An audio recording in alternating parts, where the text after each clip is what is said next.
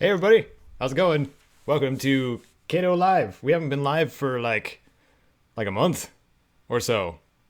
I've been either sick or working or something. I have excuses. Oh man, it's nice to be back though. How's everybody doing? I hope everyone is doing all right. So I have a little bit of a different setup this time. I don't know if you guys have been paying attention to the Fallout 4 playthrough, but I went a little bit crazy with my spending during Cyber Monday, and I got myself a MSI gaming laptop. So I actually have the stream itself running on that, the chat taking up my full second monitor, and then my main monitor, which has the editing and junk on it. So yeah, oh man, how's your guys' I guess pre holidays? I hope they've been okay. I just realized that timestamps are in the live chat breakaway, but only it seems like they're only in the YouTube gaming version, which is strange unless I missed it somewhere in the standard YouTube stuff. Not YouTube bragging, not YouTube money bragging. I have a second job too. If you have two jobs, you can easily afford things and splurge on whatever you want. Also, if you have, two awesome roommates that also help pay rent, that helps a lot too. It really does. But yeah, so this, ladies and gentlemen, is my magnum opus when it comes to Fallout 4 guides. I have spent months, I'm not kidding you, months compiling a list of truly unique apparel and armor in the vanilla game of Fallout 4, and I have it. It's done. The list is compiled. I have gotten all of the footage. I have done all of the commentary as of yesterday, most of yesterday. So let me show you first the spreadsheet so you have an idea. You guys have seen this probably a couple of times in previous editing behind the scenes junk, but this is the final version of it. It's not completely done. We're going to be editing it today, but this is the list, and if you can see right down here, that's like 38 things. It's like 38 things in one guide. This is probably going to be one of the longest guides I've done in a long time. It's going to be around 20 minutes. But some of these numbers too are like combined apparel. Like number 38 is all of the division, the Institute division head lab coats, and there's 5 of them. So yeah, but this is strictly for the completionist nerds that want to collect all the unique stuff. The list is now complete.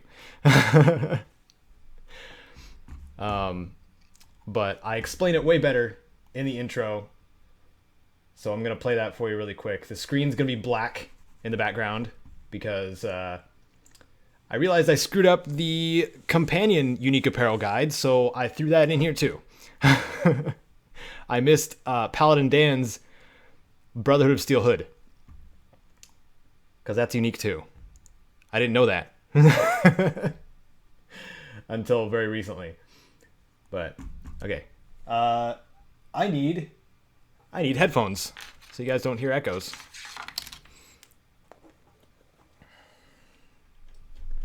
There we go.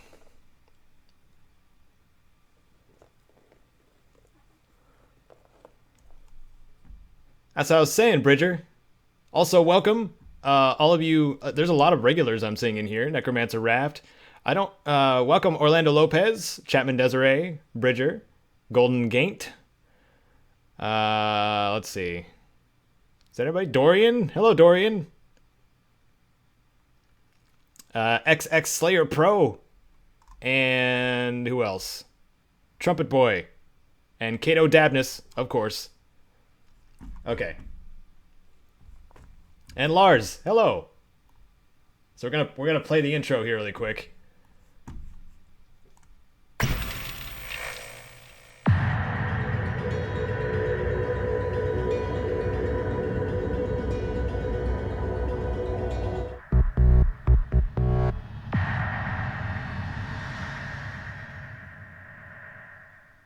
Hello Spiffy survivors, Caedo Genesis here, bringing you probably the most anticipated Fallout 4 guide. This one will go over all of the unique apparel and armor you can find in the base game of Fallout 4, that is, before expansions. If you're looking for unique power armor or DLC gear, those have their own videos, which you can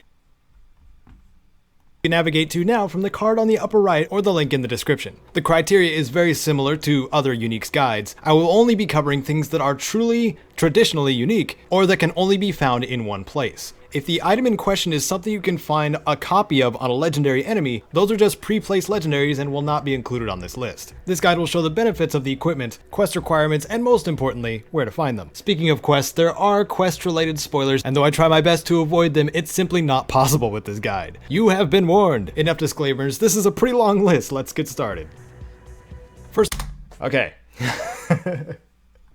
So, I wanted to make sure that the criteria was clear enough at the very beginning, because most of you who have seen the guides that I do kind of know how it works. Like, I don't put pre-placed legendaries in the guide because they're not unique. They're just legendaries with a name. So this list will only contain things that you can only get once or from one place. Which the more than one from one place will be like... anything worn by an NPC that you can pickpocket, basically, because it respawns on them. I'm guessing that was an oversight by the developers, but yeah, if you steal unique clothing from an NPC, you can just keep stealing it, like Desdemona's fatigues, for example.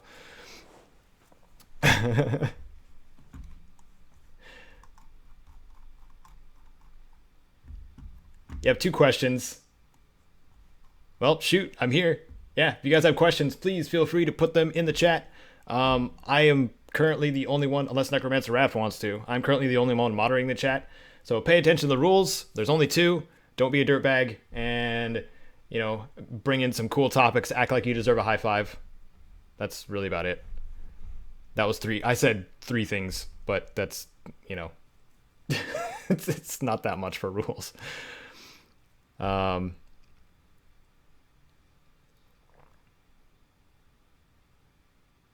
The update from Mothership Zeta on console? I'm not sure what you mean.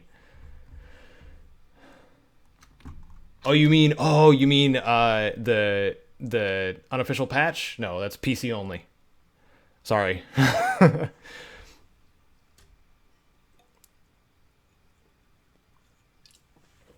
Yeah, that kind of bums me out too. That some people can't get them.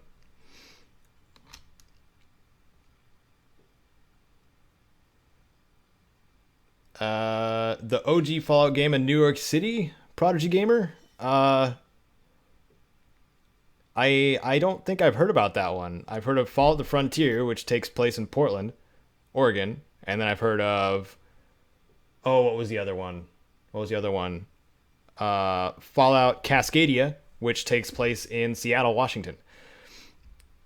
Those are really cool projects that I am following pretty closely. How's my audio, by the way? I have a little bit of a different setup now. My microphone is off to my right instead of my left, and I'm getting used to it.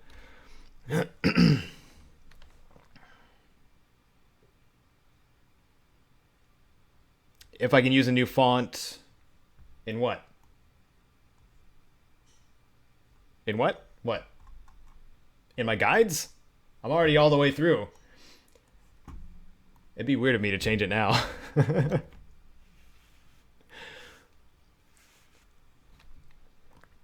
Now for the Lieutenant's hat. This is also acquired from Captain Ironsides, but as a quest reward. So we need to start adding things in here. What I'm doing now is I'm completely ignoring this track here. This track, the main track, I do last. Because I gotta line everything up in the overlay tracks. The pointer fingers, the mini maps, the visual aids, all these things you guys see, I put in first. Because the rest of it is easy to edit after that. Like, the most tedious part is all of these overlays. So that's what we're gonna do. Oops, that wasn't a copy. We're gonna copy, there we go.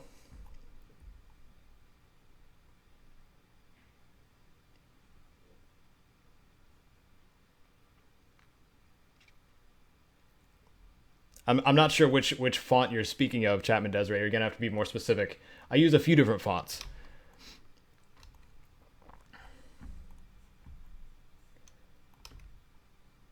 And man, this, I wish it wasn't so dark. I wish night mode wasn't a thing. Because I can't change it to be like, you know, day mode or something like that. This is weird, because this is what I'm seeing in the chat. This is so dark in comparison to the regular chat. My eyes are having trouble seeing what you guys are saying. But I'll try. I'm trying. There we go. And right here.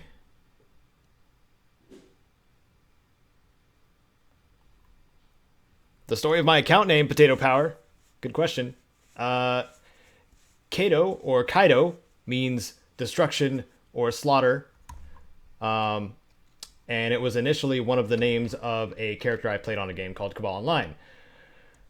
I expanded upon that name when I started making content on YouTube, because I considered what I was doing to be breaking something down or destroying it to make something else. Which is what I'm doing, obviously. So Genesis is the story of creation. So like destruction, creation. You can see how they kind of tie together. And that's kind of how I ended up with the name. I also didn't go with just straight Caedo, because there was other people named Caedo or Caedo. And I wanted, you know, to be more specific Caedo that everybody knew. And I think it worked out, right, guys? I think. Best reward for finishing the last voyage of the USS Constitution. Help out Captain Ironsides and his crew all the way through, and speak with him after the quest is complete at their next destination. Oh, Necromancer Raft? Ha! My bad. Yeah. That's what I was saying about having trouble seeing the chat. Here, let's see if I can actually mess with this a little bit. Because the white on black is way more difficult to read than black on white. This mess here. Because I have YouTube gaming up.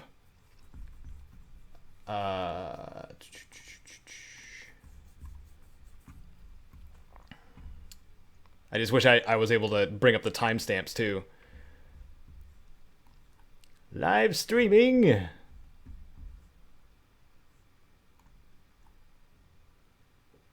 Yeah, I can't, there's no breakaway in the YouTube UI. That's stupid. Like you can't break it out of here. Not that I see anyway. That's just really weird. Break it out of here.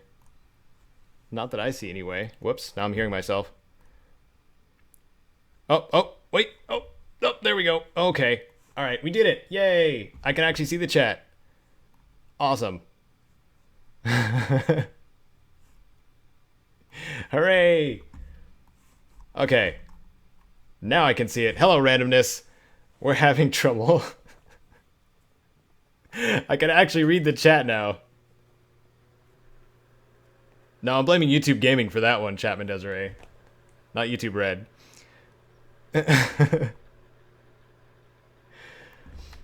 Okay, that is so much better. So much better. Here we go. And we'll bring up the chat with Kite. Yeah, Kite is at work, and she's also going to be working overtime, it sounds like. So she won't be back to moderate, sadly. But let's continue on. We got a lot of work to do. I'm only about halfway through putting all this stuff together. So we gotta start busting this out.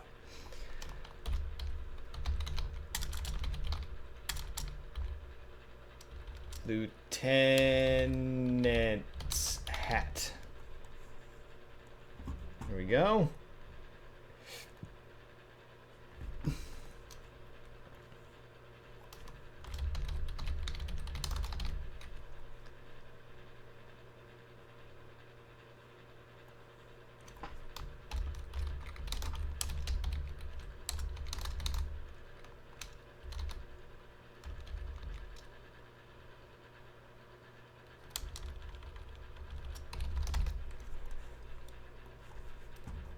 Right.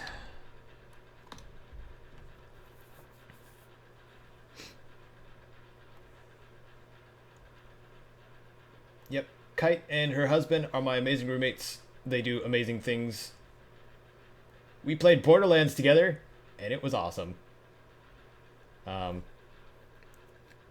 don't know if Kite's gonna put the highlights up on her channel or not, but it would be really cool. Because that was a blast. The way through and speak with him after the quest is complete at their next destination, and you will receive the hat. The lieutenant. All right, so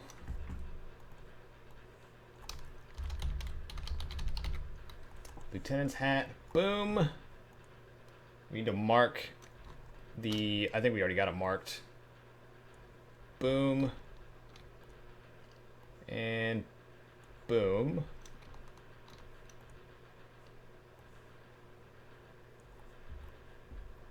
Because we needed, it was the first Borderlands 2 that we were playing, because Radiant has not played it all the way through, and Kite has not played the DLCs of it.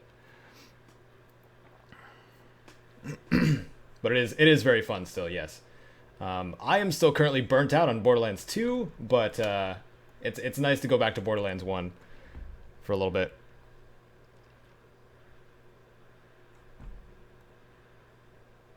Remove the Minutemen. The Minutemen what?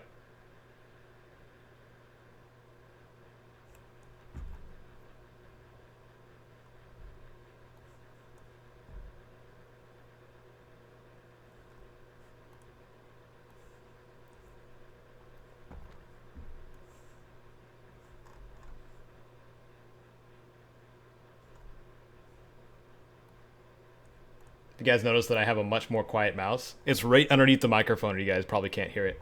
It's amazing. Oh yeah, those games were your childhood? I mean, it's a good choice, Bridger. Good choice. I want to put these over here. And the funny thing is, Captain Ironside's hat and the Lieutenant's hat have the same model, so I don't have to change that.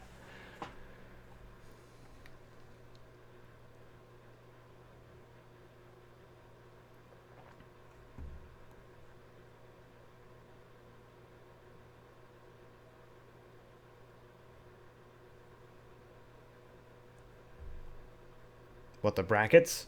You don't like brackets? But that's how I say effects on things. Alright, have a good one, Chapman. Thank you for coming to hang out. We appreciate you and everything you stand for, I think. Okay, we need to find out where the other tower is that they land in. Right here. Ba-boom. Ironsides, but as a quest reward for finishing the last voyage of the USS Constitution. Help out Captain Ironsides and his crew all the way through, and speak with him after the quest is complete at their next destination, and you will receive the hat. The Lieutenant's hat is actually a less... Oh, this is off by 1. I'm gonna fix that right now. I have this thing about consistency. I don't know if you guys knew this. If you didn't, you're gonna know. You're gonna know now.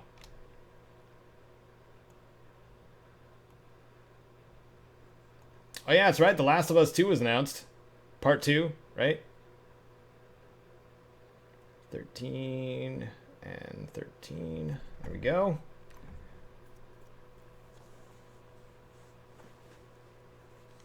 Yeah, good call, randomness. Topical stuff, Last of Us Part 2. Ellie plays a mean guitar.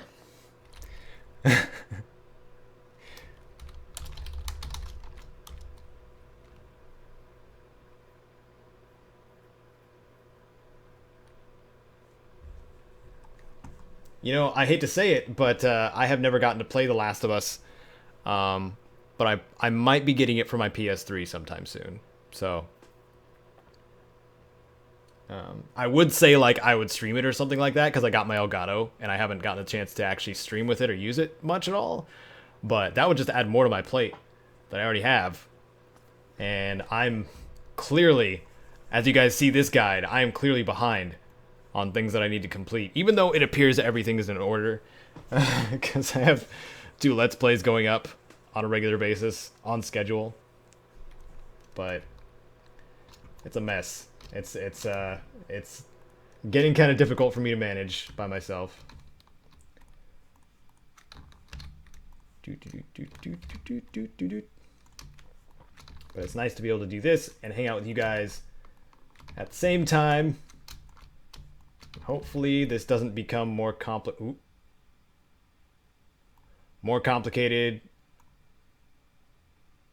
What is going on here? Oh, okay, I grabbed all of them. That's what happened. Whoopsie. All right, next one on our list. What is the next one? Pair of outfits, Agatha's dress and Reginald. Aha. Agatha's dress and Reginald's suit.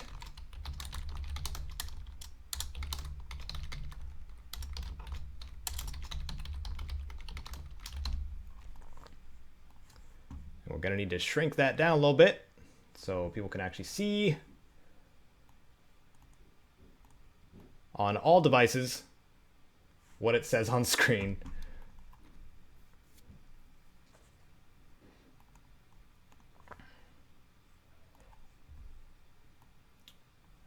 Let's see. Agatha's dress. I might have to. Crap, man. Well, we'll do this. We'll do this the special way.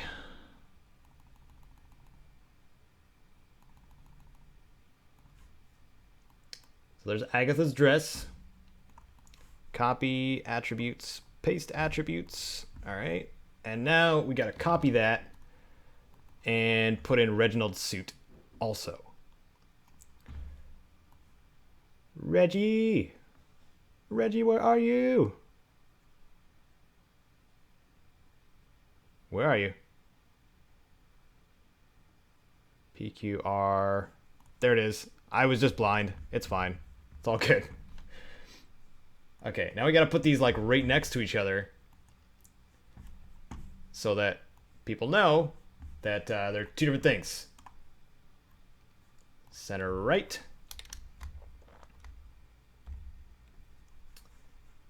And oops, we're just gonna copy the attributes of this one. Copy attributes, paste optional, and we're just gonna do size and distortion. Boom. And we're gonna go to center left. And now we have both displayed. Just like that. Oh man, Kingdom Hearts 2.8. Is that a that's not a like an HD something or other something, is it? It's like, does it have a separate game? Oh, it's Sven. Hello, Sven. I was hoping you would show up. I was wondering where you've been, man. I've been worried. I've been like a worried mom. Probably worse than Kite, in fact. I know sometime we gotta play Age of Empires 2 on stream. Right, Sven? Hello, Adam Bomb. I didn't say hi to you yet. X Smitty. Good to see you too.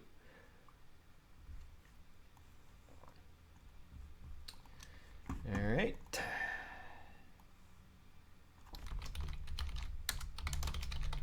And Reginald's suit. Ba-boom. Oops. Control Z. There we go. Gotta just put the slash in there. And then by Rex Goodman at Trinity Tower. Name of the quest is Curtain Call. I'm covering all my bases, I hope.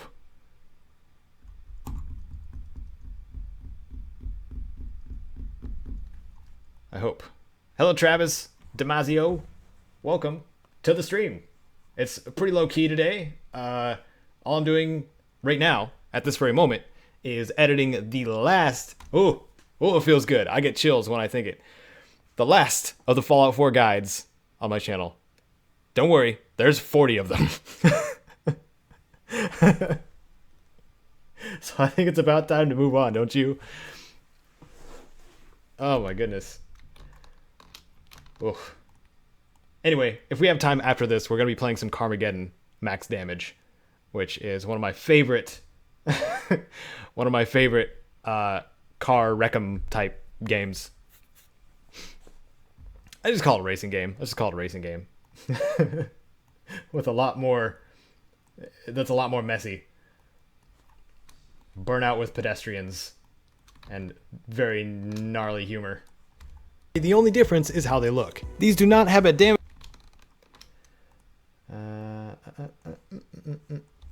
Pretty hard to miss. If the player character is female, they will... Okay. So right about here... 1 second in, base stats. And we need to replace this with Agatha's dress. Ba-boom. And we need to crop that down to here. So I ripped the statistics right out of the thing. Right out of it.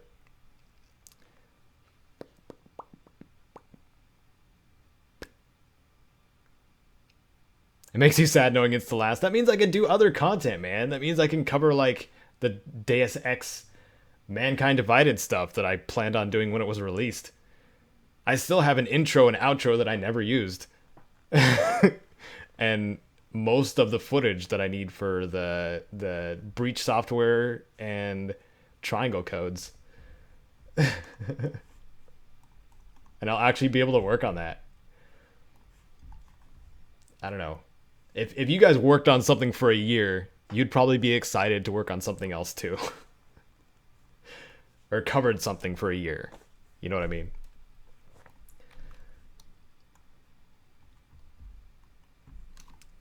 I am from the Pacific Northwest of the United States. I lived most of my life in Washington State, and I currently live in Oregon.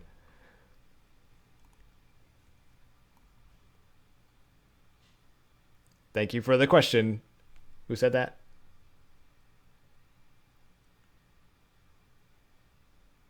What's your idea / request suggestion? Atom bomb. Potato. Potato was the one that asked the question. No, not the Oregon Trail. I don't have dysentery. Lots of people died. Oh, why is it funny? It's not. It's depressing. That's why I laugh, to hide the sadness. Reginald's suit. Not to worry, the only... Hello, Rosemary. This is an editing stream. This is why I'm editing a guide that's going to go on my channel. And you guys get to see behind the scenes junk. I suppose you can see, like, the background track of Preston, who's now pissed at me in the Let's Play. I think I could ever do a character build guide type thing, maybe for Fallout. I did a little bit of one You mean like actual preset character builds, or like just general tips and tricks? Because I already did that. I did a tips and tricks, 2 tips and tricks guides for Fallout 4. The first one going over the basics. But as for builds, Michael and Scott of Fudge Muppet are on top of it for, shout out to them. They're on top of it for doing builds for both Skyrim and Fallout, and they do amazing builds. They put so much work into them. They probably put the most work. I believe that's the one they spend the most time and resources on. But I recommend their stuff if people ask me for builds. Yeah, so probably not. To answer your question.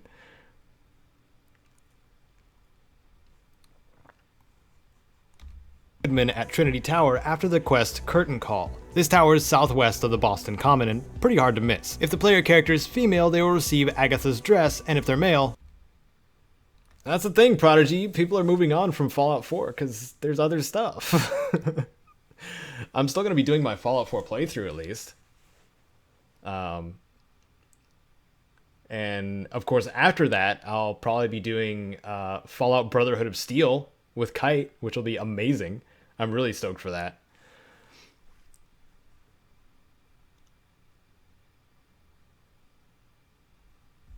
Yeah. I appreciate the vote of confidence, Adam Bomb, but yeah, builds are not really my thing, if I'm going to be completely honest. I love the idea of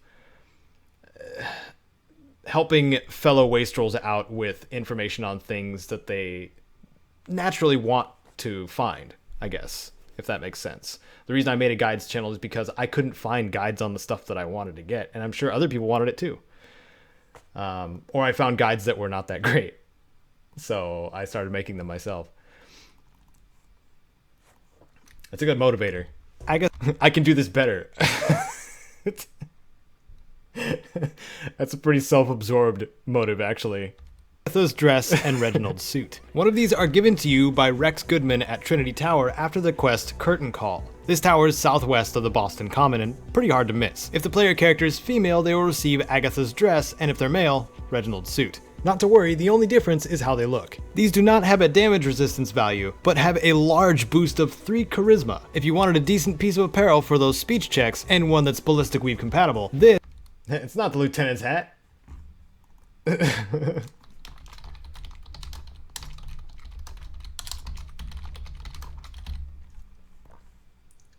Boom. Wait, are they ballistic weave compatible? I don't remember. I have to say it regardless. So we have to go back in time. To here. We're gonna copy this over to here.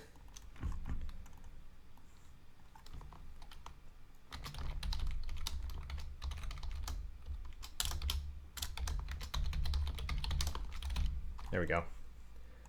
Haha. Delete that. Put this in here. Shabam bam.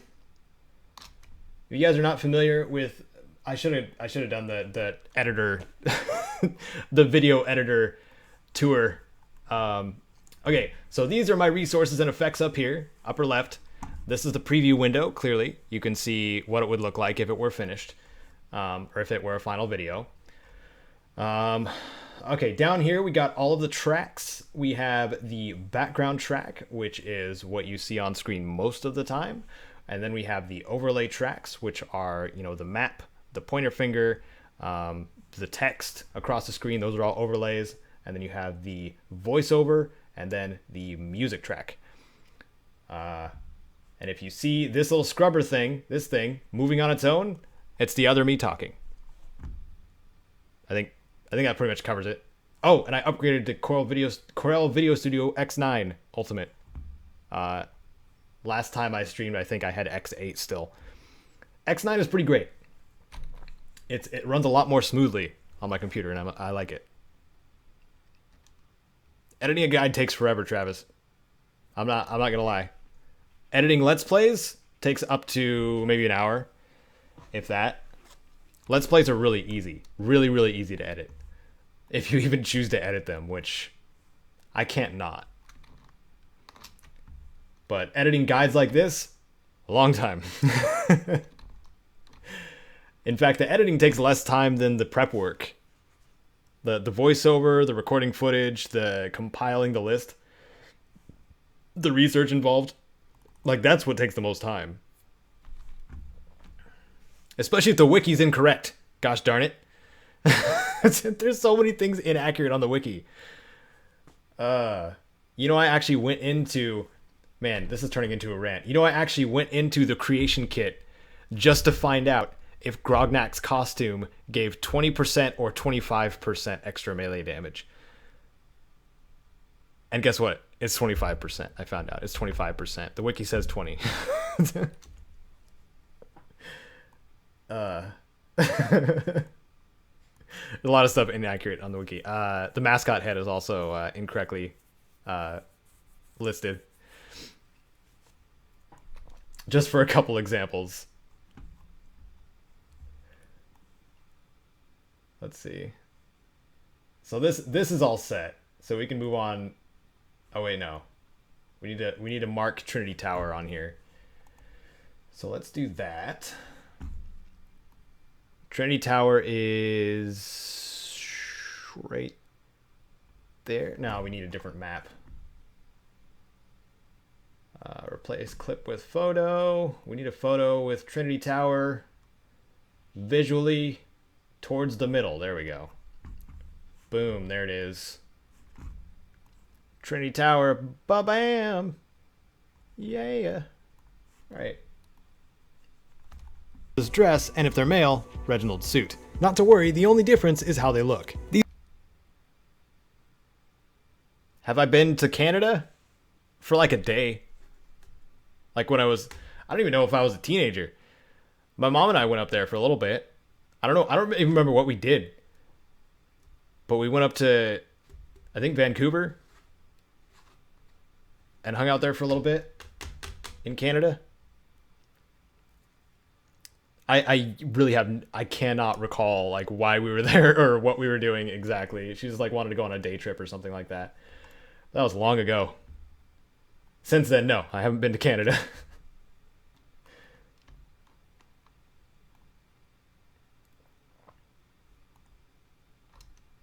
Okay, so the next one is... Next is Cabot's lab coat.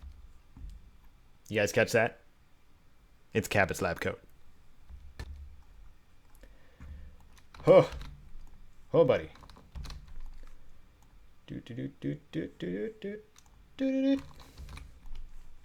I'm a bit loopy today. Hope you guys don't mind. I'm getting myself jacked up on some caffeine also, which may be helping or hindering. Because at a certain point, if you drink too much caffeine, you might get the shakes. That means you need to stop or drink more so you pass out and possibly have a heart attack. No, I don't drink that much caffeine.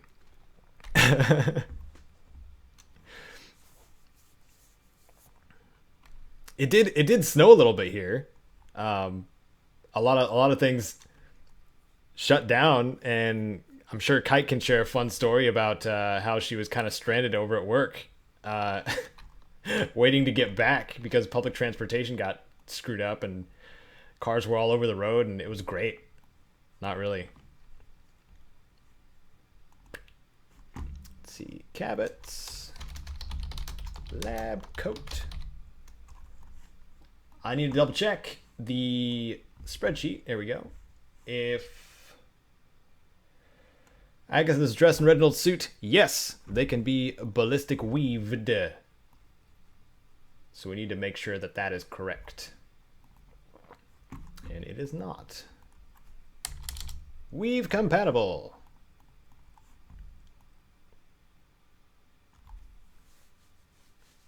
They give you Canadians are only nice even when robbed. I mean, yeah, I think the most obvious stereotype for Canadians is that they're unusually nice, even though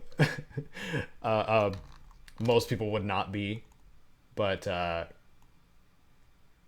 coming from a place where everything can be interpreted as rude, I mean, that's one of the disadvantages of North America.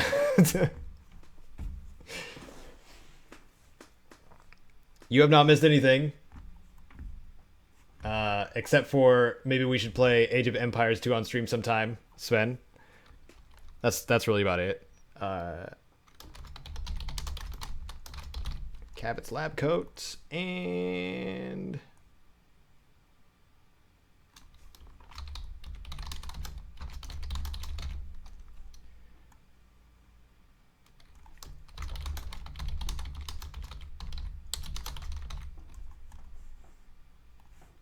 I get to say secret of, because you guys know.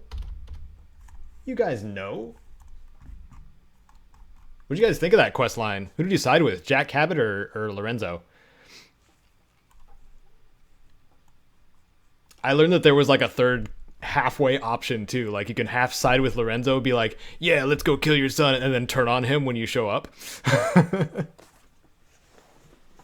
Because Jack confronts you. He's like, what were you thinking? And I'm just like, I wasn't.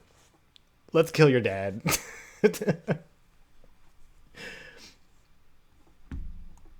Oh, that was fun.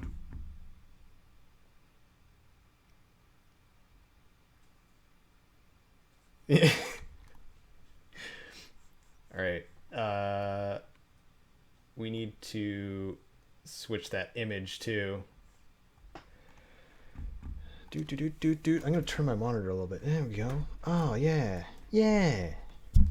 There it is. Oops, bumped my microphone.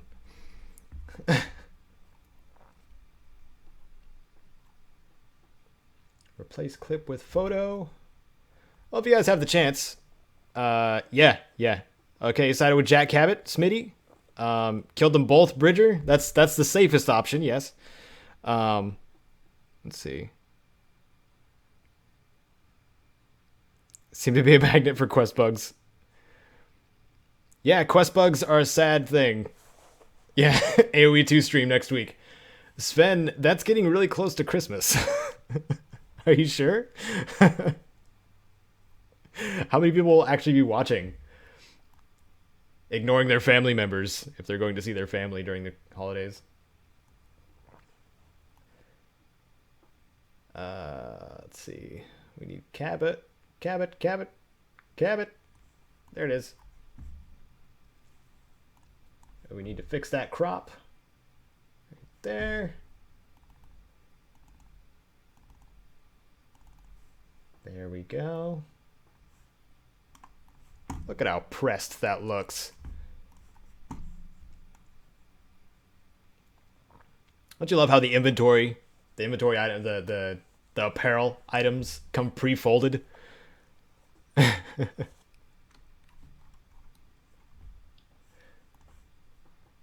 Okay. We don't want that mess in the background. All right. So where's the halfway point where I can start listing stats? For Deegan and then Jack on the intercom, you will gain entry to the house eventually. During the Cabot House questline, you will be able to steal his outfit from him, with proper pickpocket skill of course, but if choosing to go all the way through the quest and then betray him at the end, you can get it that way as well. Jack Cabot's lab coat isn't... Wow, it's pretty far down there. We'll make do. Like we always do. Bam. And bam. There it is. Oh, we need to change that again. Gosh darn it. Because that's ballistic weave compatible too. Cabot's lab coat. Weave compatible.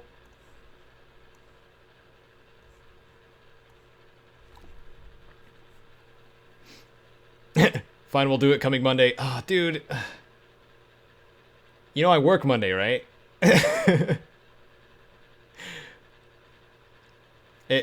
Yeah.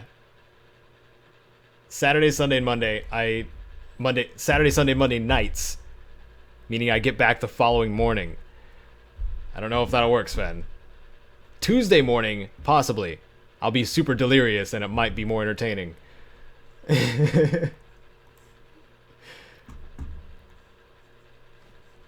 We shall see.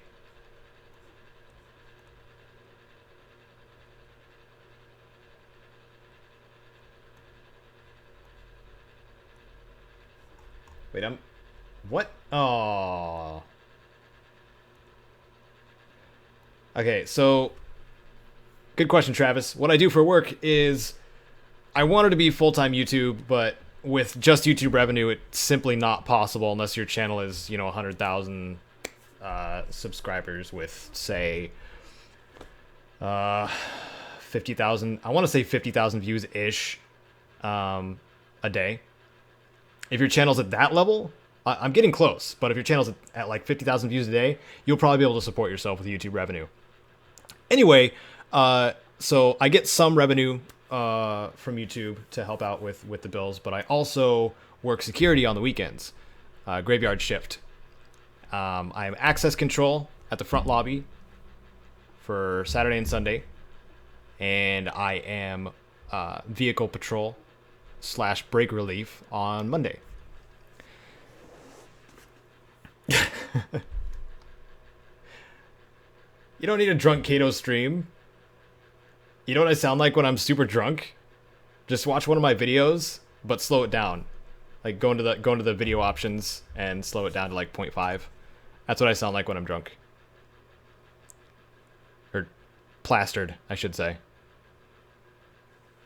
I won't drink and stream though. Too many bad things can happen. And I have to actually be able to pay attention to things like chat. And whether the stream is still going. Unarmed security, Travis. Armed security, I would be getting paid more, but the risk would also be higher. I'm not going to carry something that would put me at risk, or put myself in a position that would put me at risk greater than the risk I'm already at. No. To your surprise, I'm sure, Adam. There's a lot more rigorous training, too, than just learning how to tell people to go away. Or to scan their ID properly. Alright. So we need to get Cabot's lab coat here. We are going at a snail's pace right now. I wonder how far we'll get. Cabot's lab coat. Ba-boom. Let's see if we need to fix the crop. Nope, crop is good. It's rare when that happens.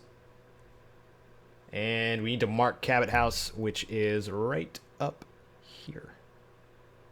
Need a different map. Let's get this one. This is from my first Fallout character, the maps, I think. Like I discovered all the locations with that character and then screen capped them on the Pip-Boy.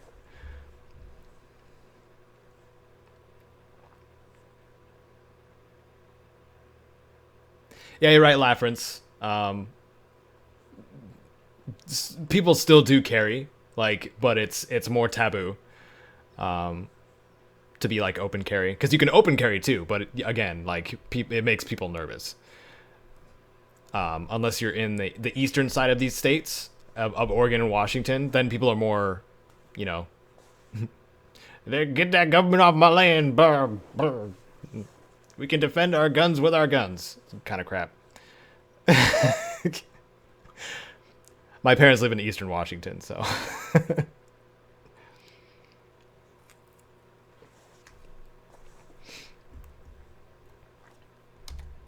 But if choosing to go all the way through the quest and then betray him at the end, you can get it that way as well. Jack Cabot's lab coat is another basic out.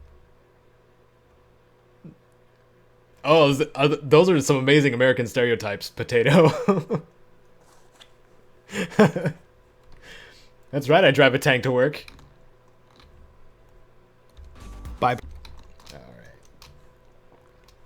So let's see if this was correct. 4301, we want to go to 4401. Boom. Okay. And start scooching things over here.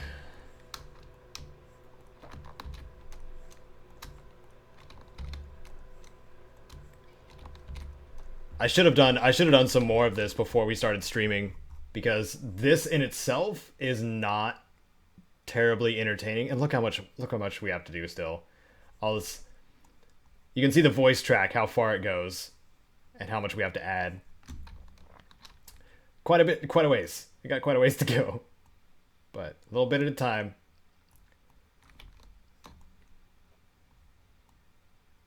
Things weren't finished if folks just stopped partway through,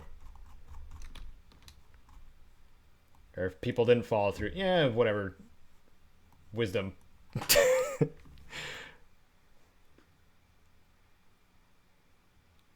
That's a Chris Titus quote, actually, Travis. We can defend our guns with our guns. I highly recommend Christopher Titus, by the way, to anyone. He's an amazing comedian. He comes from a very real place. His most recent stand-up is amazing. It's called Born with a Defect.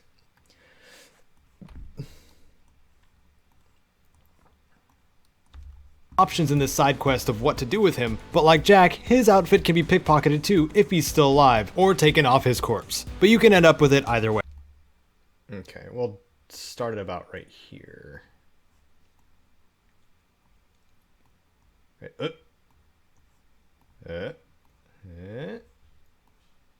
So you guys can guess what the other one is. It's Lorenzo's outfit. Or Lorenzo's suit? Is that what it's called? Lorenzo's suit.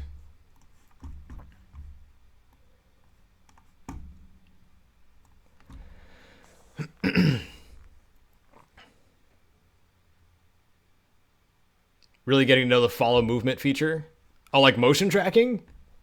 That's really cool, right, Sven? I just learned about rippling, which is amazing. I wish I knew about it. It came out like X7. I had no idea it was a thing until recently. It would have helped me out so much. Let me show you guys what it does really quick. So it only really matters to people who edit videos for a living, but trying to match up tracks, like if you have, say I had to delete like this chunk right here when the video is finished. Nothing else moves backwards in the overlay tracks. Like, let me just do it as an example, and then hit the undo button quickly. Hit save. There we go. So if I deleted this chunk, then this stuff wouldn't move over. But if I, say, rippled it, and then selected everything,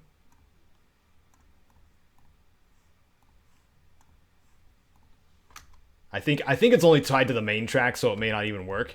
But if I rippled it like this, and then hit it, no, didn't do it. But if I do that from the main track, if you remove something, then it will move everything over, which is cool. I think it's neat. What, Dasa's gonna stream now too? Are we gonna battle? Are we gonna fight each other for viewers? What's she streaming? The next one is Lorenzo's suit, worn by Lorenzo, of course. In some of the final moments of The Secret of Cabot House, you go to the Parsons State Insane Asylum where you will find Lorenzo. You have numerous options. Okay.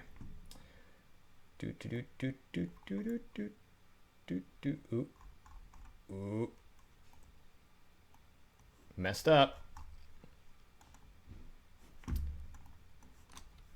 Lorenzo's suit.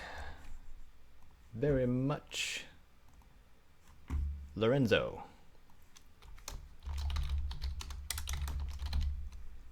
And then Lorenzo at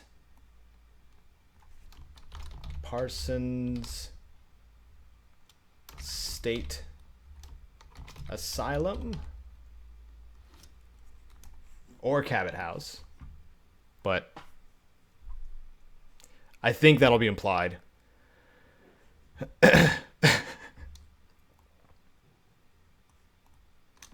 No, I don't even know how many people are viewing or how many watching right now. I should probably have that up actually. Okay, 10 people. 10 people, not bad. Not bad.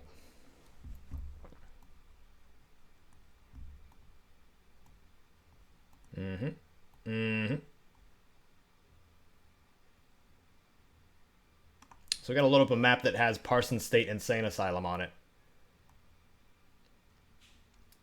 And that would be this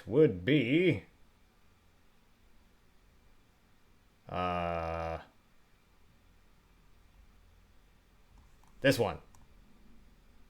Whoops, I didn't even select it. I hit cancel. Boom. Is that it? Is that it? Yes. Parsons State Insane Asylum is right up here.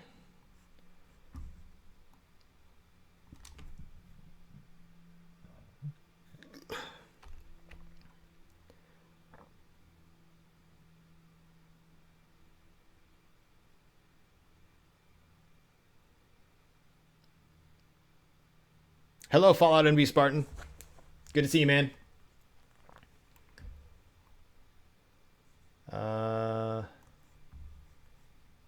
Lorenzo's suit.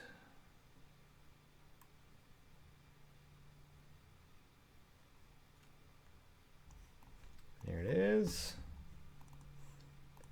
Does the crop need to be altered? No, it does not. Lorenzo's suit kind of looks lame as a as an item. Cabot House.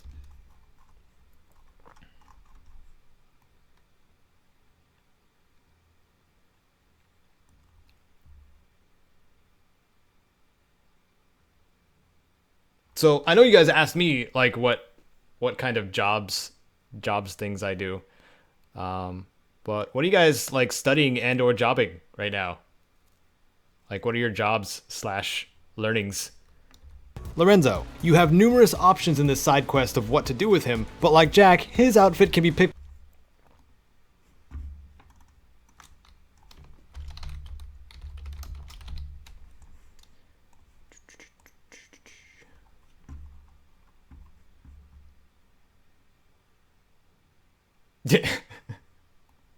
Aw, Sven. You don't mean that. You don't mean that. Next is a submariner uniform and hat, which is worn by Captain Zhao, the captain of a submarine called the Yangtze, which is in the waters south of the Boston airport. You can take this outfit from Zhao as soon as you meet him, by stealing or killing, but by stealing, of course, you'll be able to get multiples. The submariner hat is actually on 2 individuals. Oh wow, Dapper Ultron. Your job is editing? That's pretty sick.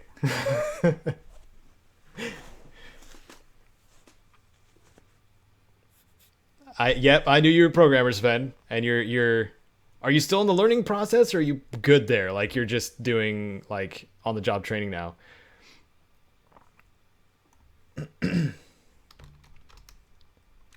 Hopefully welding. Good choice, Adam. You're gonna make bank. Welding is very lucrative. Something to do about hazard pay, right? That's what my nephew wants to get into. Hello, Uniform Beetle 28. Welcome to the stream. I don't think I've seen you before. Good to have you with us. Zachary Fry, hello. Thanks for joining. We're doing a very low-key editing stream for the very last of the Fallout 4 guides. Huh. Still feels good. Yep, the last of the Fallout 4 guides on my channel.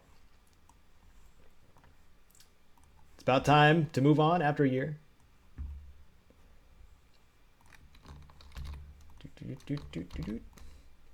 But this is a doozy. I promise that. You guys have already seen it. Well, the timeline of it anyway. If I finish this in a timely manner, it's gonna go up tomorrow. Like, I'm not even gonna wait until the normal schedule for next week. I'm just gonna put it up. But the rendering time is gonna be atrocious for this guide, so.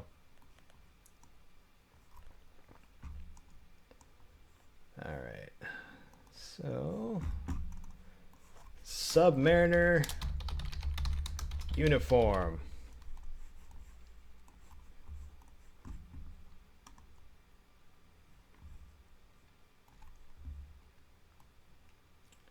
And where is it? There it is. There it is. Wait, do I not have the Yangtze on my map? Oh, I do. I do. I was worried for a second. I was like, I could have sworn I found the submarine. Spoilers. It's right there. You guys want to see it? It's right there. It's right there.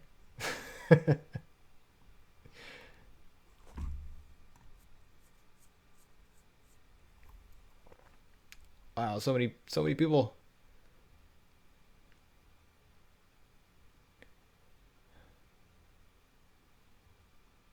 Learning 5 hours per day to keep your grades over 8. Yeah, I got you, Potato.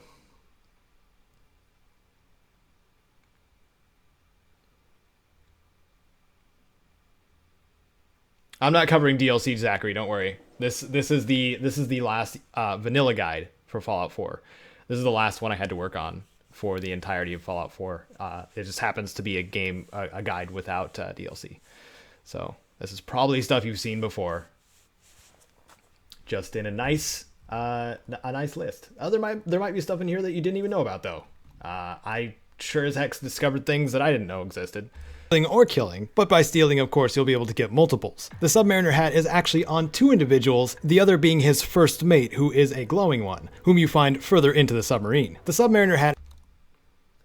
And... boom. Over base stats...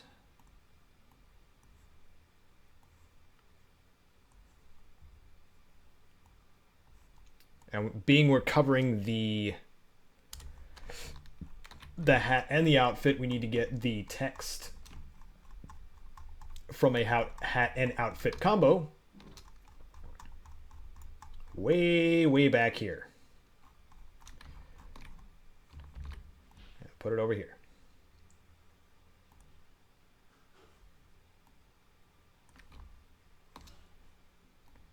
And the same with these previews.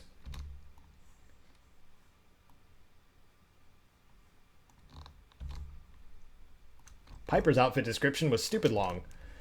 All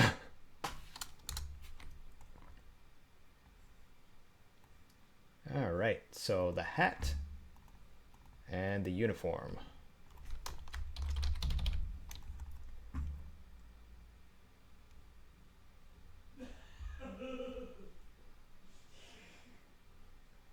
You hear Radiant laughing in the background.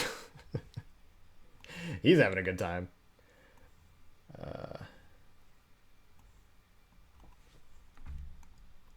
There we go.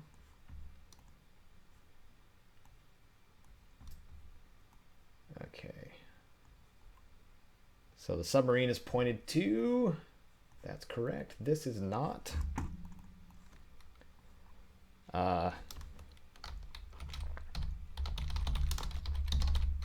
Submariner uniform. And let's see. Tide quests. Here there be monsters.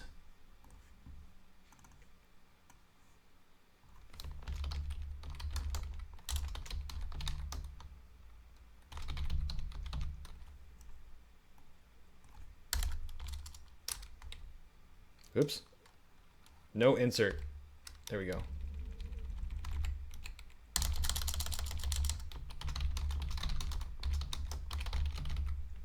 Here there be monsters. There we go. And is it Weave compatible? Yes. Yes, it is.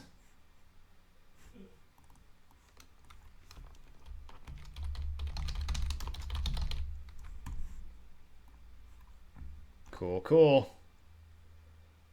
Now we have to find the hat. If you guys can act... Whoop.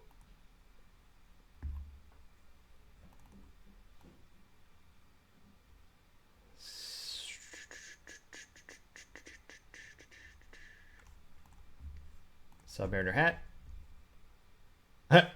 Oh, it's got... it has no statistics? I think I forgot about that. Nope, no stats. Submariner hat just is a nice looking hat.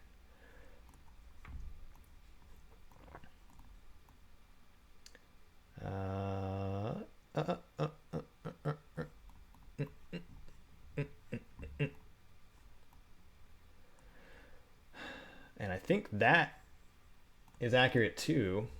Yes. Ah, very limited amount of work I have to do for this. Ah, it feels so good that I don't have to do that much. Just plop the images in and it looks great. I like it. I like it when I can do that. Except for the hat part. The hat part doesn't even really need a stat window because all it's showing is the weight and value.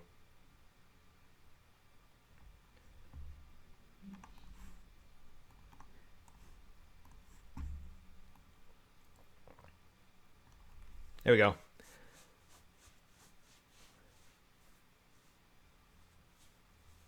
Yeah, it does look good, Necromancer Raft. You're right about that.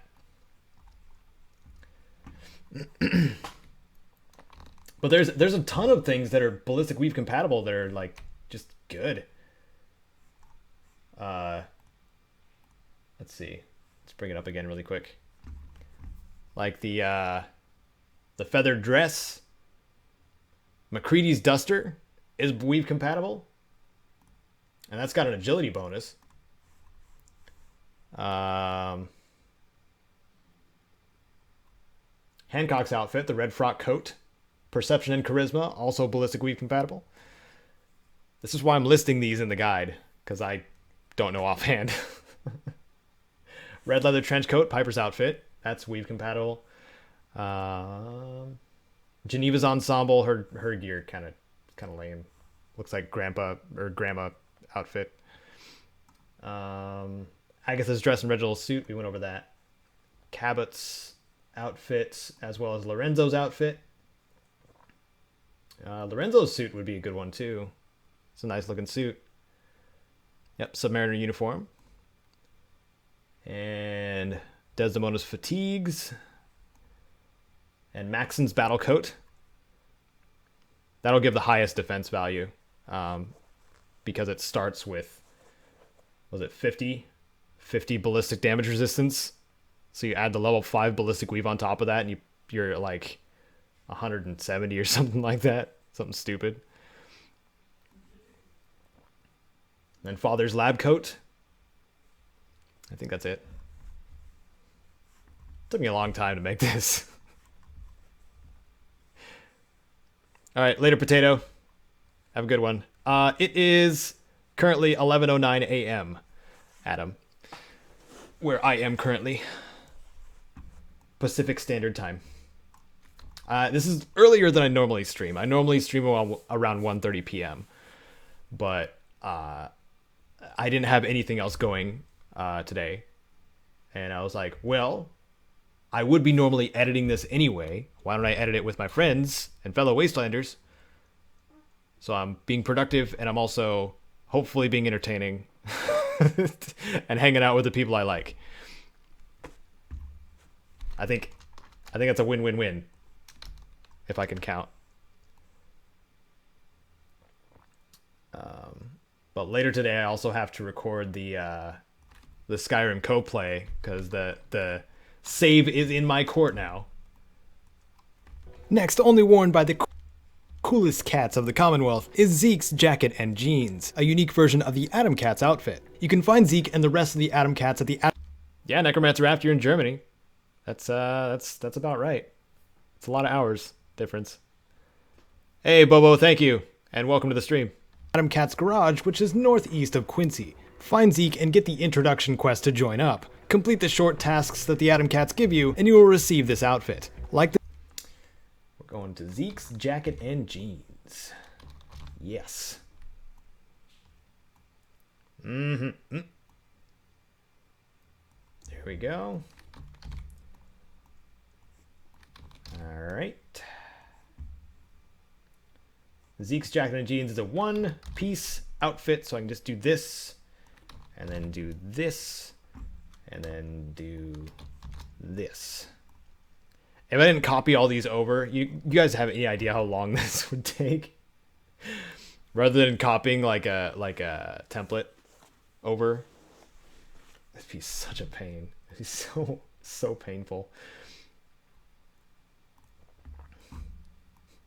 Presets will save your life. Zeke's jacket and jeans.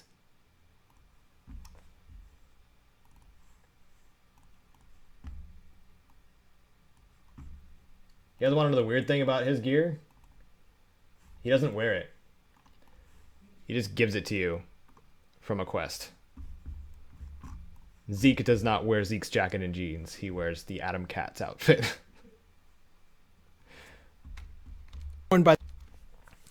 It is not free, Operator Drewski. Drewski? Who are you?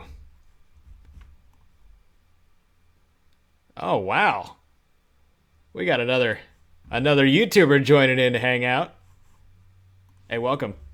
Yeah, Corel Video Studio is about $50-ish. It fluctuates a lot. But yeah, it works great for what I need it to, and it's not a license fee software. You pay for it once, unless you want to upgrade it to the newest version. Then of course you pay. But I don't have to consistently charge my account to use it. Only worn by the coolest cat.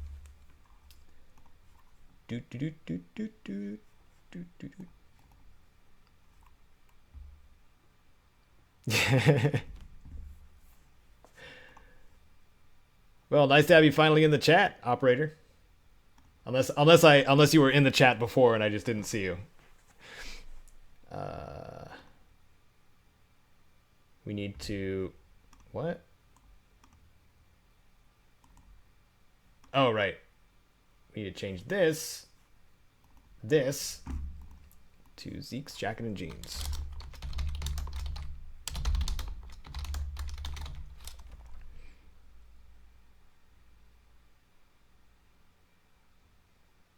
Yeah, monthly subscriptions for software is stupid. Whoever came up with it is jerkwad. Or a dirtbag, the kind of people I don't like in my stream. A dirtbag would charge a regular fee to use their software.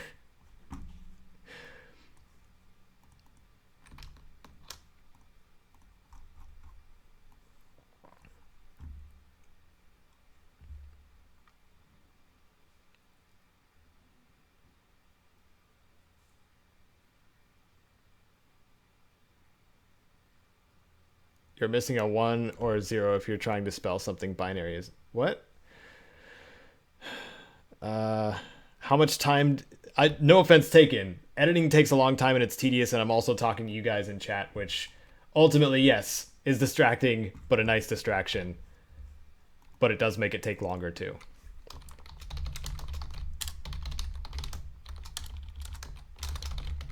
I can't tell you how long it's going to take.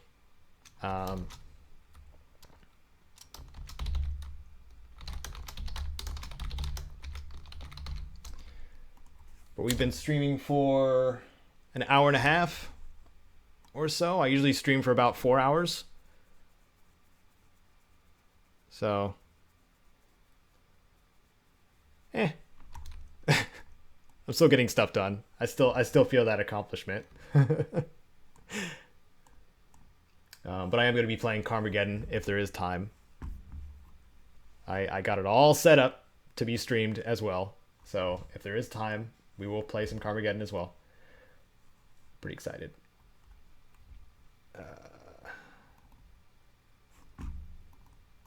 Is there really a quest? What is the quest that Zeke gives you? Did I have this written down? Nope. All right, Google.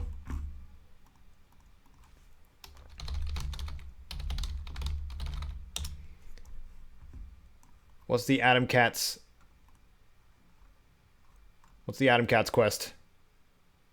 Oh, come on. Don't make me search for it. Don't make me search for it. Adam Cat's. It's just called Adam Cat's. The quest itself. That's why I didn't say anything.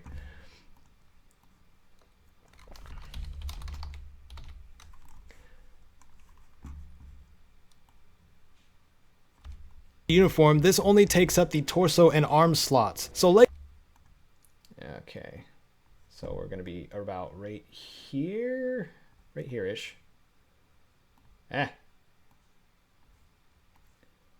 Base stats.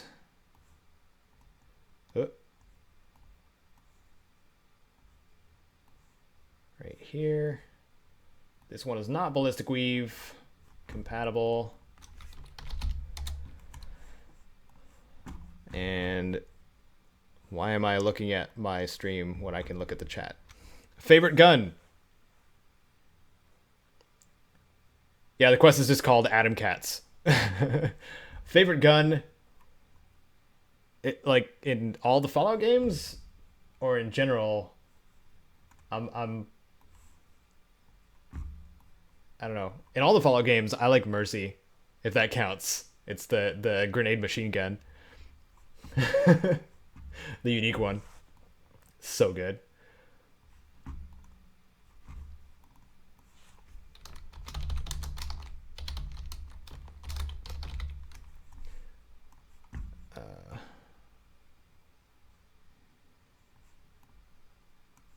But yeah, that's probably my favorite. In Fallout 4, no question, the Deliverer. It's probably the most broken gun in the game because of how many times you can fire it. I still think its AP costs were like a glitch, like how low they are. Because you can fire it like 9 times in one bat sequence, like almost no matter what your AP is. It's stupid. Because VATS makes you basically invincible when it's playing through.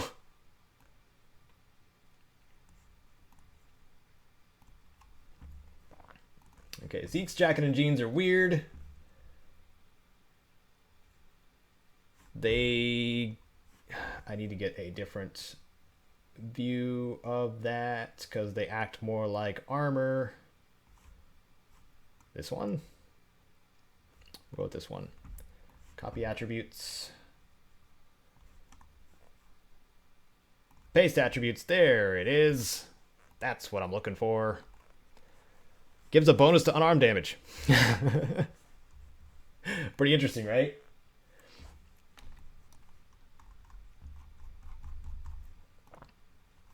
Okay. I'm going to be really impressed if we hit about... No, it's going to be over 15 minutes. Easy. Now, if we can have it under 20, I will be very impressed and happy. You know, I was thinking about that, Necromancer Raft. I think I'm going to put Mad Mulligan's Mine at the very end of the video. Like, right after the end card. I'm going to take out, like, 5 seconds of it. And do the Mad Mulligan's Mine thing. Or, like, 1 second. However long it takes him to say it. Because we have to. We have to. And for those of you who have no idea what I'm talking about, here, let me just bring it up really quick. Where did I even put it?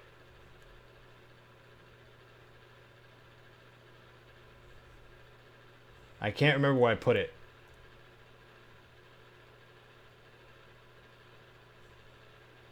Let's look at our main hard drive here. Mad. Might just have to type in mad. Hello, Charles Gibson.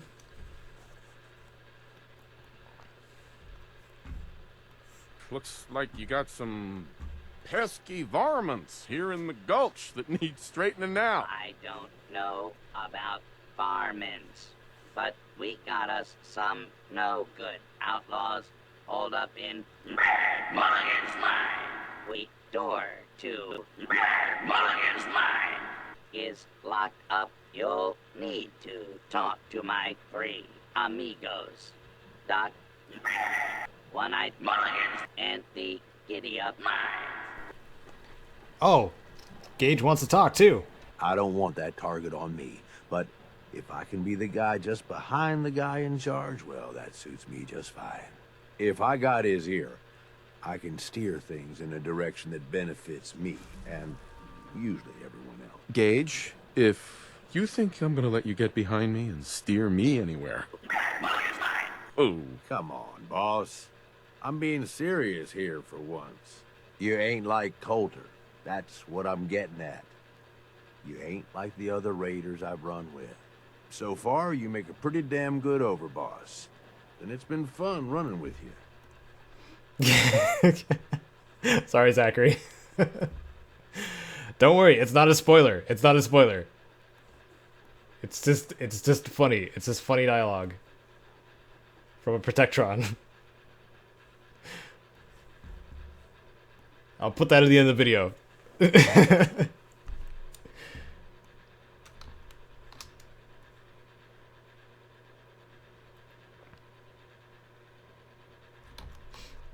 Okay. So Zeke's jacket and jeans. We need to mark that on the map. I almost forget that almost every single time. One of these times, I'm just gonna forget it entirely. Bwam! That's where the not the Mad Cats. The Mad Cats are subpar controllers. The Atom Cats. The Atomic Gatos.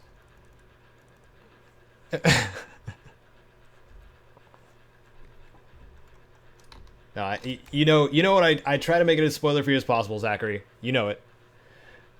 So I apologize.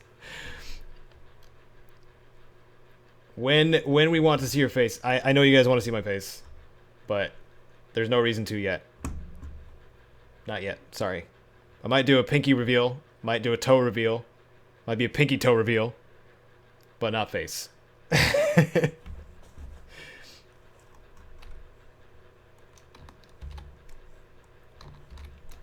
we go.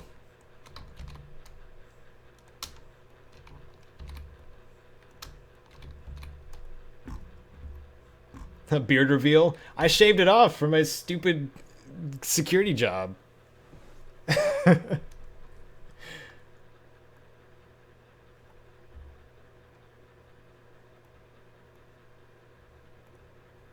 I had a soul patch, and now it's gone, and now it's cold under my lip.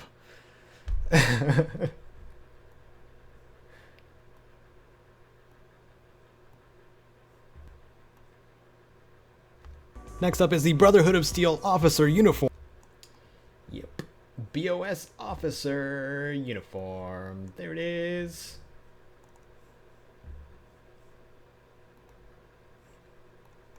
Crop that. Oof. Oh, what did I do to myself here? That is all wrong. Oh, and it's the yellow.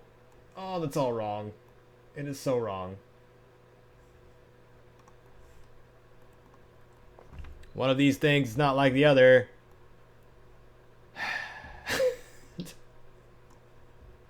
It's gonna bug me.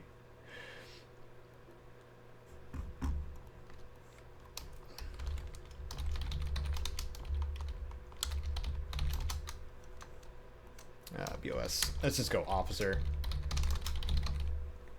There we go. And BOS officer uniform. Worn by Paladin Brandis. At Recon Bunker from the top of my head. Theta. During the Lost Patrol. Still off the top of my head. Okay. Not the Lost Patrol. The Lost Patrol. I can spell. Okay. And then BOS officer uniform.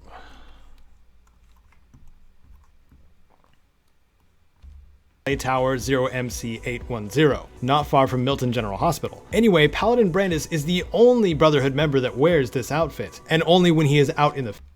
My favorite perk in Fallout 4 is Pain Train. Zachary Fry. Actually, Todd Howard in disguise. Yep. That's why I'm not revealing my face. It just works.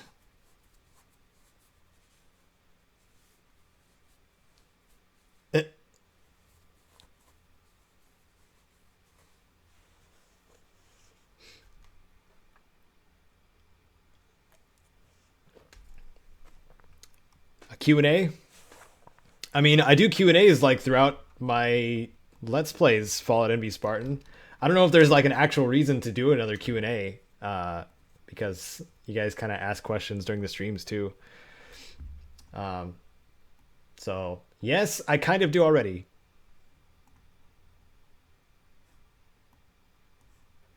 General Hospital. Anyway, Paladin Brandis is the only Brotherhood member that wears this outfit, and only when he is out in the field. It can be pickpocketed from him, or he can be killed for it, but again, pickpocket means more than one. The officer uniform is... We gotta go way back to here. Get that base stats.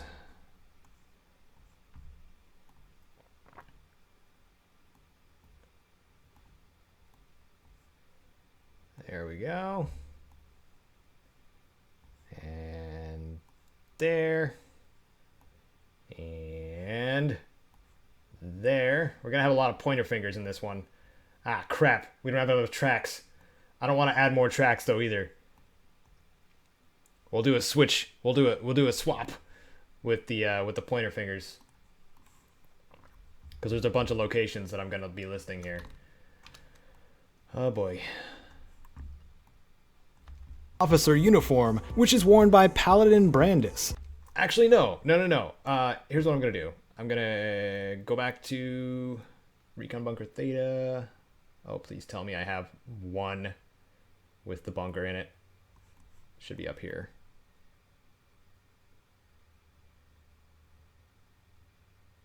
Really? Not that one.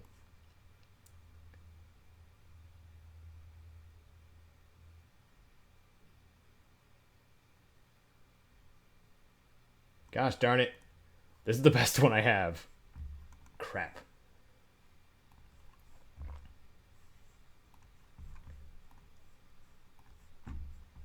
Oh. Wait. Why was it centered like that? Oh, because I wanted to zoom it in further. That's why. Alright, we'll be good. We'll be good. You guys like how I did that? Like my super high-tech effects. Or I just took a screen cap and cropped it of the Pip-Boy. My secret's revealed. You won't believe how Caedo edits his videos.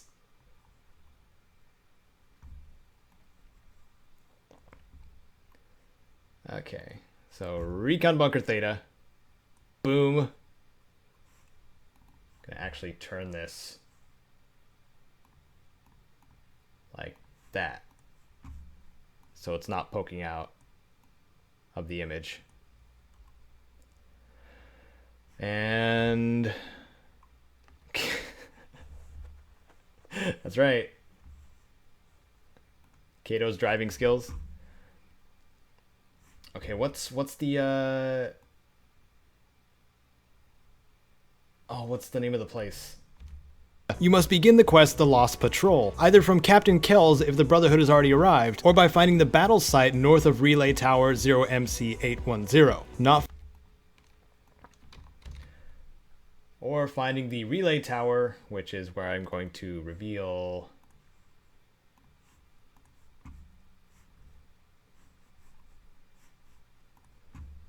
right down here.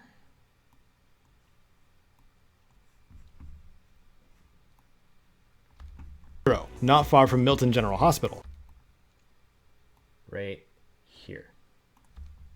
Battle site north of Relay Tower 0MC810. Not far from Milton General Hospital. Anyway, Paladin Brandis is the only Brotherhood member that wears this out. Wait. I gotta find this. Just to make sure.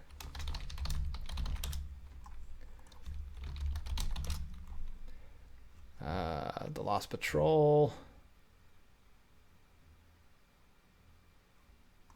Why doesn't it tell me? I'm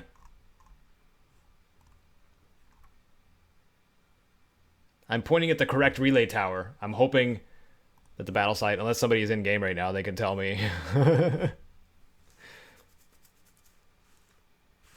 One easy trick, Caedo's hate it. Yeah, that's a good one.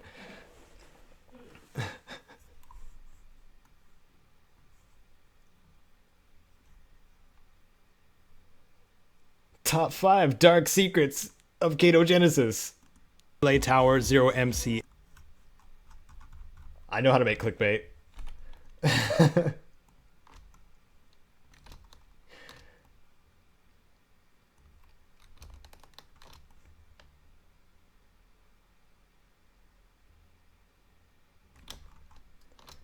Alright.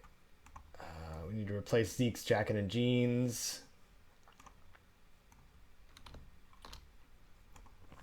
With the BOS officer uniform. It's yellow. It's gross.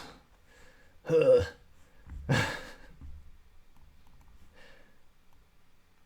running with it. We're going with what we have.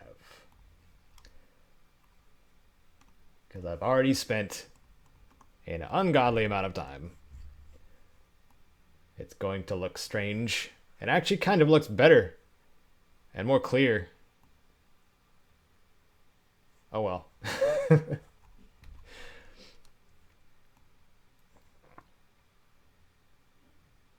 Should I indicate on these that it's Under Armour? I probably should. It is a puke yellow, yeah.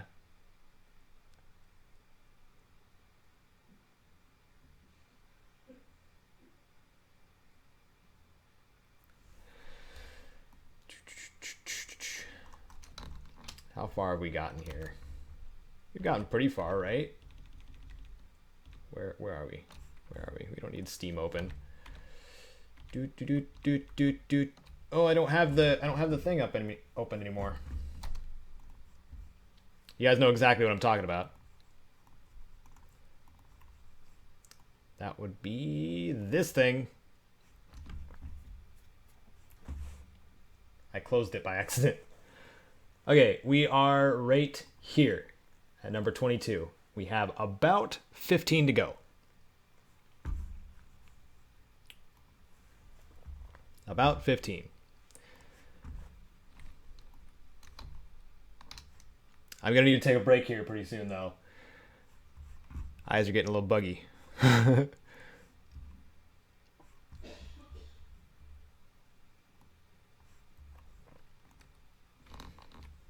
right. Move the map. Move the pointer. We don't need the other pointer, I don't think, for the next one. Because the next one is... Whoops. Gosh darn it. The next one is going to be the Minutemen General's uniform. Ooh, good choice.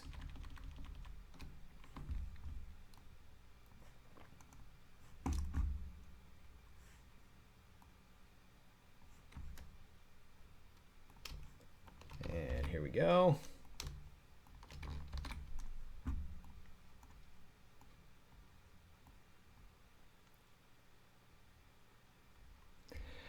I do not have an Xbox One, Zachary. I have a PlayStation 3, a recently acquired one. We went to Goodwill and found a first generation PS3, which is amazing because it plays PS2 games. And I have my PC, my laptop, and we have a GameCube. I have a GameCube that I found out my Elgato plugs into also, which is amazing. And Radiant's got a Wii. Yeah, none of us have an Xbox.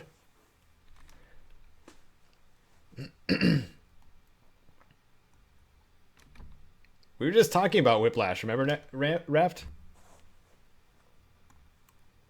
That's the name of the game, right? The motorcycle one that we were talking about?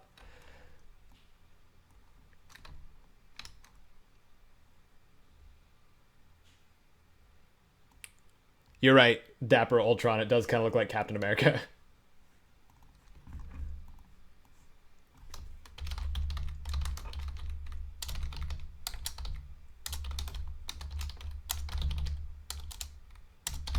I can spell.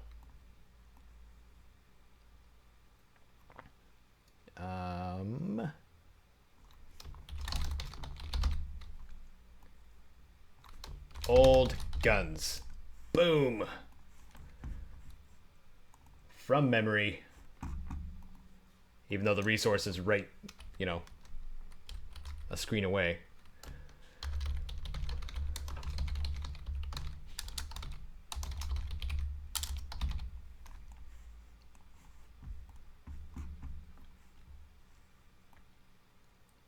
Right. Doop. Ba-doop. Ba-doop. Ba-doop. Okay, nope. We want a different preview because I had to stretch that one out a little bit. We'll use this one. Minuteman. General's uniform. There it is.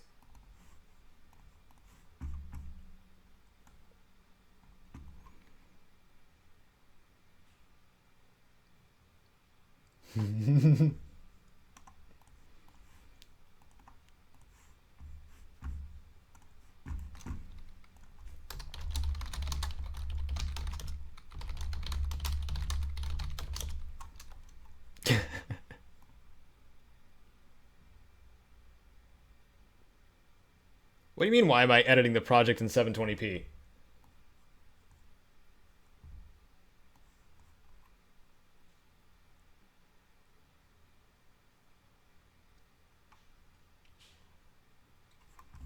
Oh, okay. You're seeing the preview window.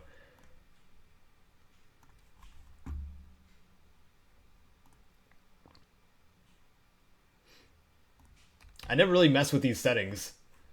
But when I render it out in 1080.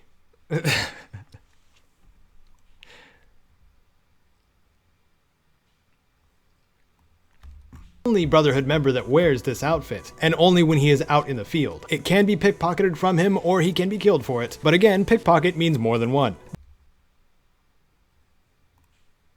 For the General in all of us is the Minutemen General's uniform. Sometime after the quest, Minutemen General's uniform. Sometime after the quest Taking Independence, where you retake the castle with Preston Garvey, later a veteran Minuteman will show up named Ronnie Shaw, and she can start you on your way to getting the General's uniform, through the quest Old Guns. In the last spot of the lower tunnels you will find the corpse of General McGann, and since he's not using the armor anymore, you might as well. Unlike most of the armor on this list, this... Okay.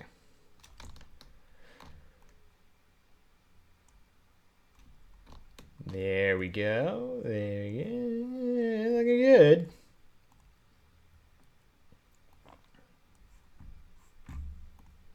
Kite just shared something silly. She works at a call center, and she apparently just had a call from a guy with a quote-unquote hella cute English accent. I'm not gonna lie, I have a weakness for English accents too. So, or pretty much any European accent actually. So British accent, sorry. English, you know.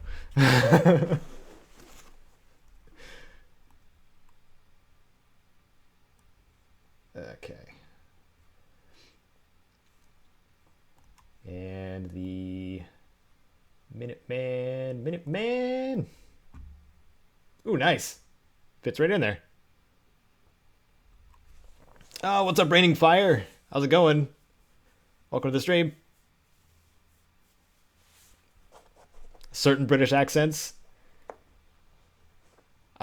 So you don't have any interest in anybody with a Dutch accent, right, Sven? Because the Dutch accents are cute too.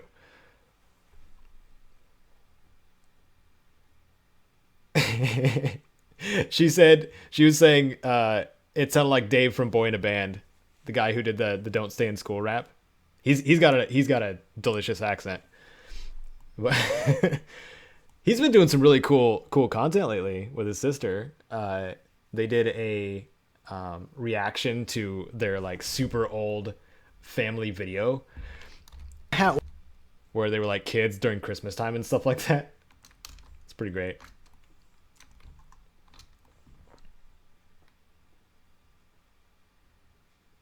And 12. There we go.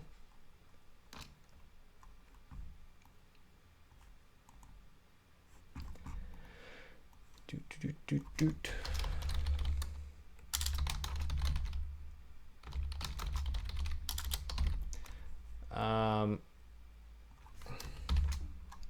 We could just say MM, right? You guys know what the Minutemen are. Or we could just say General's uniform, because there's no other General's uniform that I know of.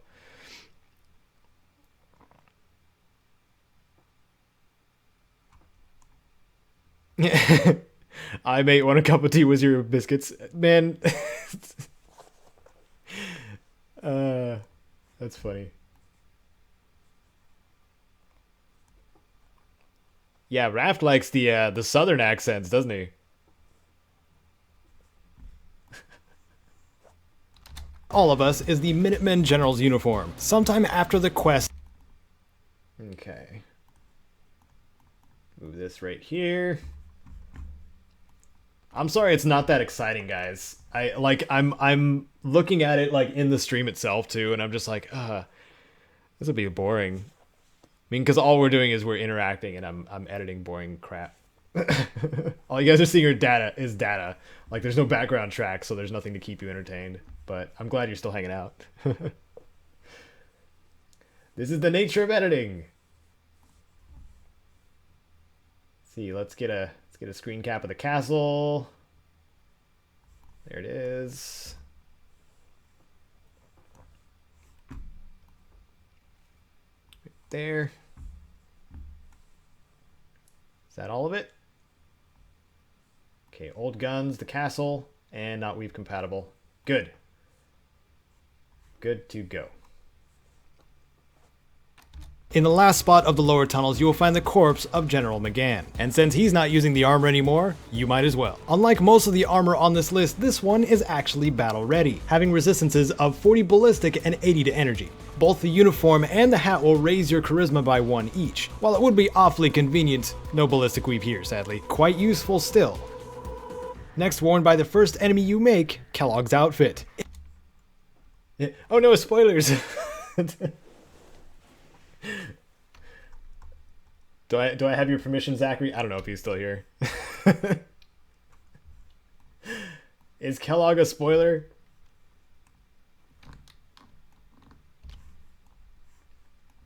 It's just his outfit.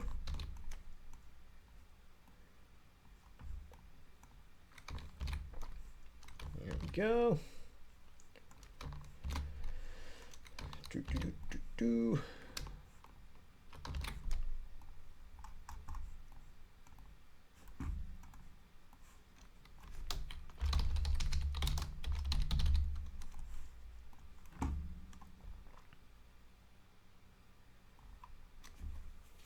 Yeah, good luck, Dapper Ultron.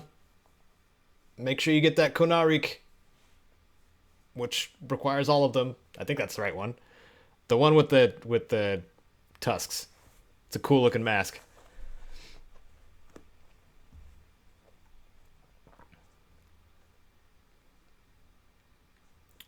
Oh, bummer. Yeah, Kite was saying this dude with the cute accent lives and works in New York.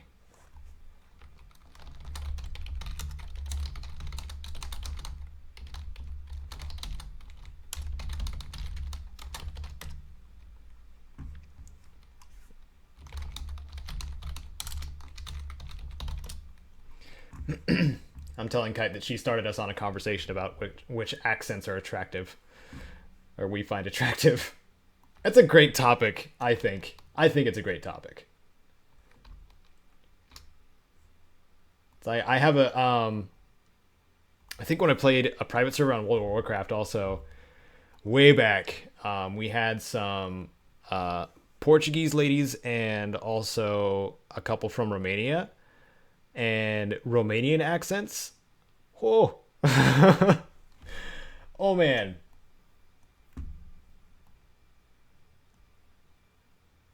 Yeah, definitely.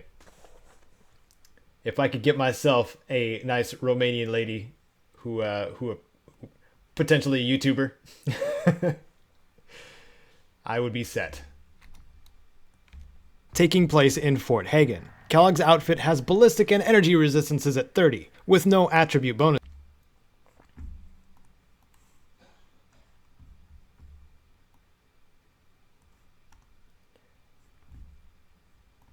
Photo. Kellogg's outfit.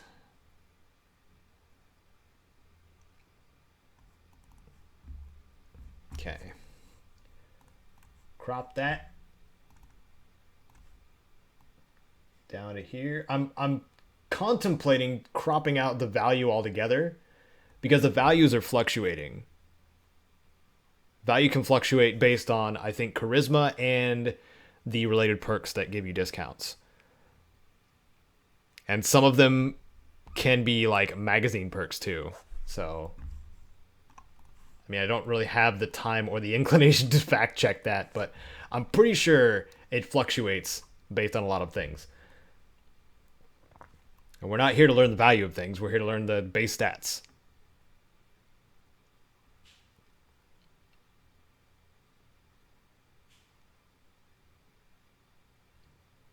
Oh, bummer, Necromancer Raft.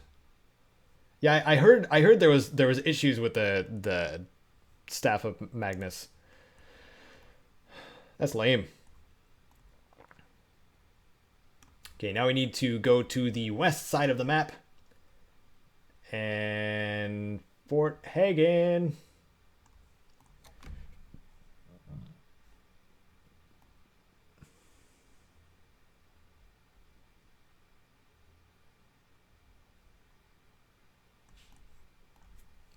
Where's Fort Hagen? I have it here somewhere.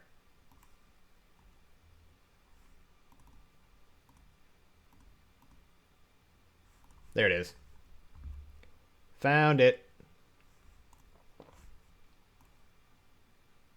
Right there.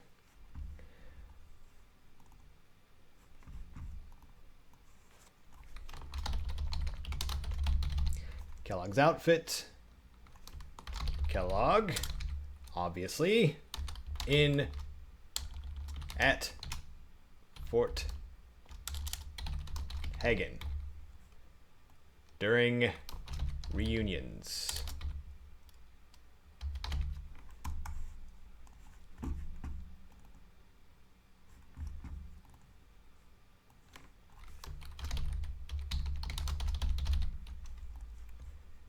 Not weave compatible. Stats are listed. Location is proper. Need to change that though.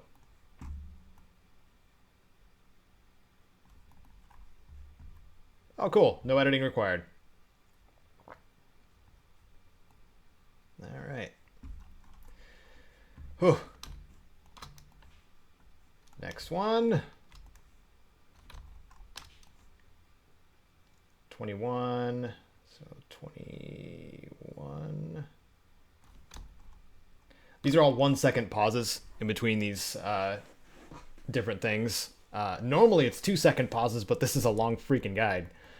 So I decided to shorten the pauses a little bit. My older guides never had pauses between subjects. Like, it would just be one steady stream of information. I can understand why that can be daunting to some people. I got like 1 or 2 comments of people just saying, "You talk way too freaking fast." And I was like, all right, I'll put some pauses in here.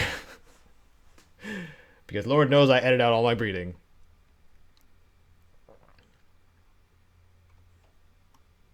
Next are simply called fatigues, worn by Desdemona, the leader of the railroad. Hello, Adam. Welcome back. She is found. We're still working on the guide. Fatigues, boom. That's where we are on the list. We're way past the halfway point. Just had to get into the groove, you know what I'm saying? You know what I'm saying.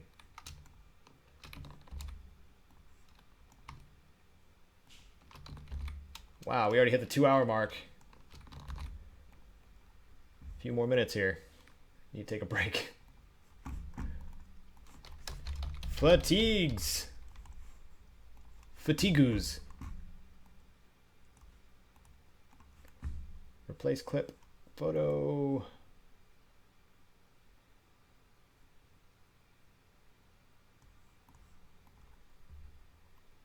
Cool. It's not really centered though. Fix that.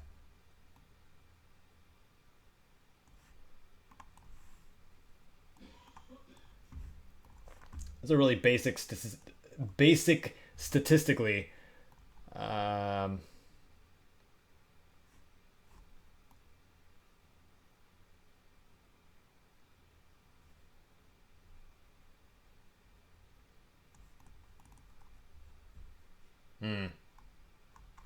Do we have one with limited stats? 3 bars or 3 rows? 3 rows. 3 rows. There it is. Copy attributes. Paste attributes. Yay! Looks great. You find out where the pause is. Or steal. Stealing yields more. There are no defense values. Right there.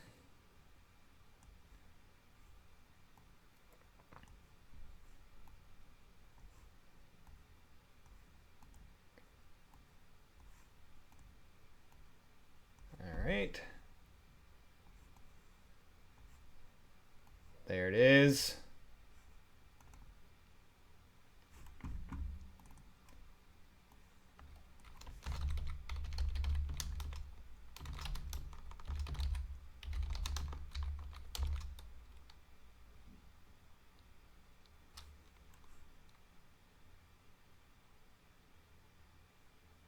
Say Old North Church.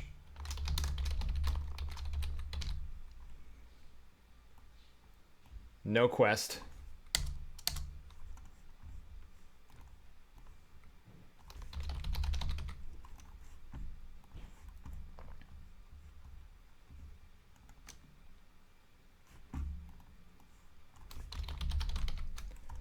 Fatigues, they are weave compatible.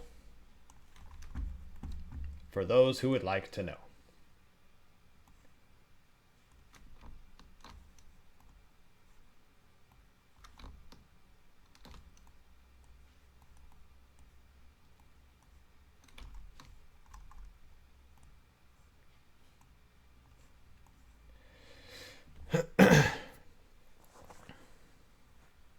I can only speak English, Atom Bomb. Very uninteresting when it comes to being bilingual or trilingual. At some point I want to learn an extra language.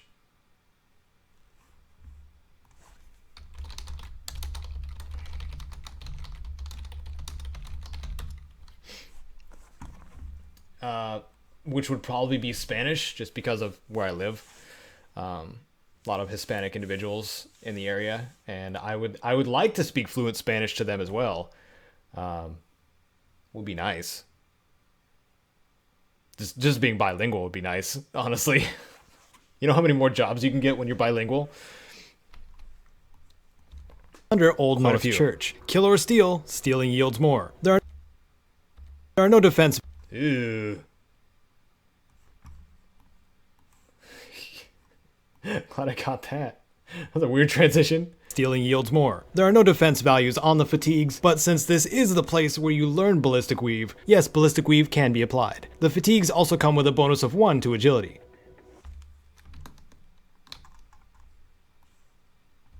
Next are simply called fatigues, worn by Desdemona, the leader of the railroad. She is found at the railroad's HQ. And we need to point that out.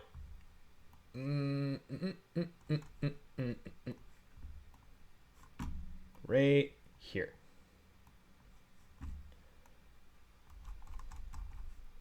Next one. See, we're going through this pretty quick. 1409, 1509.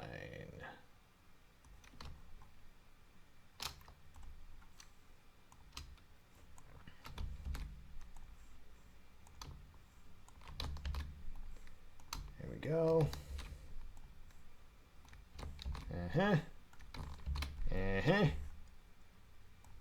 Actually gotta close Steam for now. Should probably close it on here too. On my laptop. There we go. I'm hoping we can maintain a decent connection here. Oh, what's up against all odds? Good to see you, man.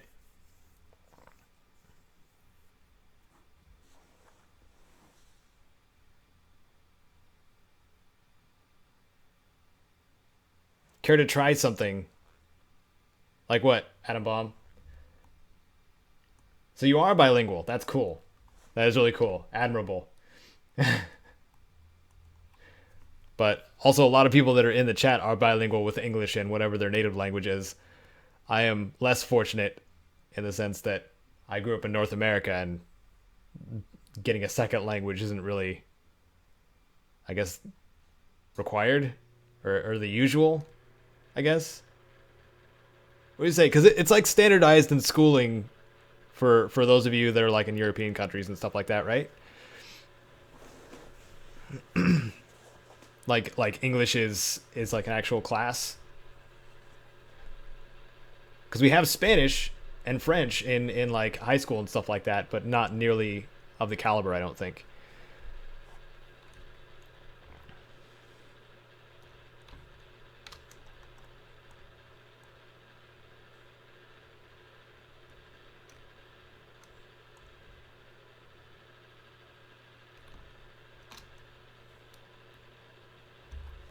Before leaving Railroad HQ, you can... Tinker headgear. Tinker.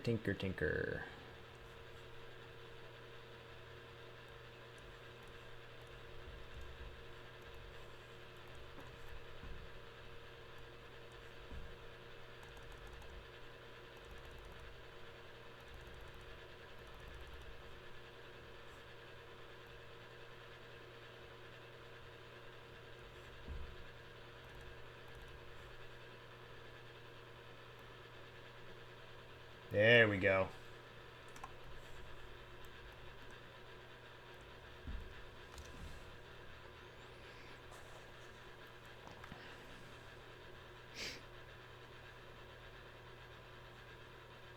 Wow, yeah.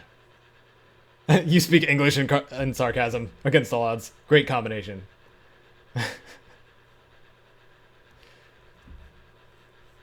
Okay. What did I... No. Okay. Tinker headgear.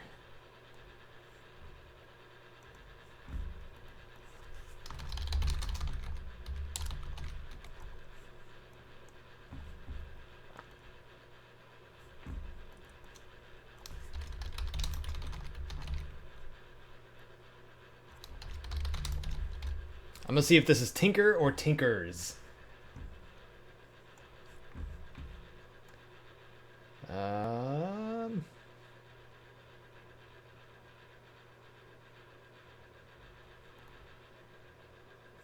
Tinker. Okay.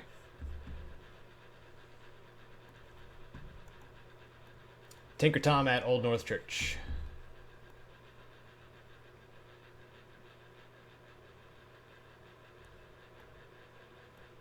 And same location, so it doesn't need to be adjusted marking-wise.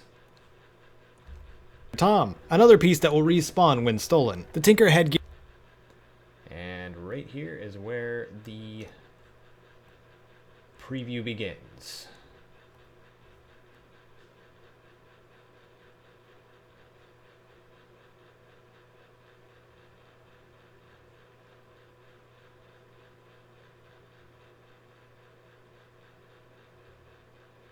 Oh my goodness, no. I'm not going to try to read French. I've tried pronouncing French. Like a French name. And it was near impossible for me. I'm sorry, Adam. Watch me try to say Nehred. And that's the artist. That's the guy who made my my avatar, who created my avatar for me. And that's a French name, and I can't do it.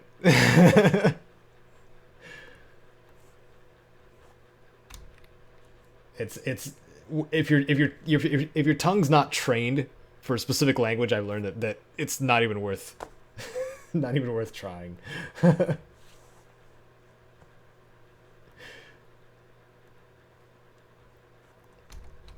On when stolen, Nehred is how it's spelled.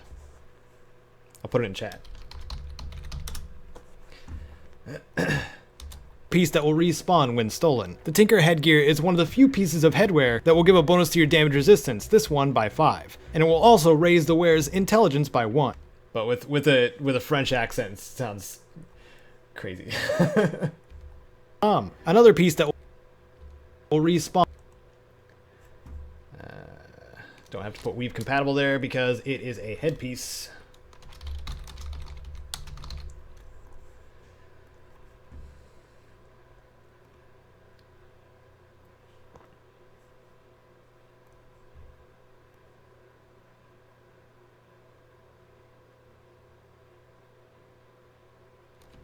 Elemental PQRS.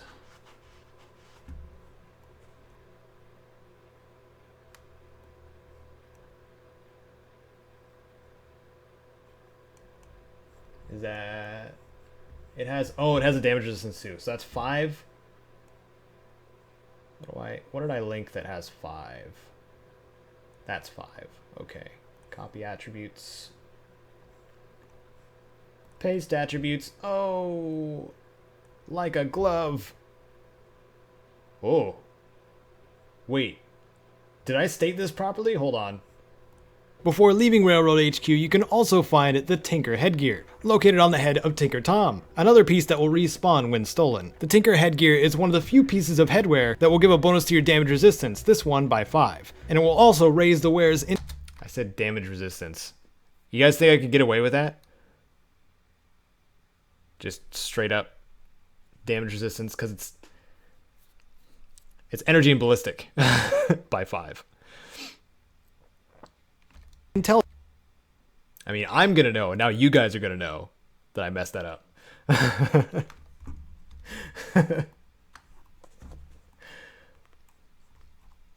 Alright, if you guys show up in the comment section and be like, excuse me, Tinker Tom's headwear has ballistic and energy damage resistance, just not just damage resistance by itself, okay? Places glasses. Up nose. Piece that will respawn when... I'm pretty good at... I like pantomiming the commenters who like to point out what's wrong. The Tinker headgear is one of the few pieces of headwear that will give a bonus to your damage resistance, this one by 5. And it will also raise the wearer's intel... Oh, buddy.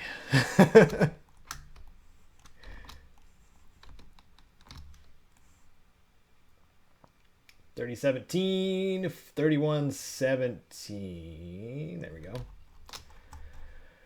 How are we doing here? Full timeline wise. Ooh, we're getting close. We are getting close. Yes. Ooh, and it looks like it's going to be under... If it keeps going the way it is, it might be under 20 minutes. I'm really hoping for that. One of the worst comments I've ever been given, criticism-wise. Uh,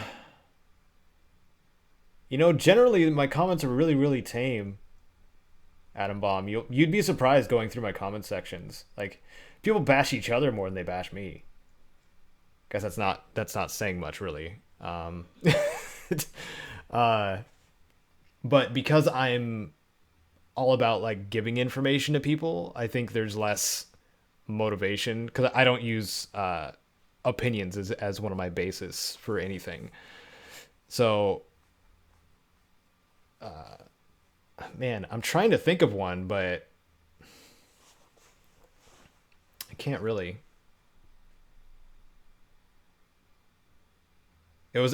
All the criticisms are basically people trying to correct something that was missed in a guide. Like, that's the only major criticisms I get constantly. Or people just trying to help each other out in the comment section when it's been repeated like 15 bajillion times. Like, for example, in the Daedric Artifacts guide in the Skyrim series, everybody and their cousin comments that you can get both the Savior's Hide and Hircine's Ring because I set it as an or option as it's intended in the game. I set it as an or option in the video itself, so I didn't imply that you could get both because you can.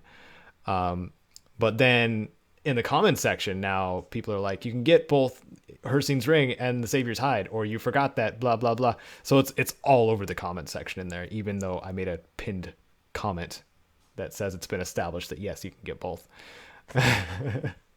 But beyond that, like comments like that I kind of expect because people say something's wrong before they say something's right.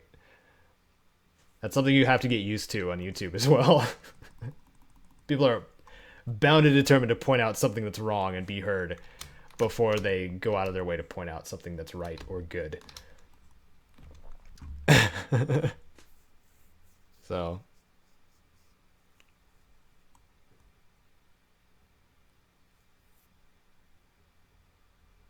what do I think of a gator claw behemoth? That sounds terrifying, Reese. Also, welcome to the chat. Oh, you're in there? Okay. You asked a New Orleans question, too, that I kind of glazed over. I don't know. Is that an actual thing still? Like, all I heard was that as a rumor. If I had an accent, Kite's asking everybody in chat if you had an accent that was not your own, of course. If you could choose what accent you have, which one would you want? I don't know. It seems like all my Aussie friends get some amazing, have an amazing type of charisma. So maybe I would probably go for an Australian accent because Camelworks and Michael and Scott of Fudge Muppet, they have a certain something that and I feel like part of it is their accents with their content, because I think both of them, Camelworks and Fudge Muppet, started their channels after me, and yet they are well above the reception that my channel gets. So it may have something to do with their accents, because Americans are drawn to foreign accents. We find them sexy. 21. There we go. That's a really short part of the guide. Around the time the Brotherhood of Steel arrive in the Pridwin, you'll gain access to a mess of unique equipment. Oh boy, yes. This first one is going to be Paladin Dan's BOS hood that I forgot in the Companion's Guide. Oof. I was upset at myself. And nobody mentioned it in the Companion's Guide, but then again, not many people watched it. But this one, I know for a fact people are going to search for and watch. Because even Michael and Scott were like, nah, we'll just do a top 5 armor and apparel or armor guide. Not a full list. You guys can understand why. Because how much time it takes. Okay, I see British, maybe Russian, German. Ooh, Irish. That's a good one. All accents except for Canadian ones.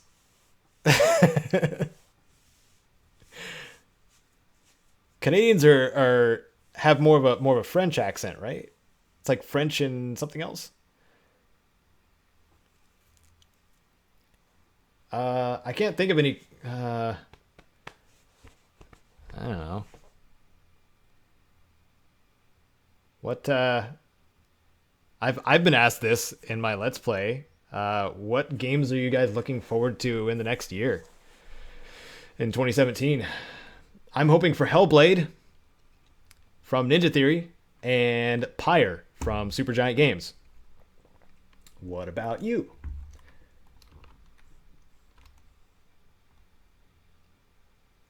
Tinker headgear, tinker.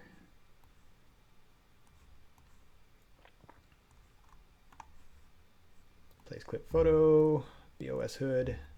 Yep, there it is. There it is. This is what makes Dan's look like Buzz Lightyear. This is the Buzz Lightyear hood.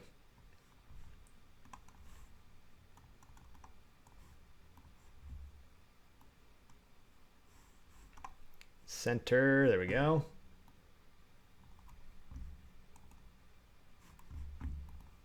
To infinity, ad Victoriam. Red Dead Redemption 2. Ooh, Mass Effect Andromeda. That's right. Did they even announce the winners of the voiceover contest? I feel like they should have. Somewhere. Last of Us Part 2. Good choice, Adam Bomb.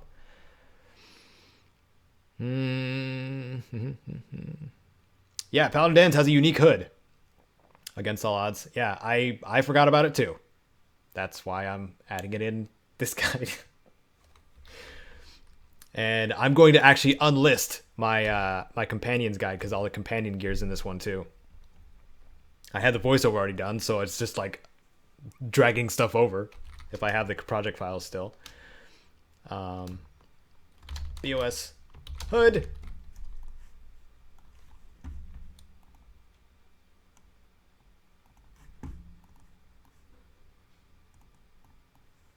Boop, boop, boop, boop.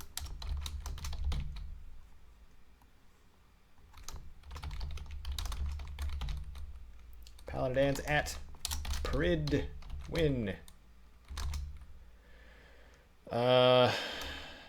Shadow of Steel.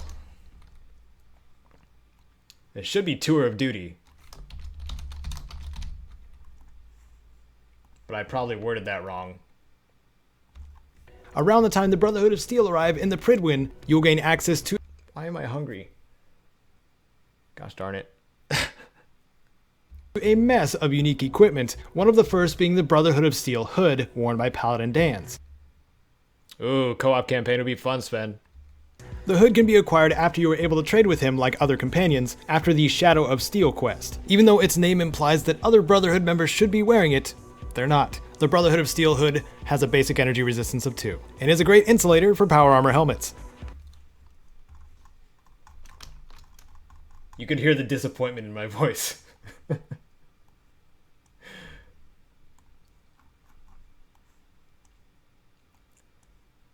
Yep. The hood can be acquired after you are able to trade with him like other companions after the Shadow of Steel quest, even though its name implies that other... Okay, we'll do it right there.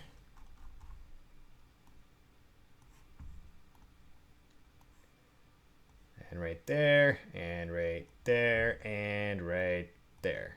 And change this to BOS hood. Three slots. Which one has 3? This one.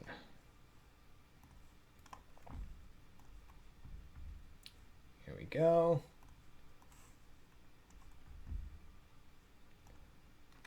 And then Tour of Duty, Shadow of Steel. We'll just say Shadow of Steel anyway. Whatever. It's gonna bug me if I don't type what I say. You guys know how it is. I hope.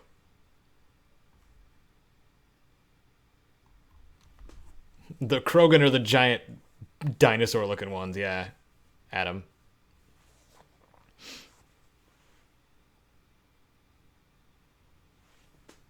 The ones that look like, they got kind of like toad faces. But they're also like giant beastly bricks. Amazing meat shields. Assassin's Creed Empire. Around the time the Brotherhood of Steel arrive in the Pridwin, you'll gain access to a mess of unique equipment, one of the first being the Brotherhood of Steel hood, worn by Paladin Dans. The hood can be acquired after you are able to trade with him like other companions. They do look like turtles too. They're hunchbacks, so... You're right, Bridger. After the Shadow of Steel quest. Even though its name implies that other Brotherhood members should be wearing it, they're not. The Brotherhood of Steel hood has a basic energy resistance of 2, and is a great insulator for power armor helmets. Next up is the Airship Captain's Hat, worn by Captain Kells, the one who introduces himself as soon as you arrive on the Pridwin. This hat can be stolen right off his head. The Airship Captain's Hat gives a bonus of Charisma and Endurance by 1 point. Is that it? Also worn by Captain Kells is... Okay. I should have combined those as like Captain Kells' outfit, because it is. But the hat is just so many more calibers above. There's so much higher caliber to, I don't know. I'm just a hat guy, I guess. I like hats. The man of many hats. I gotta take a break though. My voice is getting a little hoarse.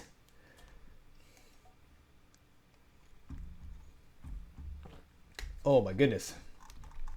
So you guys will be able to check out the intermission video, because I do have that still. So I'll be back in less than 10 minutes. If you... Yeah. Please ensure that you're here after. Grab your snacks, grab your beverages. And if you want to check out other stuff that is on my channel, that's linked in the description. And if you want to support in a monetary way, blah, blah, blah. You guys are great. I'll see you in a few minutes.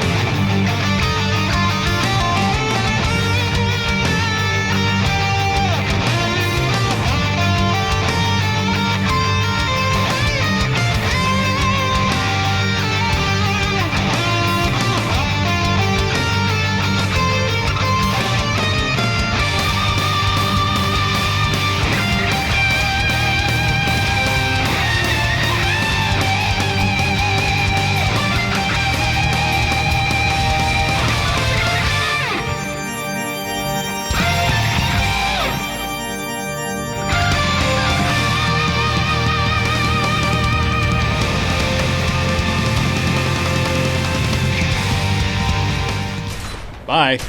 Bye, Regulator. Can't believe he's still alive. Not for long. Oh, yeah. Kind of sucks that you, you know, get negative karma. Oh yeah, and it was a sentry bot too. Kind of sucks that you get negative karma for killing the regulators, so that keeps you in evil standing if you just continuously kill regulators. You'll keep those regulator dusters just to sell, I guess. Okay, now we're gonna go back to find James, and he is to the northeast, slightly north, slightly east. So we're gonna speed through this part a little bit.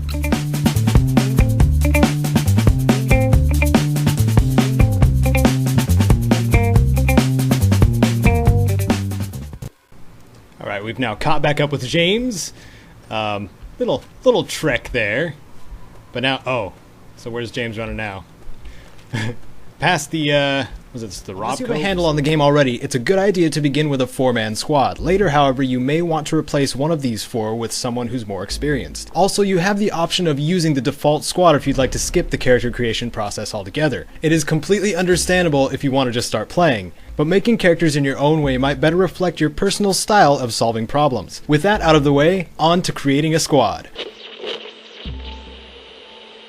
When creating a squad member, you first get to choose their icon, name, sex, age, religion, favorite brand of smokes, biography, and looks. Clothing chosen for your character can be switched out for other clothing items later in the game, and only your initial squad will be able to do this. There are also situations where your clothing might get burned off. Beyond visual appeal, clothing has no other effect, so don't worry about armor, that's a separate slot. After this, we move to stats. Now you're shown the most important part of character creation, choosing your attributes and skills. Before distributing points, check the derived stats and description at the bottom of the screen. Both of these and the tooltip that shows on the selected in particular will be going over what you need to get started to host your very own deathmatch. And so, let's make our own Thunderdome.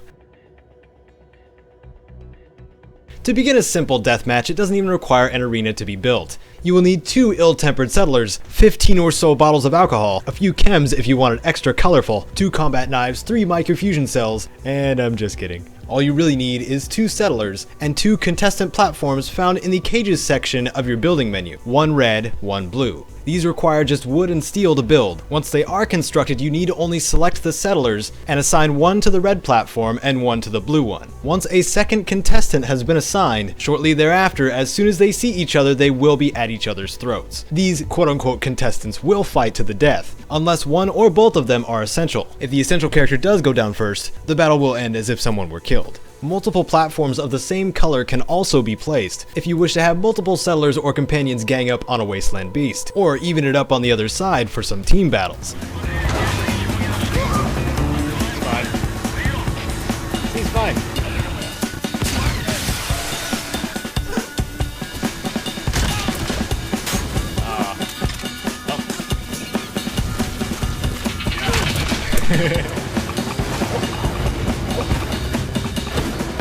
Whoops.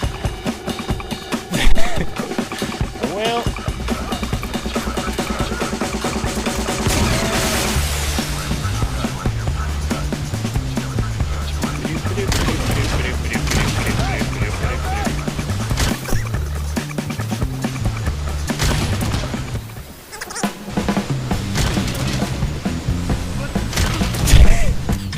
How many was that?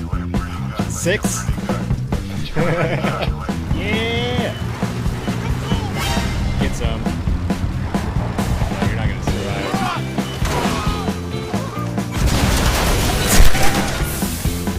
Missed an opportunity to loose an arrow. This isn't Oblivion, so you don't have to shoot it at the ground anymore to cancel your shot. You can simply hit the sheath unsheath button to cancel a knocked arrow. Planning to be a silent killer? Bring a dagger. They're the only true silenced melee weapon, being if you dispatch one enemy in a group, the remaining hostiles won't notice you immediately. Daggers also have the potential for the highest possible sneak damage bonus. With one-handed weapons, after you use a power attack, you will swing faster on the next 2 immediate strikes. As for two-handed weapons, they may be slow but have a high chance to stagger your enemy, Warhammer's having the highest chance but being the slowest. Time your power attacks to keep the enemy stunned. For you mages out there, when casting a spell, if you change your mind it can be cancelled by releasing and quickly tapping the attack button again. A bit fast. Here I am again, with English muffins.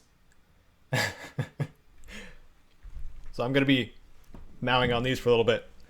Oh man, maybe I'll bring something up that you guys can watch for a little bit. I know it's a cop out, but let's see. Let's see if I have any casualties footage that I can show you guys.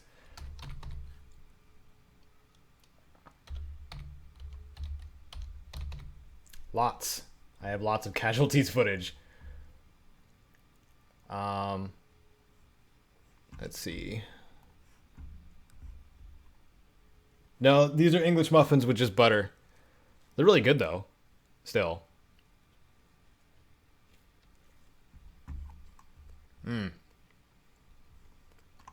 They organized by date? Yep.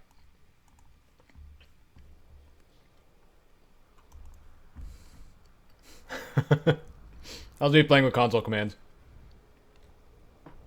Animation got stuck. You guys know the end card for most of my videos right now? That was the result of this.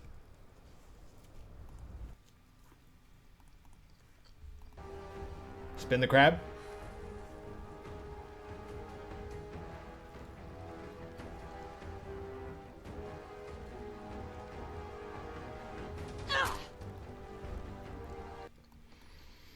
Done it! Into the spaceship, everyone! We need to run a test of the system. Come inside with us and turn it on. You'll see that the hub's prophecy is true. Dialogue hangs up.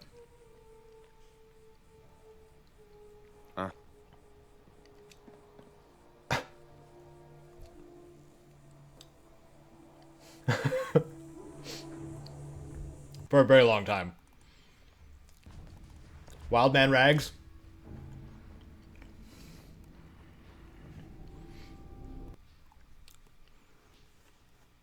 The only thing karma really affects is who hunts you in Fallout 3.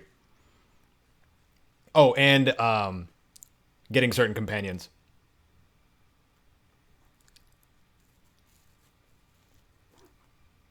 I think that's really it.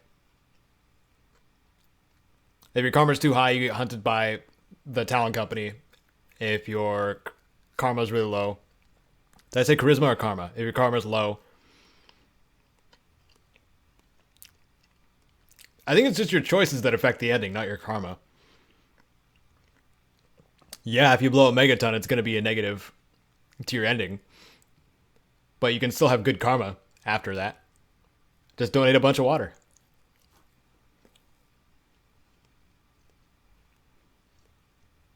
Oh, yep, you're right about the 3-dog thing. What he calls you on the radio?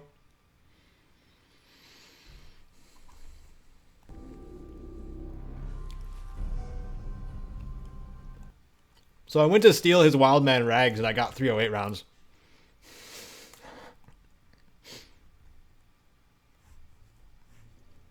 That's what they showed up as.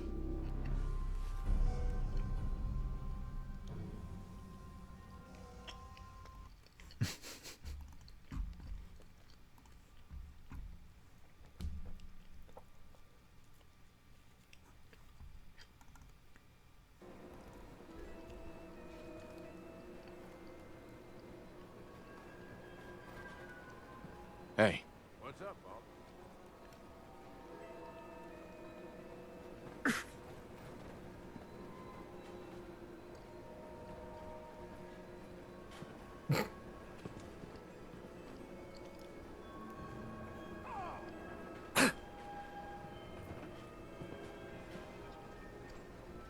Grab that.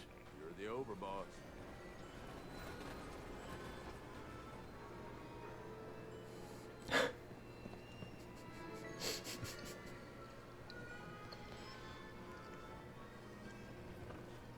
Go check that out. Sounds like a plan. I was just having fun. Go check it out. No can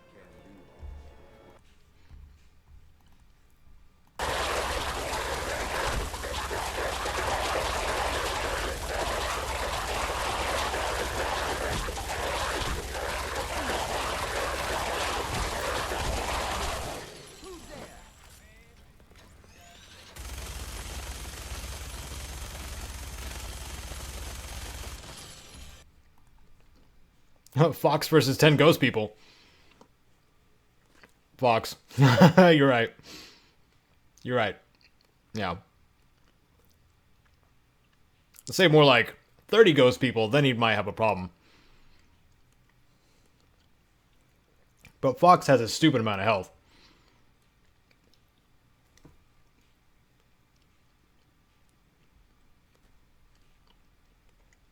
Kind of like an easy mode companion.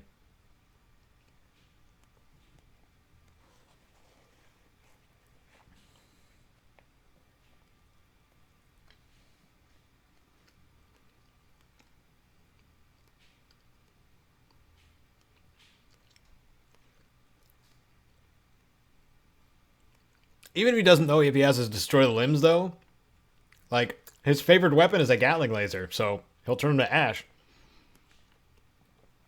Gotta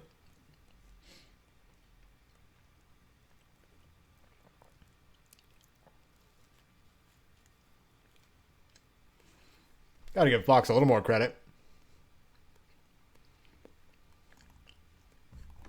Gunner twerk.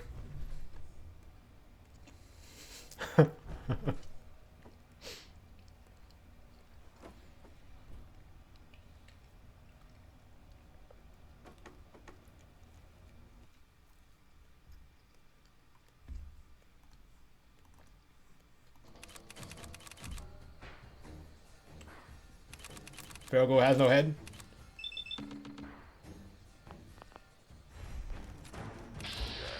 And no arms.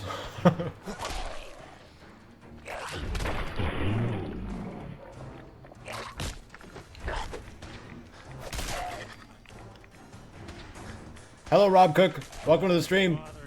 I'm kind of just messing around right now because I'm eating English muffins. It requires 2 hands to edit, so there's an English muffin in my left hand, so I gotta finish it, and then I can keep editing. Good news? No. Terrible news. He got me. I'm dead. Yeah. And now my ghost will haunt you. Forever. Ooh. Don't be an asshole.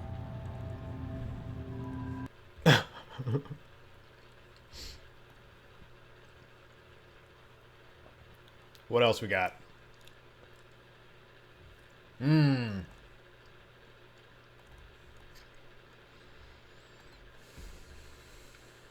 Let's go to some old stuff.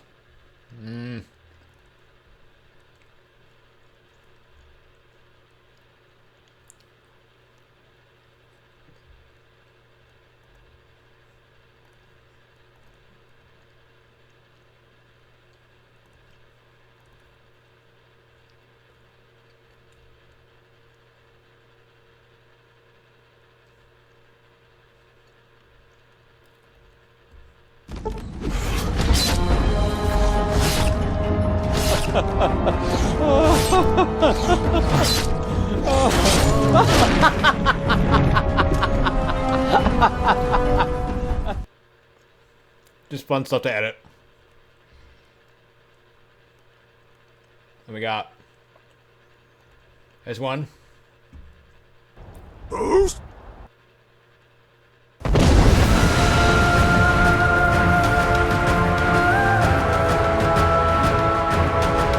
Almost done, I swear.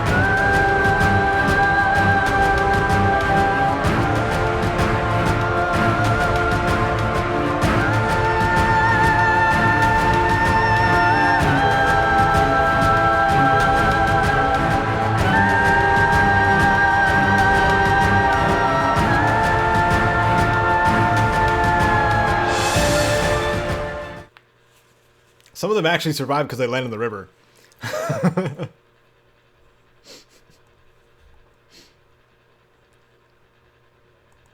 And this one.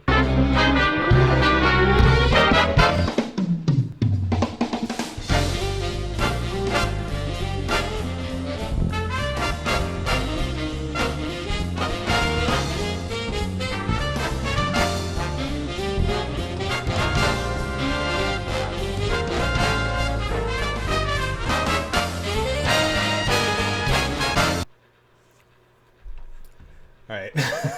That's the kind of crap you'll find on my Facebook page.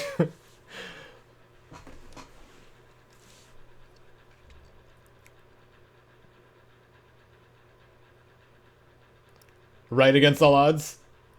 How much we missed it. Let's see. I got a Warframe one also.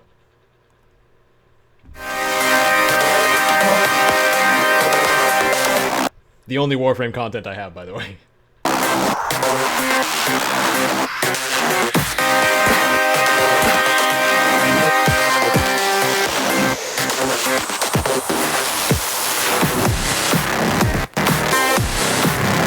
Seizure warning!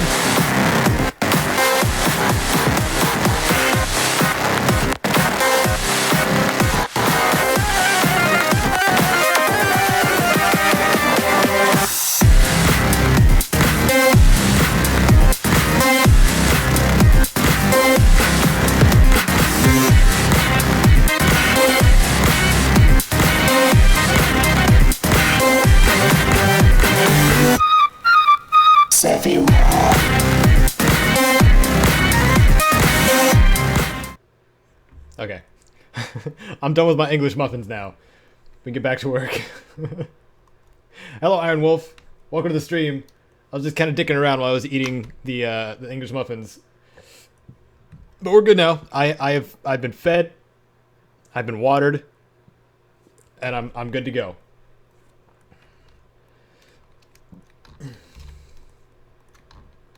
So we're gonna... Ooh. Wait.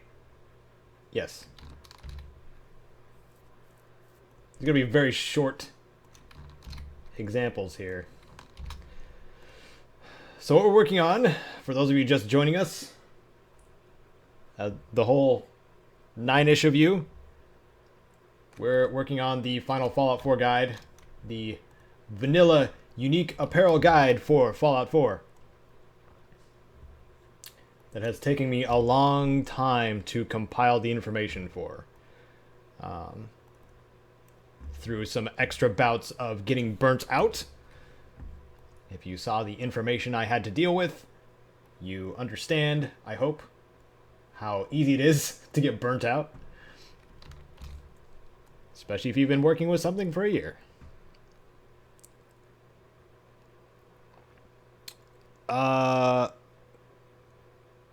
Most useless race in Skyrim? I don't know.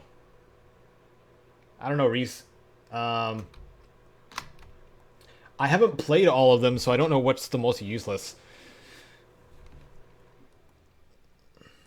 I'm not sure. Because a lot of them are pretty useful in Skyrim. Because the Dark Elves have a resistance to fire, which dragons. Nords have resistance to frost. You're in frickin' Skyrim. Argonians have resistance to all disease. Khajiit have the unarmed bonus. I guess it would be maybe Khajiit. Even though I'm playing one in the co-play with Yorkshire Yank because we're making a punch cat. Because there's no real like unarmed catered build. Like you just have to like get the pugilist gloves and hope for the best. and get the Fists of Steel thing. Later, Sven. Thanks for coming to hang out and help out with the stream. Kells. It's rather easy going with a small amount of people. The one who introduces himself as soon as you arrive on the Pridwin. This hat can be stolen right off his head. The airship captain's hat gives a bonus of charisma and endurance by 1 point.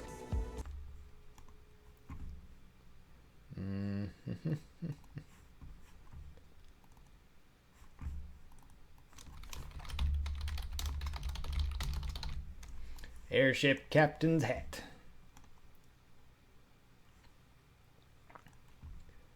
Airship captain's hat. We gotta line that up.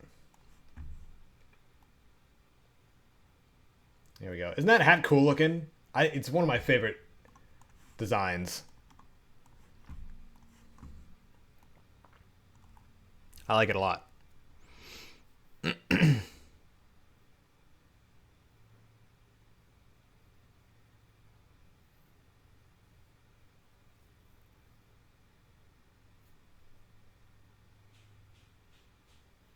Shame on me for not adding jelly. I'm sorry, Luna.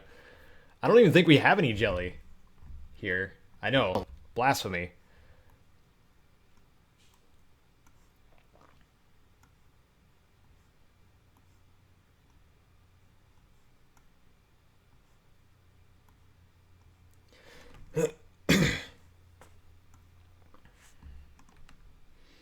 Alright, so let's bring up the captain's hat. Make sure it's... Nope, we got extra stats here. Extra stats. So we're looking for 4, 4, 4, 4. That's 4. There it is. Okay.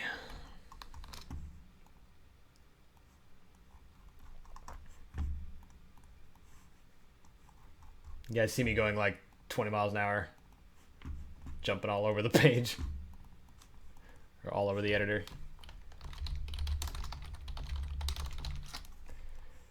There is a rhyme to my reason, or a reason to my rhyme.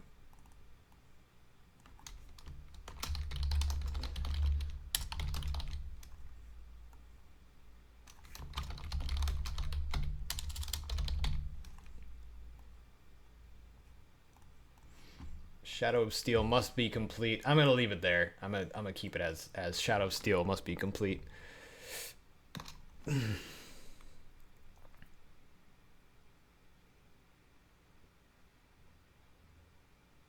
The party hat is the best hat in Fallout. You know, that's a good argument.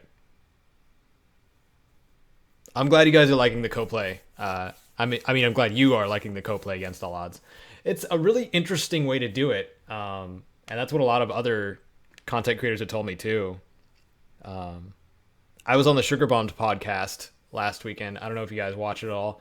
It's a less known podcast. Monty of the Sugar Bombed community, Maddie's amazing community.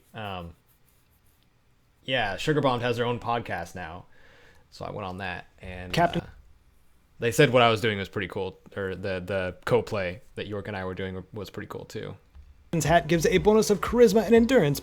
Anybody not informed, the co-play is Yorkshire Yank and myself sharing a save and doing 2 episodes each and switching off.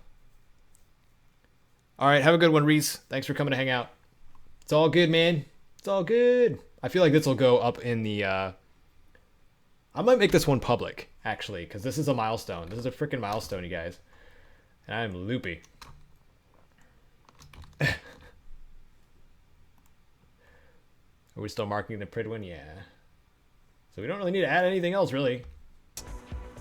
Next up is the airship captain's hat, worn by Captain Kells, the one who introduces himself as soon as you arrive on the Pridwin. This hat can be stolen right off his head. The airship captain's hat gives a bonus of charisma and endurance by 1 point. They all have their strengths. Vasaka, minus, I know, controversial statement, minus Brotherhood of Steel. That's its own, that's in its own category. There's no other Fallout game like that one. We do the exact opposite, actually, Atom Bomb. We don't know what the last person did, so it keeps that that mystery in there. We don't watch each other's episodes. So we load up the save, and then we start playing where the last person left off. It's actually really, really fun. Like a blind playthrough every 2 episodes. It's pretty great. Charisma and endurance by 1 point. Also worn by Captain Kells is the Officer Brotherhood fatigues. Okay. Go the... I wanted to copy that. Thank you.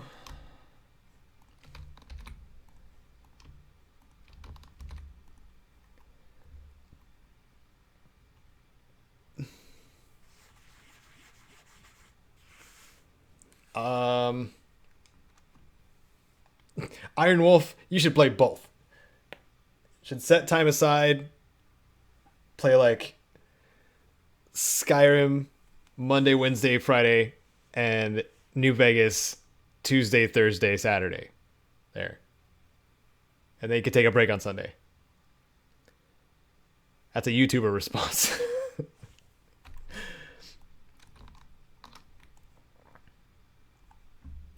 'Cause that's what I do. Actually, I record in sessions, so that's kind of not really fair. Also worn by Captain Kells is the officer.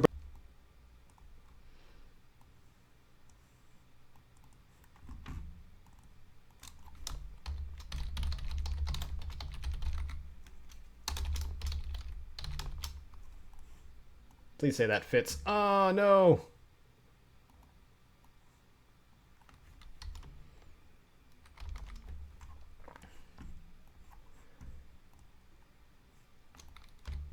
There we go. Just say BOS fatigues. You guys know what it means.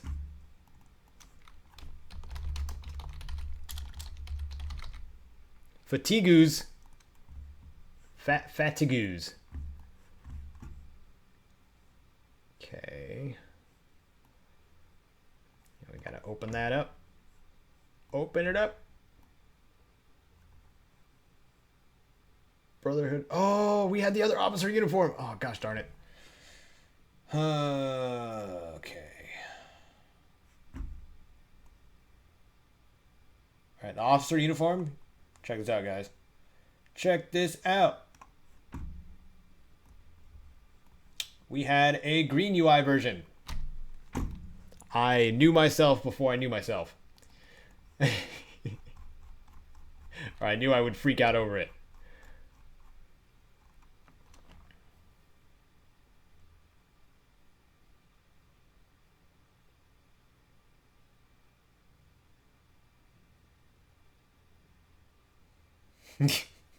I left Yorkshire Yank in front of a dragon, but I killed it first.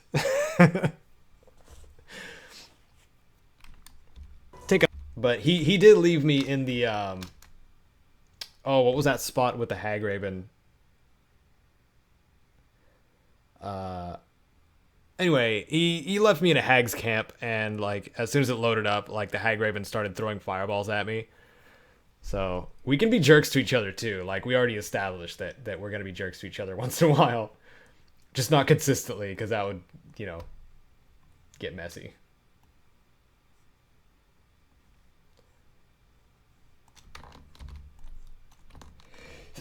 Oh, excuse me. Ooh. Lost a little brain there. Okay.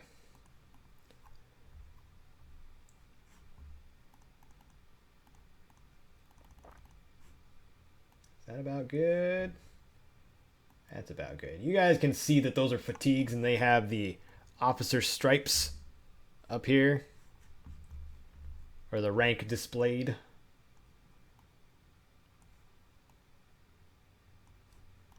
Stolen or taken off of his corpse, and the officer's fatigue.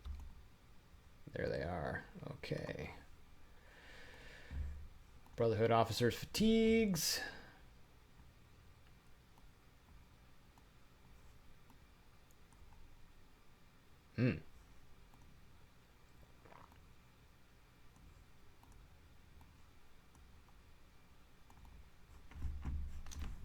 And oh, we need to change that to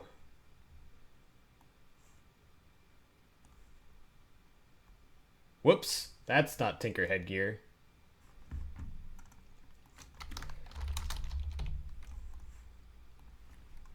Glad I caught that. Fatigues, we'll move this over here.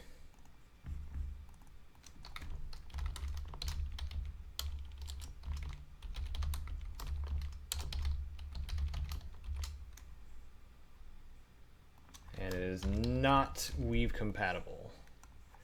Sad but true.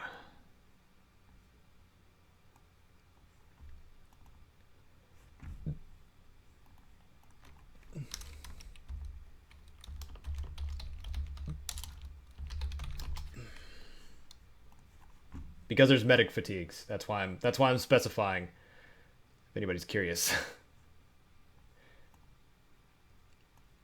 Move this over here, and this over here, and this down here. also worn by Captain Kells. How do we trade the save? Google Drive. We go to My Documents folder. I can show you guys how to do it right now, if you want. Oh, and we turn off the Steam cloud, because that would screw it up really fast for Skyrim. But here, we go into Documents, and then we go to My Games, and there's Skyrim Special Edition right there. And there's saves, and we grab the most recent, and we send it to the other person. We try to make this as simple as possible, and so far it's been incredibly simple. So I'm grateful for it.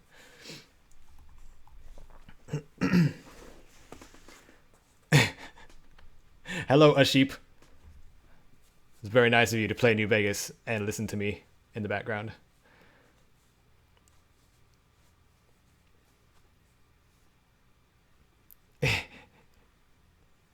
It's not bad, Iron Wolf. Not bad at all. Cause you know what? Oops, sorry, I bumped the mic. You know what I'm doing?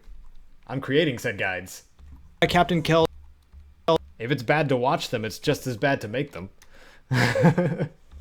Is the Officer Brotherhood fatigues. There are many different types of Brotherhood fatigues, but the Officer type is only found on him. As per the usual, it can be stolen or taken off of his corpse, and the Officer's fatigues provide a plethora of low defense values, 5 for ballistic, 10 for energy, and... Oh, it's 5 slots. Okay, hold on.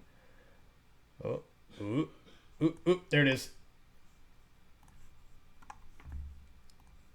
Aha. Much better.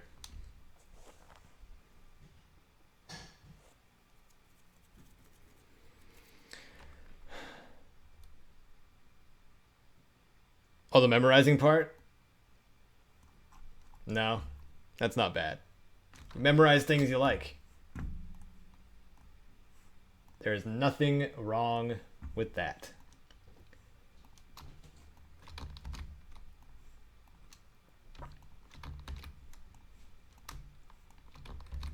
There we go.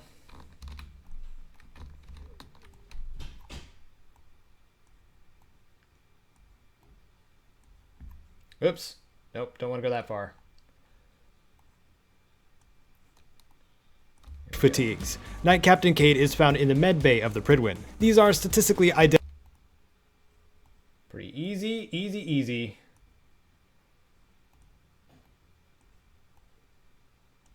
Boom, boom, boom, boom, boom, boom, boom, boom.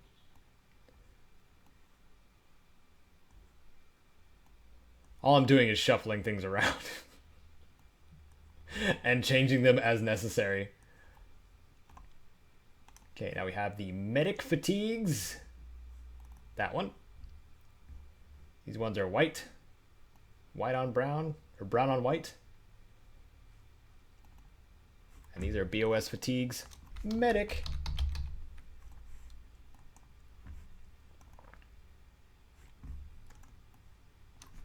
Medic.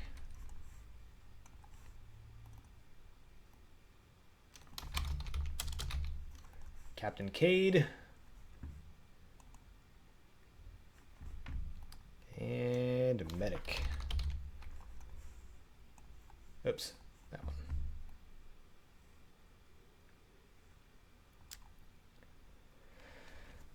Deadwind Cavern. That one's pretty scary. Pretty messy. You know, I proudly killed the legendary Deathclaw with the Knock Knock. The melee perks in New Vegas are ridiculous. Super Slam is probably one of the most broken perks in that game.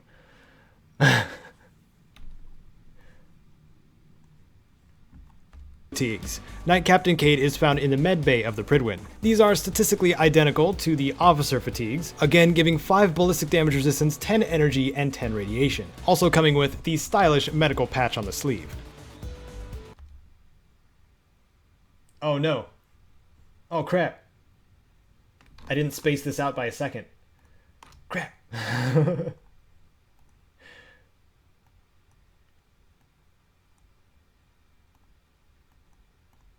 We gotta fix that. Our delay was a little far.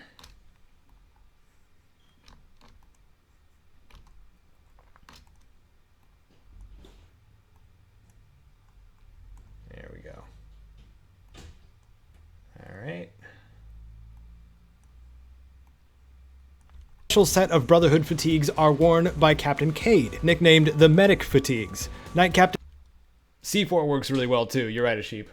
Captain Caedo is found in the med bay of the Pridwin. These are statistically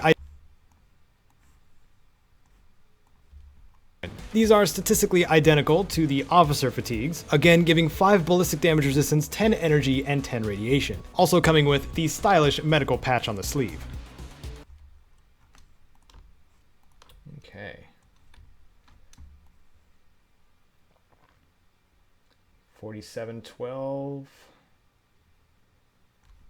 I should actually space these out so I don't forget the rest of the way. 515, so 615. We need 2008, so 2108. That's a long bit of audio. Last of the unique equipment worn by the Brotherhood of Steel is Maxon's battle coat, worn by Elder Arthur Maxon, the current leader of the Eastern Chapter. There is no reported time where you can pickpocket this from Elder Maxon. You must kill him to retrieve it. And that is good news for some of us, bad news for others. There's many occasions throughout the main storyline, no matter who you join in the endgame, in which Arthur Maxon is killable, even when you first meet him. It's simply a matter of how, and if you really want to. Maxon's battle coat is an officer's uniform, combined with a stylish armored coat, and provides a ballistic damage resistance of 50 at the start. It also grants a bonus of 1 to perception, and no, this one's worth the words. 5117. There we go. What's this one? Next is the challenging to acquire free fall legs. Nope, that one's keeping all the words it has. 37. 37.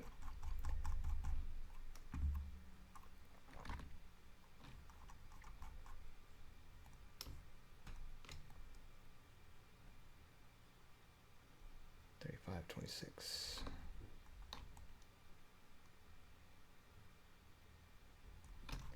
36, 26.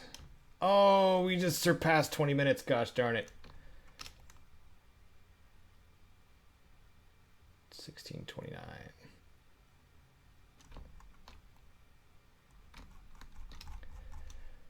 Oh, we were so close to being under 22. 14.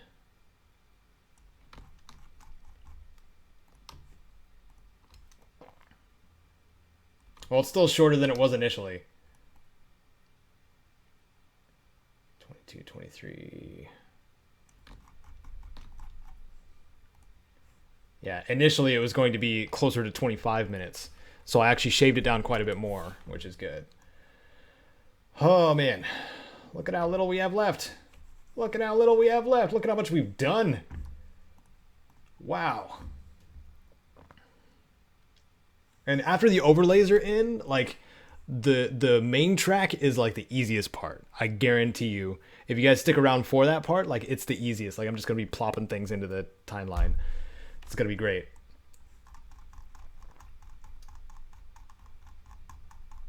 Okay. So, we got the medic fatigues done. Quinlan's armor is next. Quinlan's armor. The Proctor of Quinlan. Quinlan the Proctor.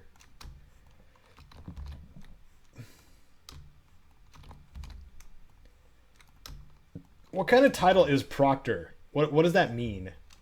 You guys know?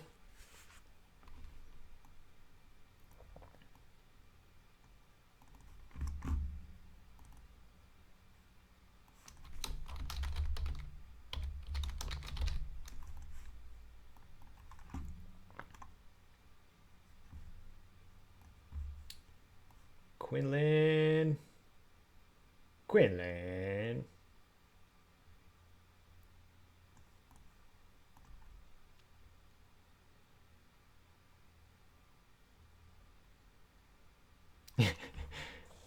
He's a proctor doctor.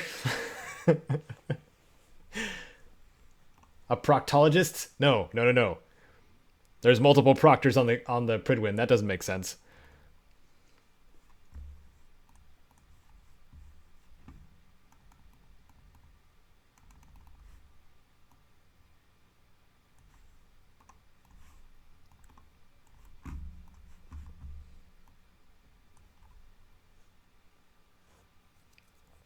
A fancy name for a scribe? You know, it might be.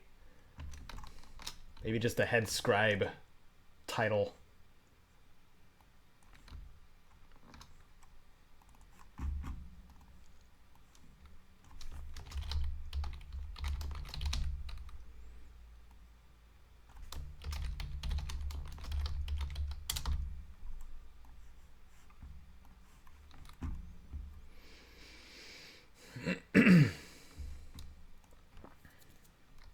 Armor is next, worn by Proctor Quinlan. You meet him also during the Tour of Duty quest.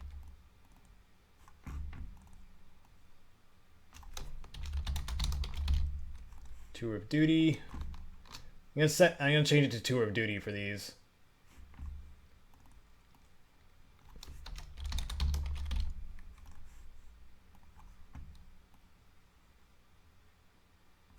Yeah. Yeah.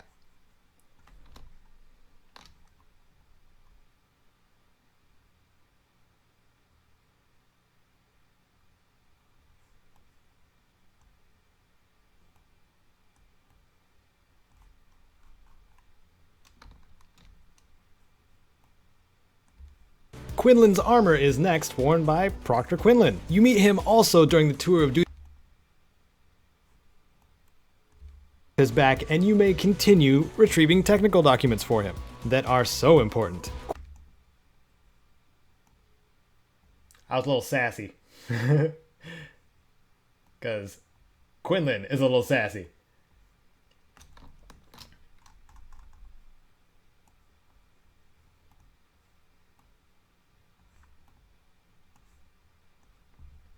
He's like, my technical documents, they're so important. The most important documents are of the technical kind. And you must retrieve them. All of them. In the wasteland.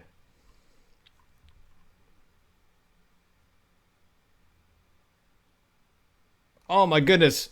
Red Dragon Emperor Dawn, congratulations on getting your Xbox One and Fallout 4. Great job. I hope you have a fun time with it, man.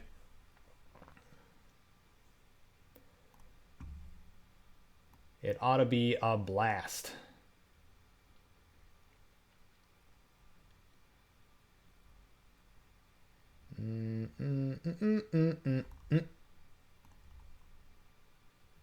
Oh, okay, 4, 4.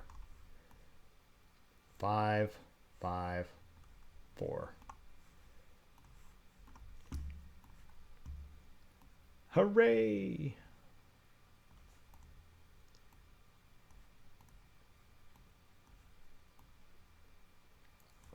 I'm liking that I'm not having to adjust the map at all. Hello, randomness. Welcome back. We're still doing it. We're still editing.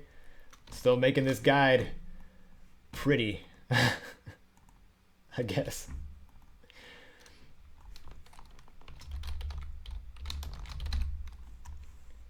Another not weave compatible. Right? I think so. Quinlan's armor is next, worn by Proctor Quinlan. You meet him also during the Tour of Duty quest while being introduced to the Pridwin's crew. Steal it off his back and you may continue retrieving technical documents for him that are so important. Quinlan's armor, when worn, will give a ballistic damage resistance of 1 and energy resistance of 15. Another is Tegan's armor, worn by the quartermaster of the Pridwin.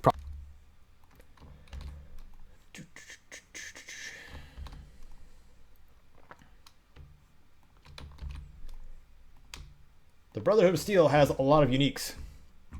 Or unique apparel, anyway. Unique in the sense that they're only on one person. I know I have to specify or I'll lose my cool.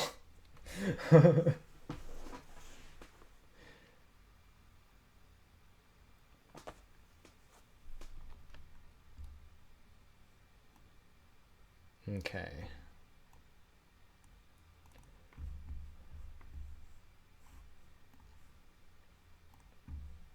Tegan's outfit is right here. Tegan's armor. Looks awfully basic.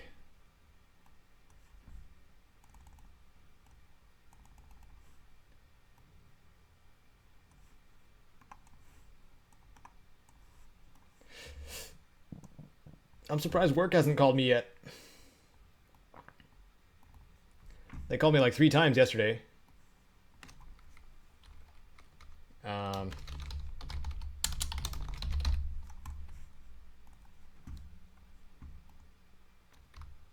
Maybe they just gave up trying to call me because they knew I wouldn't answer.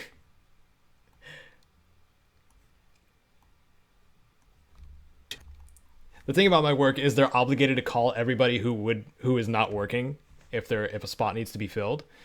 And it's been a lot lately because 1, the holidays, and 2, we're understaffed. And he won't be able to see you while you're but they also know that I have another job, which is this. So I have an excuse. Taking his outfit. When equipped, Tegan's armor.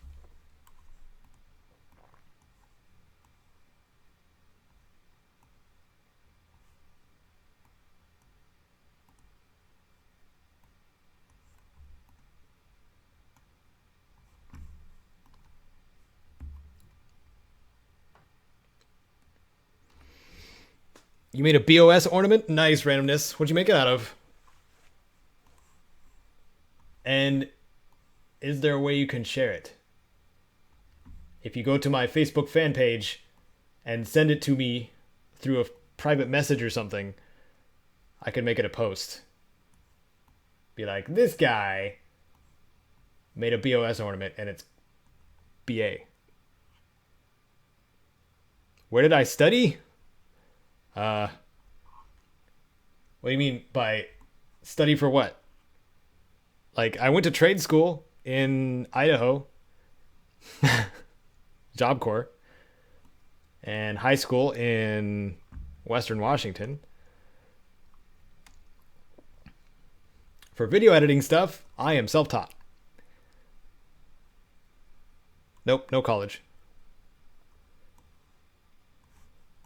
Armor worn by the quartermaster of the Pridwin, Proctor Tegan. Place yourself in just the right spot to the side of his cage, and he won't be able to see you while you're taking his outfit. When equipped, Tegan's armor grants damage resistances of 2 ballistic and 5 energy. Hey, it's Stark. Yeah, I went to Job Corps with Stark and Kite, and Kite's husband. That's where we all met each other. Was in trade school. In trade school, we learned. We were in office administration, and I learned leadership also. Advanced leadership.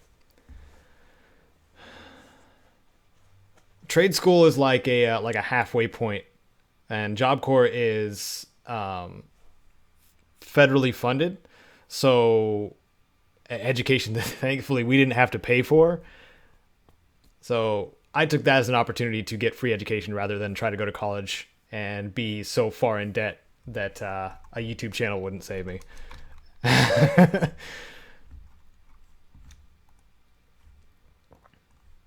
Build a robot with a laser face. Golden Gate.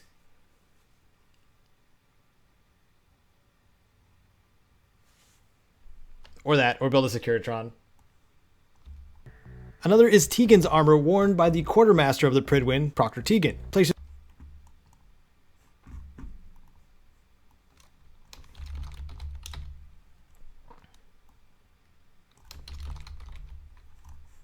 Proctor Tegan.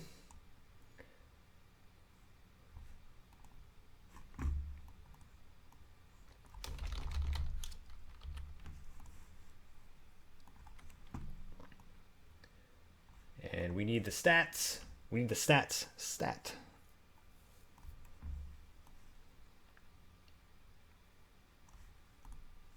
Tegan's armor. Nice. It's a 4 slot also, or 4 line. Okay. Whoops. Didn't mean to do that. Look at all that work we've done. Oh my goodness, it's so good. Oh, it feels so good that it's organized. Coming together. Love it when a plan comes together, right? One of my favorite games. Oof. That's a tough question, Atom Bomb. One of my favorite games. Sounding cliche, I would say Final Fantasy VII, because that's where most of my nostalgia lies. For Fallouts, it's Fallout 2. Probably to many people's surprise. Probably not. Not really. The regulars here know. Let's see. Shadow of Mordor was really good. The Devil May Cry series I like. I don't know. I guess that answers your question. I have a lot.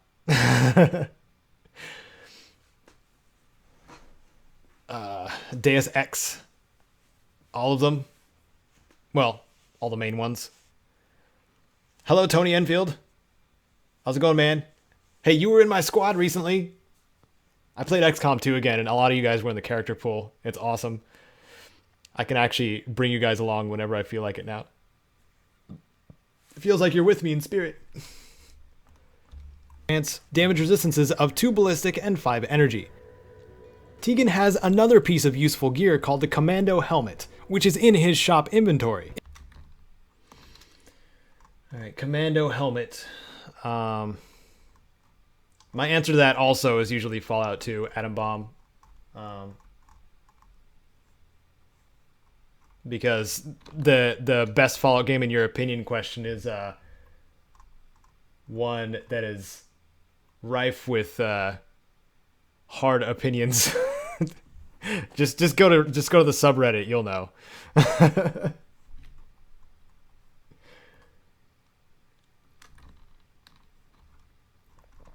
Okay, what I want to copy over is, there it is. The Destroyer's helmet.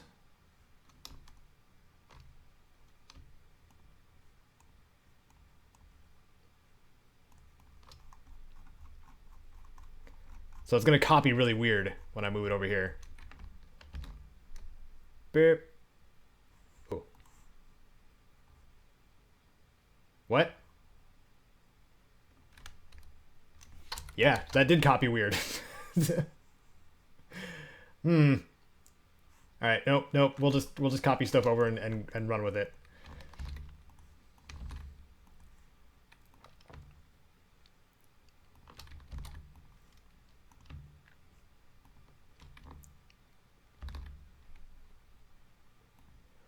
XCOM was all right when I went back into it against all odds. It's still got some. I'm surprised like that they haven't fixed a lot of it. It's still got a lot of optimization issues that I was running into towards the end of the game. Not as badly as it was like when I last played it. Like I had to freaking restart the game midstream because the screen tearing was so bad. It was like purple and neon green and stuff like that. But didn't have to do that. But it got pretty laggy towards the end again. And that bums me out. Firaxis, what are you doing? Releasing games that aren't optimized.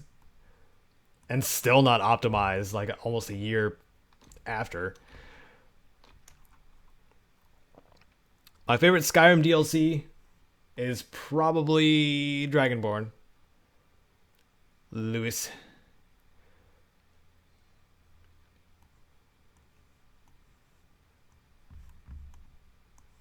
I don't know. You guys who saw the last episode of the XCOM 2 playthrough during the stream, you remember how ridiculously laggy that was.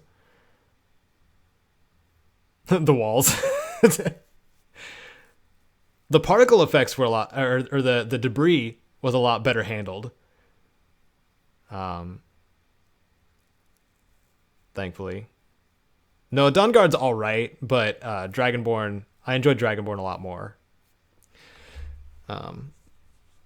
I like them both, but Dragonborn had more of a, I don't know, more of a story that I was invested in. Has another piece of useful gear called the Commando Helmet, which is in his shop inventory. If you are looking for skull protection, all right, we'll go with Commando Helmet.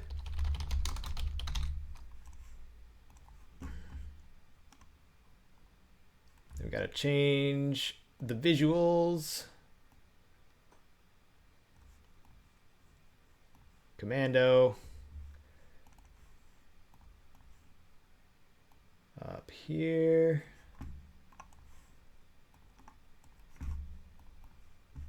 Nice.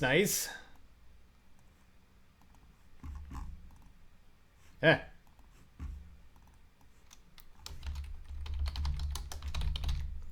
Commando helmet, Proctor Tegan at Pridwin. Sold, whoops, big letters. Sold by Proctor Tegan.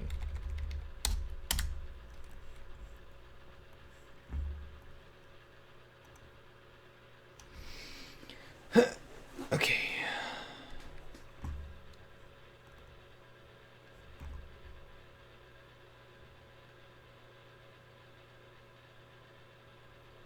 No Man's Sky. No Man's Sky, apparently, they put out an update that made it okay. That's the last thing I heard. I'm probably still not gonna play it because I play Spore when I get that itch, because Spore is still apparently far superior.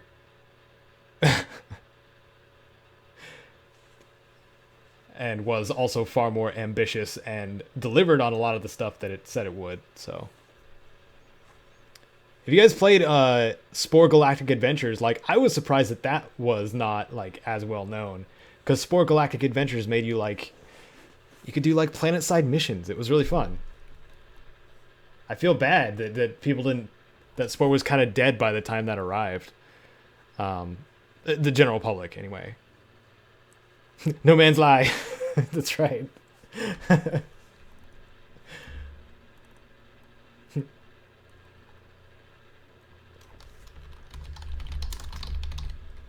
Commando helmet comes with a legendary effect. Oh, we're gonna put that in. What was the effect? Bats enhanced.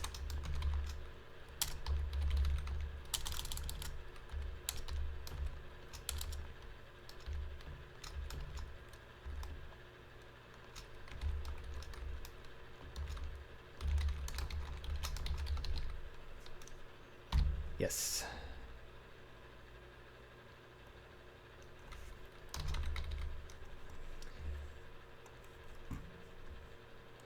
I like this helmet.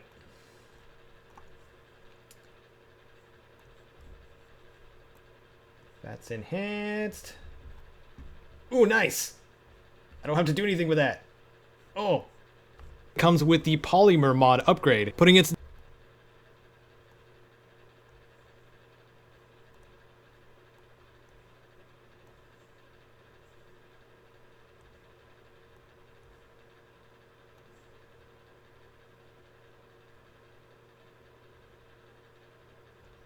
So I'm really focusing. I want to get this just right. Just right.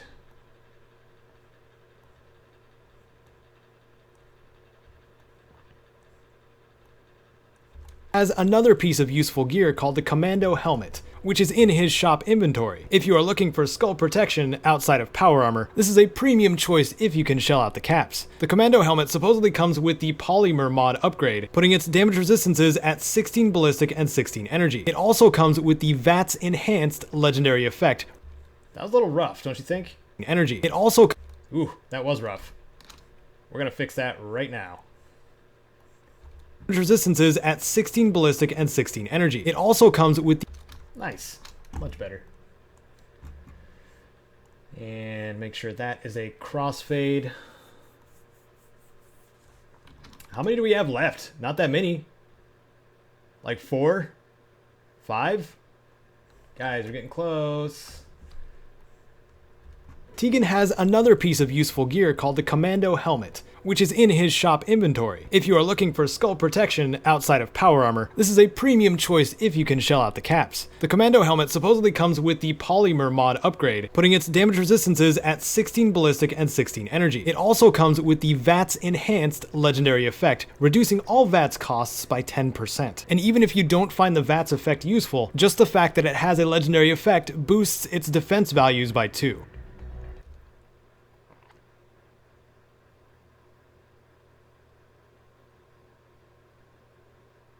Yeah, the secret of good guys is definitely not breathing. The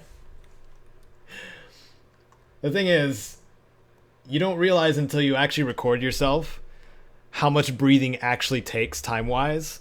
Like, I try to make my guides as efficient as they possibly can be, and breathing takes out of that efficiency. So I just remove the breathing, because you're not conveying information when you're breathing. You're just ensuring that you can continue living and speaking.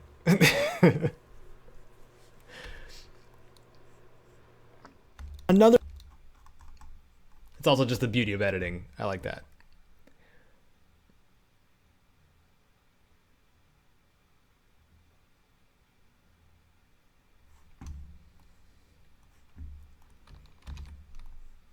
All right, I think we're on the last Brotherhood of Steel one. So I gotta let you guys know now, even though you're probably gonna hear it in a little bit. In order to get all of these, you have to ally with the Institute for the end game.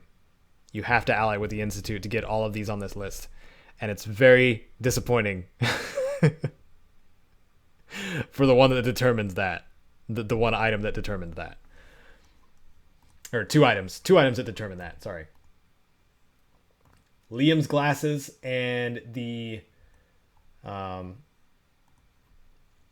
division head, the orange division head lab coat. Yep. The Brotherhood of Steel is Maxon's battle coat, worn by Elder Arthur Maxon, the current leader of the Eastern Chapter. There is no reported time where you can pickpocket this from Elder Maxon. You must kill him to retrieve it. And that is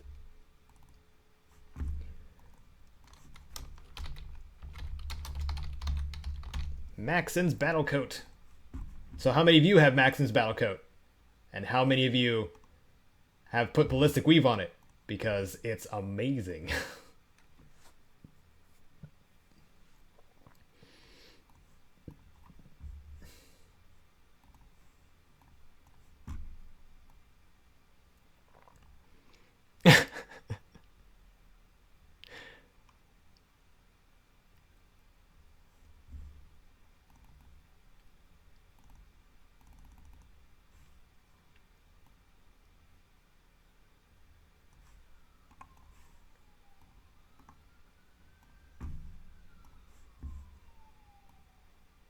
Uh-oh.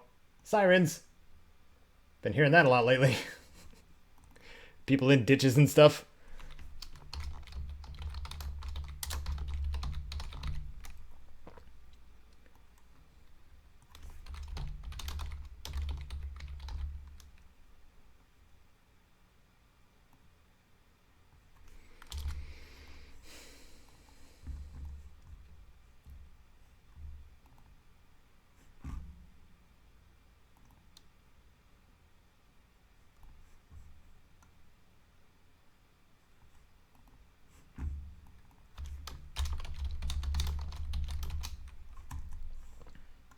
You first meet him during Tour of Duty, I think.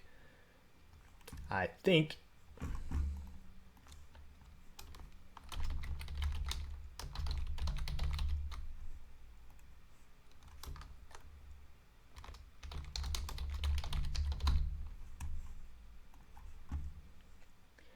beweave.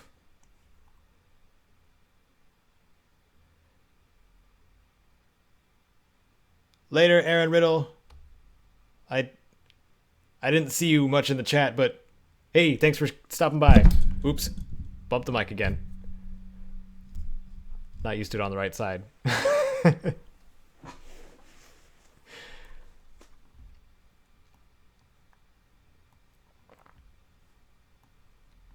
Occasions throughout the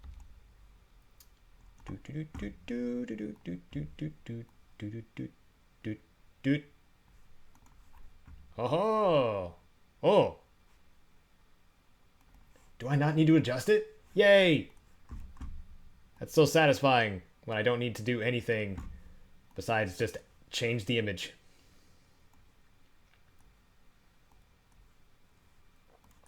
Throughout the main storyline, no matter who you join in the endgame, in which Arthur Maxon is killable, even when you first meet him. It's simply a matter of how and if you really... both of the legendary ones, actually. You can get the problem solver from...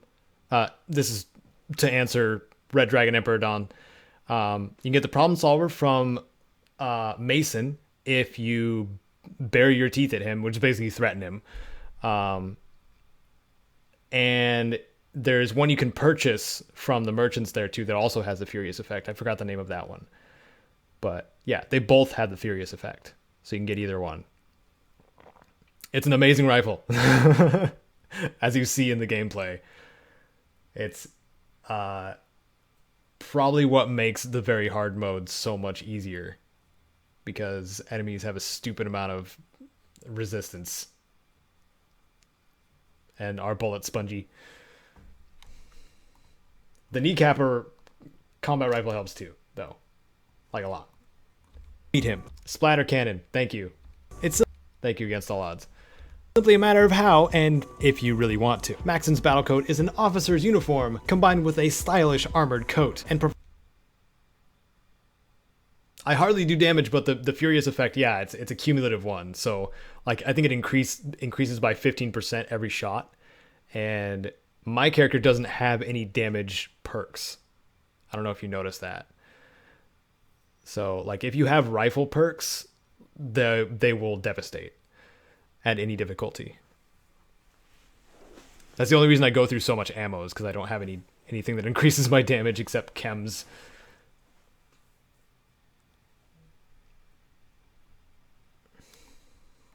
No matter who you... Maxon's battle coat is an officer's uniform. Okay, it's right about here.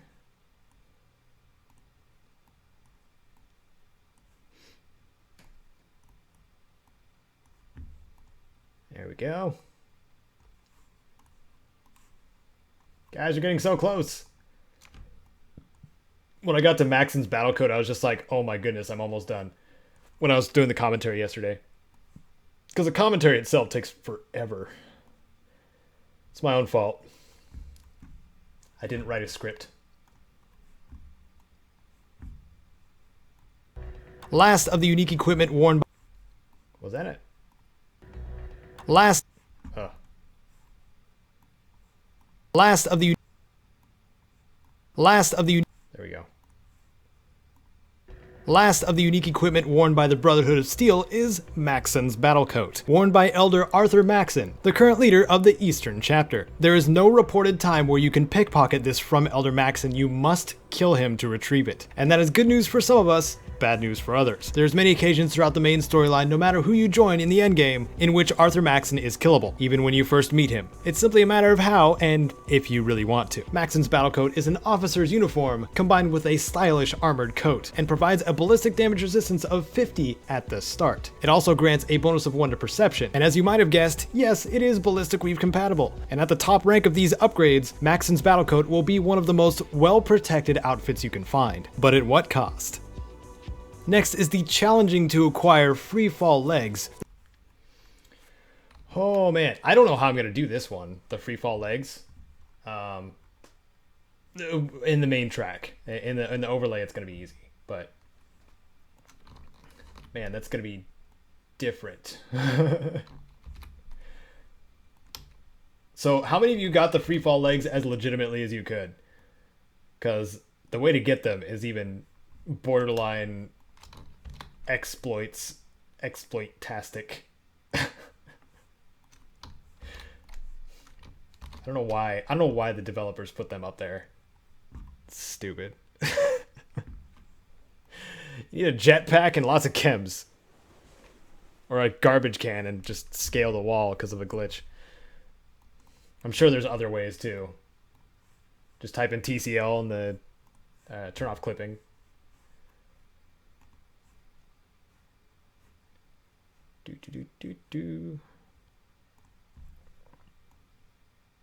Free fall.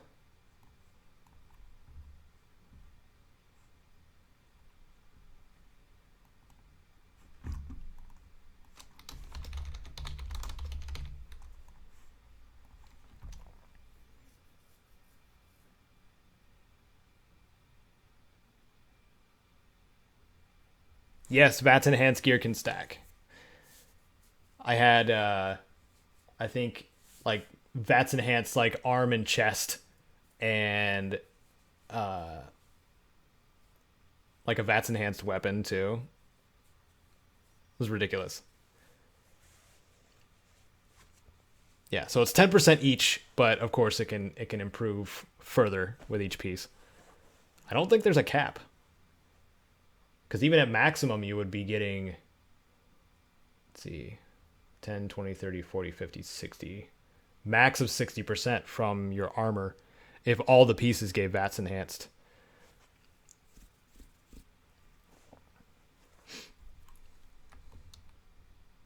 And even so, like 30% would be ridiculous. Next is the challenging to acquire free fall. Yeah, I can attest to that, actually, a sheep. The wiki has some inaccurate information and some less specific information. Like, I don't know if you were here when I first started up the stream, but with Grognak's costume that I cover in this guide, the wiki says it increases melee damage by 20%. That is incorrect. Because I brought it up in the creation kit just to see for myself. And it's actually 25% that it increases melee damage.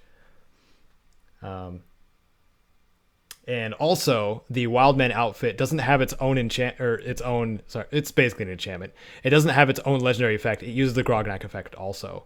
So I was correct with that one as well. Thank goodness.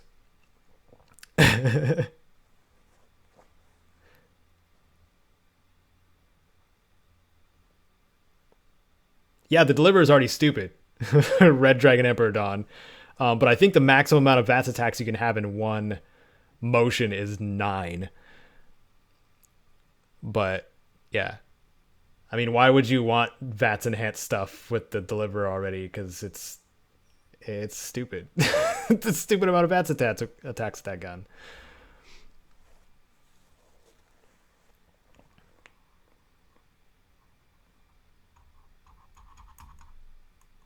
I mean, there's a lot of effects.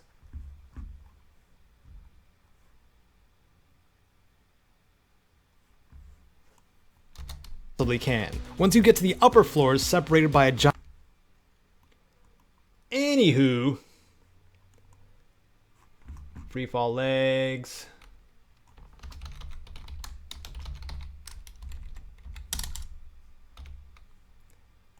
After mass fusion. Duh.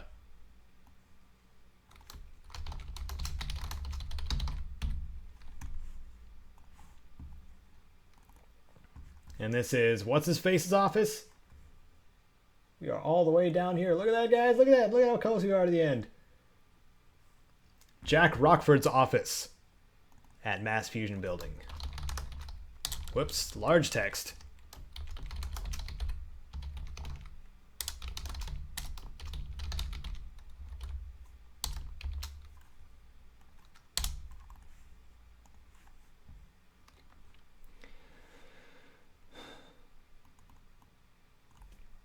Let's say J. Rockford's office.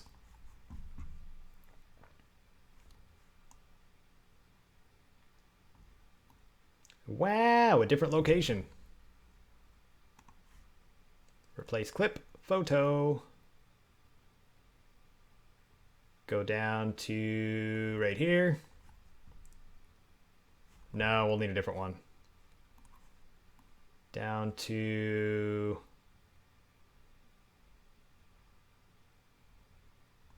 right here? No, right here. Aha!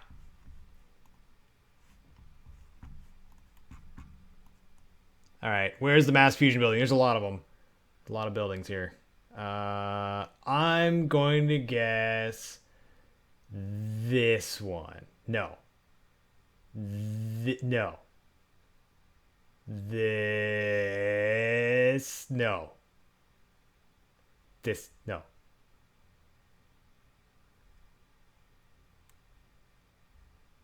It's somewhere over here. All right, let's look it up.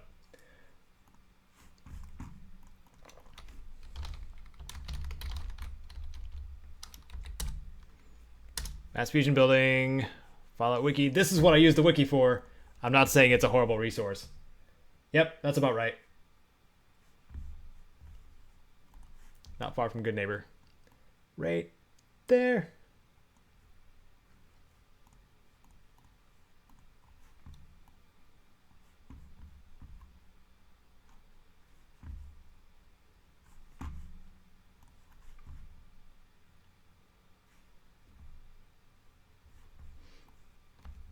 separated by a giant glass panel. The traditional method of going up further would be with a whole bunch of...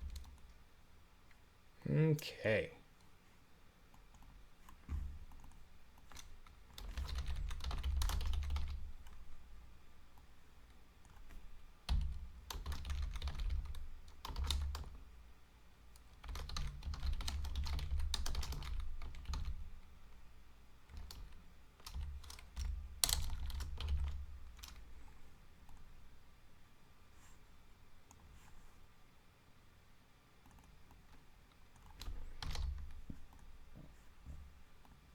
There we go. Keep it simple. And once you get to the upper floor, what is Santa bringing Kite Caedo? I can't say, because if this is going to be public, this stream I'm going to make public.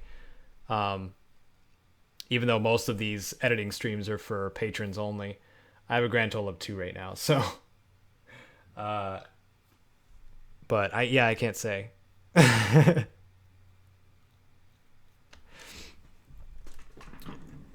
We did give each other some early gifts, though, because she got a light box for photographing her perler art, and it came with a small tripod, and I already knew that she needed a tripod for taking photos of her artwork, so I ended up getting her a tripod, and she's like, "You didn't give me a tripod, did you?" And I'm like, "Yeah."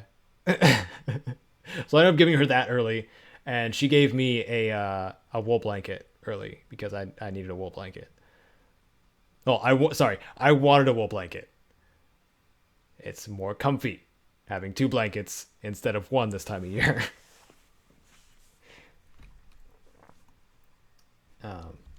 I can say what I got Radiant, her husband, though. I got him a mechanical keyboard with cool LEDs because he wanted a mechanical keyboard. The challenging to acquire free fall legs that come with a unique legendary effect found in the Mass Fusion building, and these will appear only after you complete the Mass Fusion quest with whichever faction you chose to side with. So after the quest is complete, return to the Mass Fusion building and begin your ascent as far as you possibly can. Once you get to the upper floors separated by a giant glass panel, the traditional method of going up further would be with a whole bunch... Whoa, what was that? Of going up further would be with a whole bunch of jet-based... You guys heard that pop, right? It's not just me. Giant glass panel. The traditional method of going up further would be with a whole bunch of jet-based chems and a jetpack modded suit of power armor while tapping the spacebar. There's an office way up high, only accessible through these ridiculous means. Strategically hop and jet your way up to Jack Rockford's office, and behind the desk is a safe. Unlock the safe and you will find 2 random quality combat armor free fall legs. These free fall legs can have any...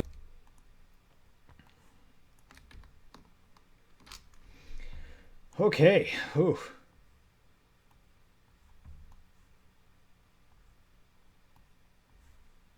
You guys get all that information? Has a lot of information about the stupid free fall legs. Fallout Brotherhood of Steel for Xbox? No, we don't have an Xbox. We already have it, though. We have it for PlayStation 2. And we're going to play it on my PlayStation 3 and capture it with my Elgato for everybody else to enjoy our suffering. Get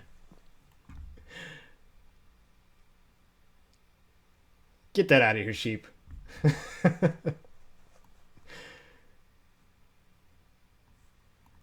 Get out of here. Damage resistance 11.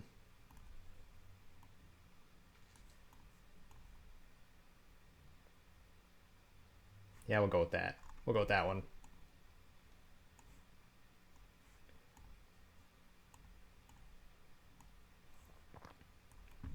I'll add a little extra symbol here. Be like, bleh. The tilde key. It's a little accent. It goes bleh with the stats. So then I can say maybe.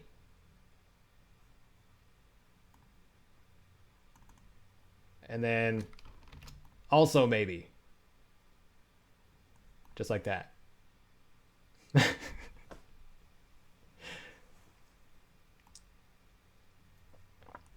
that look good? I think that looks good. Because they can fluctuate. They're randomly spawning. Or they're random quality.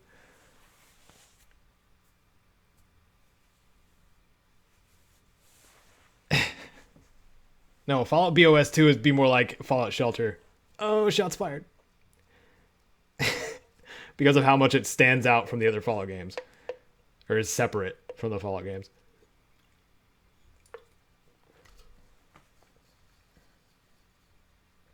Holy crap, we've almost hit 4 hours already, you guys. What have I been doing with my life? And with my time? I thought I was going to play some Carmageddon.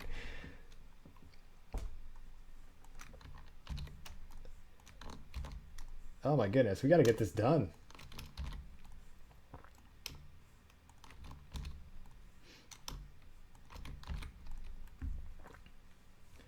What's the next one? Next is probably the most disappointing on... Yep, Liam's glasses. I know myself.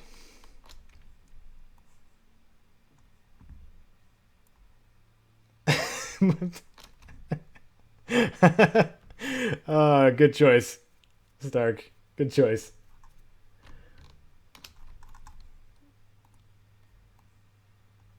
Borderlands 3.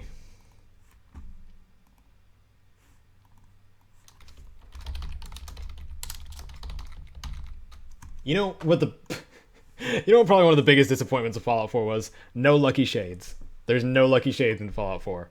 Just Liam's glasses. And the Cappy glasses, I think, are the only unique eyewear. Unless I'm missing one.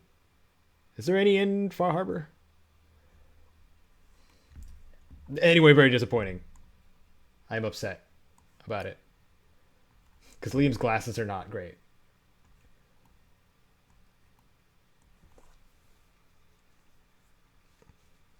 Am I ever going to use Ballistic Weave? Mr. Don Red Dragon guy?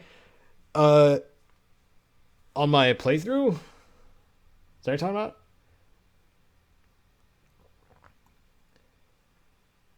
Because maybe? I haven't decided what kind of character I was going to play. Or what faction I was going to join on my playthrough. I know I should have at this point, but I still haven't. I'm playing the 2-timer, so I'm going to have to do like a double cross of some kind. After Mankind Redefined has been complete, Dr. Ao is the division head of the synth. By framing Dr. Ao, and Liam Benet will give you his glasses. Liam...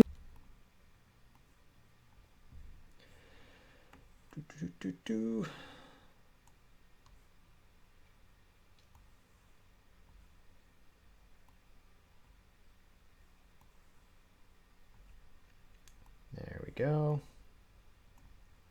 You guys want to know, like, I know you guys are going to see the guide anyway, but you guys want to know how to get Liam's glasses. I'll play it for you in a second. Heck, I might play the whole thing all the way through once we edit all this together.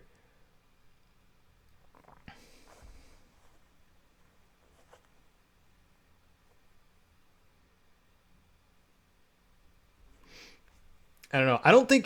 I'm pretty sure you can't ballistic weave the vault suit. I just like having the vault suit on my character because it makes it's a defining thing for Fallout games. For Fallout protagonists anyway.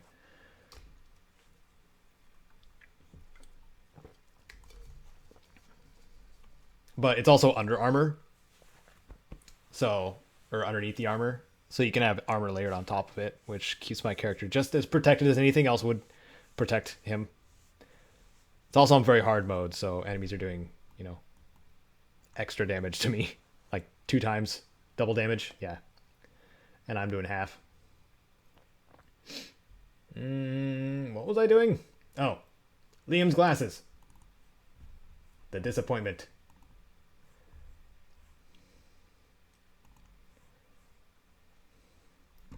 I gotta adjust the symbols here too. It's gonna be a minus. It's gonna be a minus symbol because the UI doesn't know how to calculate minuses, because it doesn't for anything. -1. I should turn that green.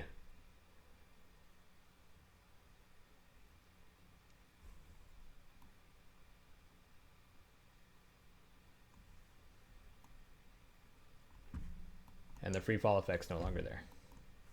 Eh.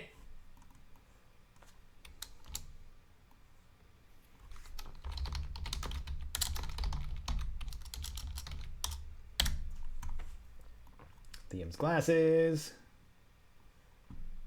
Found in the Institute, which is over here-ish. Here-ish.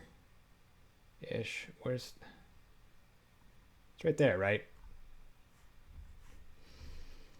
Google.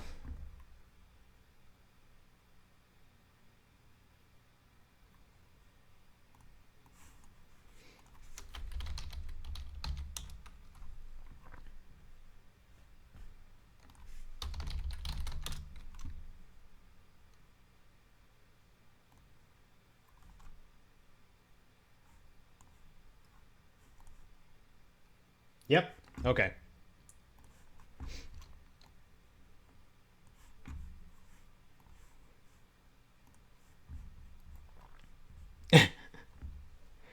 But it's December. Watching V for Vendetta tonight. Really? That's one of Kite's favorite movies. Charisma by 1. She was telling me the other day. Slightly disappointing, but if you're playing an egghead character, these will do just great. Wow.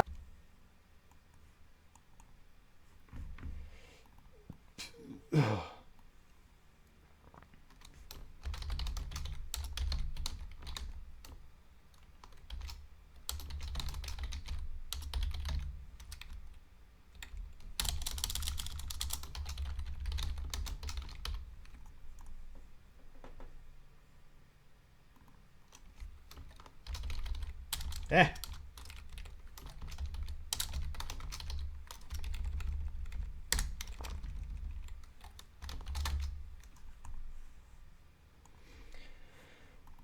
Liam's glasses.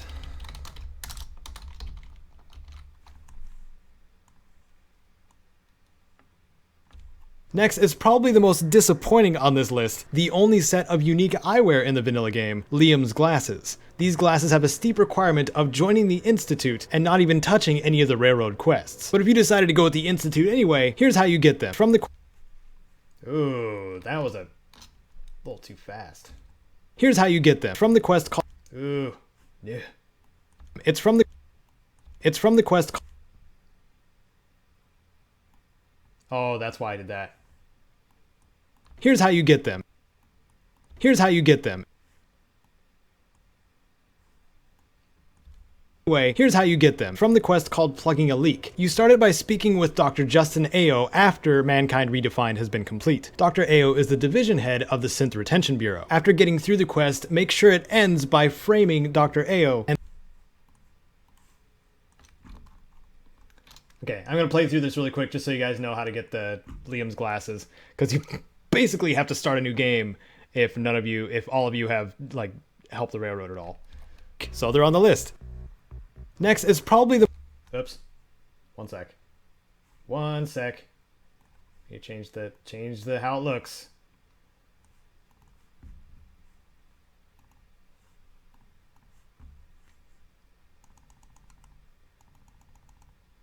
Come on, Caedo, get with the program. People are waiting for you. All right. God, guys, wait. I'm talking to myself now. So they're on the list.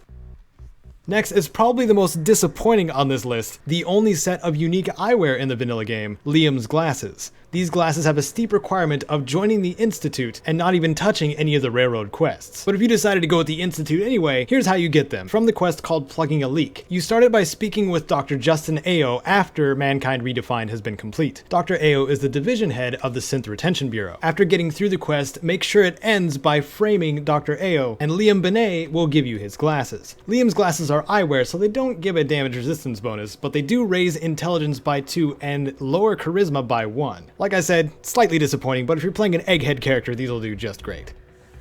While still... Okay. So you guys know now.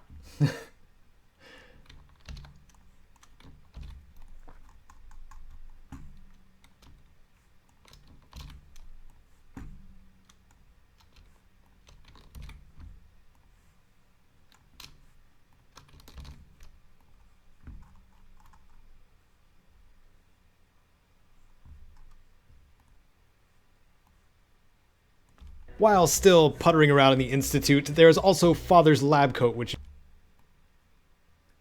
This one's easy. You guys know how to get this one. But do you know how to pickpocket it? Or when you can pickpocket it?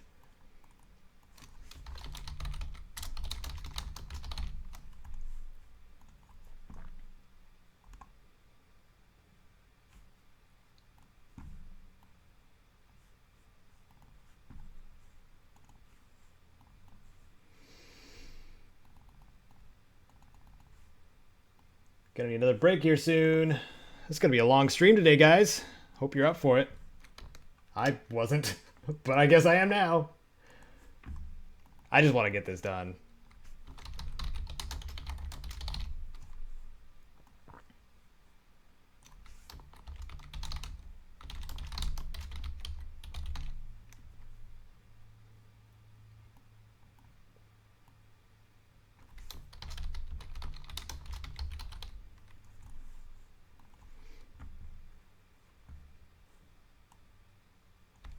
While still puttering around in the Institute, there is also Father's lab coat, which you can acquire.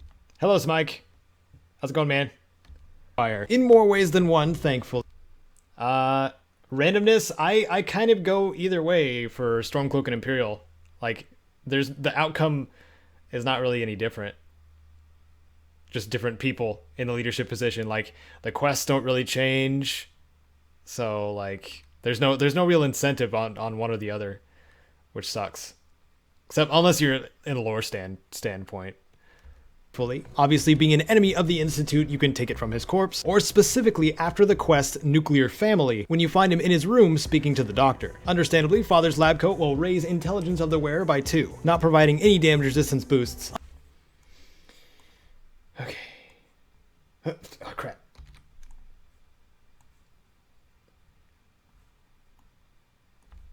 Of the You guys have a favorite TV show that you used to watch that like discontinued or something like that? You guys like watching reruns or something? Where by 2, not providing any damage resistance. I used to watch Clone High from MTV. It was probably one of my favorite shows. MASH. Nice. Father's lab coat will, other than Firefly, isn't that everybody's favorite, Smike?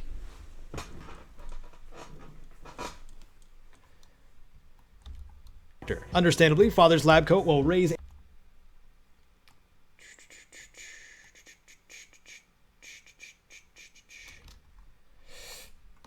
Oh, excuse me. Oh, that was a bad one. That didn't taste like English muffin. I don't know what that was.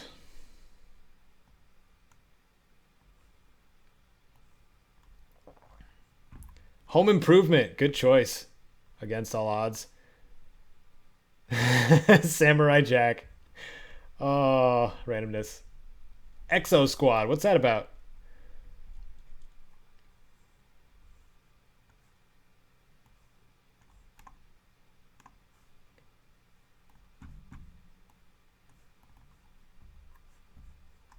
Oh, 3 slots. Okay.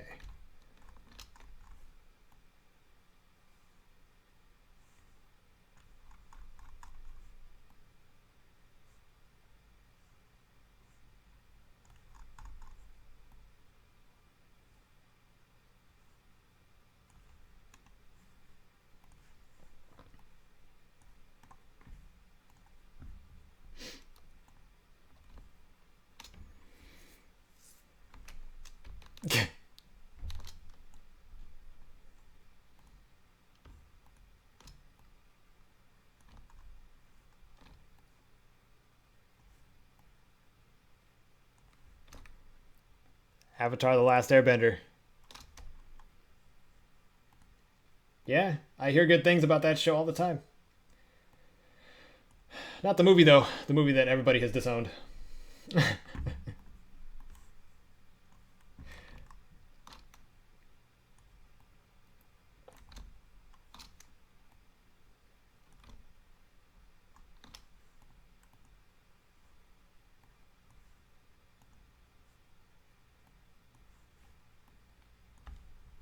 But that requires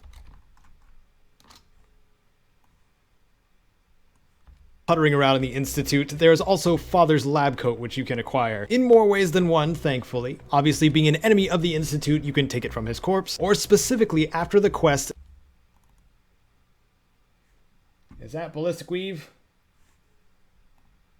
Yes.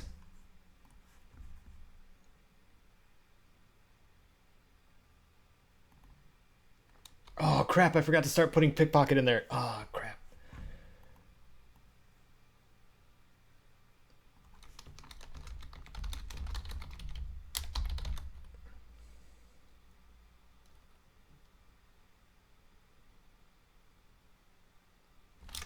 How did I say it?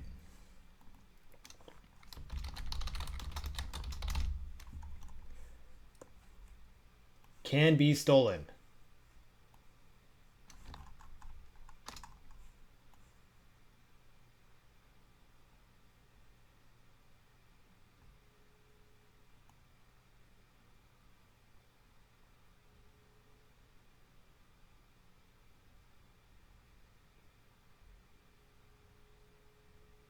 Can be stolen. All right.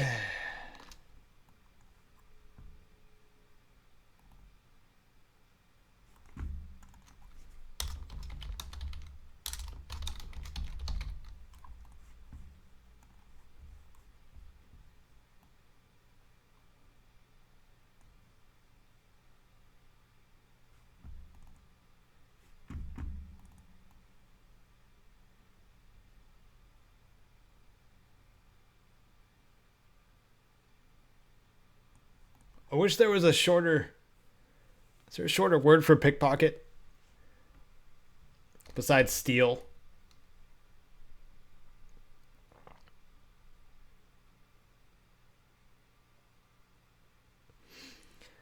Animaniacs? Full Metal Alchemist Brotherhood?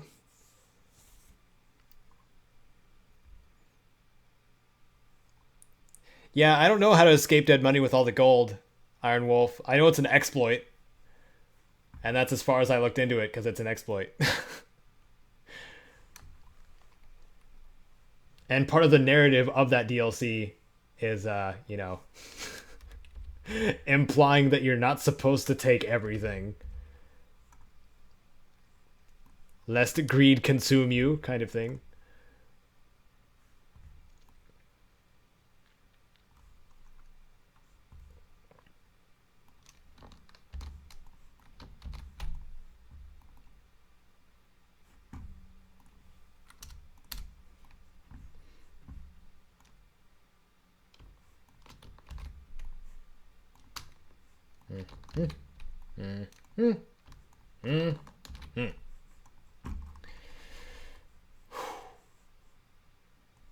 Last to cover on this list are the Institute.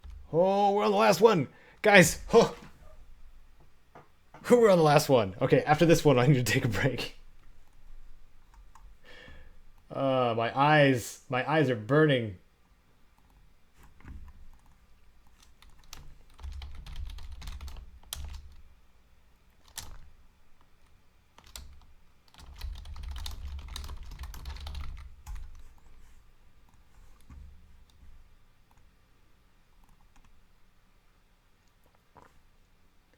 Oh my goodness, how am I going to do this?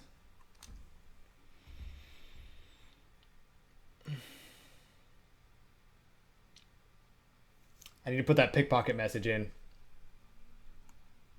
for a bunch of them.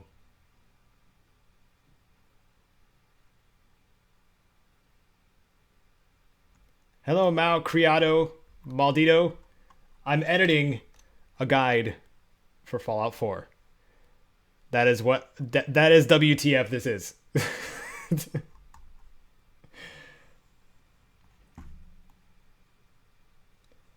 The last Fallout 4 guide on my channel. Haha. I need to gain as well at the beginning of the game. It is the exciting world of video editing. You're right, Smike. Nailed it.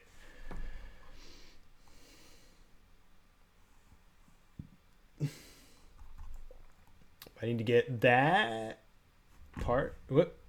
This part. This part right here. Can be stolen. Copy. Need to go over the ones that can be stolen. That is, that one can. Covered that one. Doesn't need to be stolen. The dude's dead. Can't be stolen. Doesn't need to be stolen.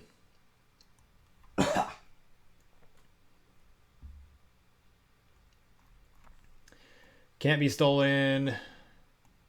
Quest reward. Can't be stolen. Oh, that's a quest reward too. Cabot's lab coat can be stolen.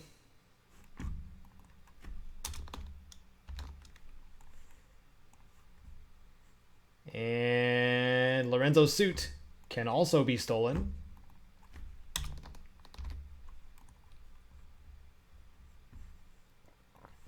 I wanted to put this in before I forget. Consistency and all that. Submariner uniform can be stolen.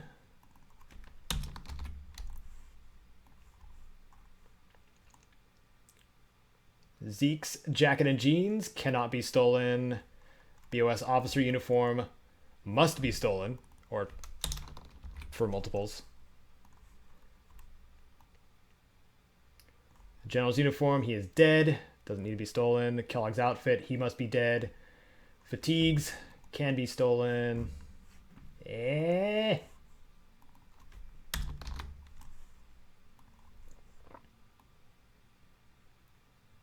Tinker headgear must be stolen.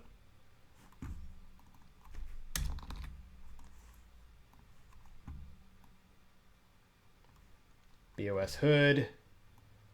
Companion gear. Airship captain's hat. Stolen. I'm so glad it maintains the size of the font. So glad. Consistency.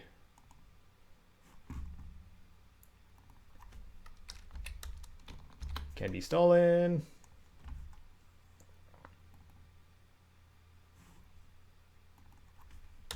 Can be stolen. Basically all the Brotherhood ones can be stolen except for Maxon's battle coat.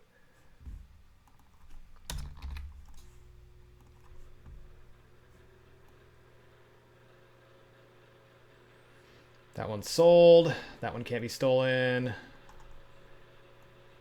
Found. Can't be stolen. Can be stolen. All right. We did it. Okay. Okay. We just need to go over the Institute Division Head Lab Coats.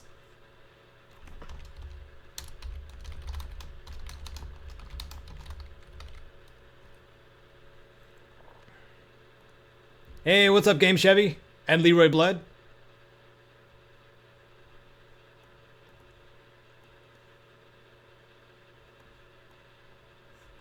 Yeah, you know the Joel Stark.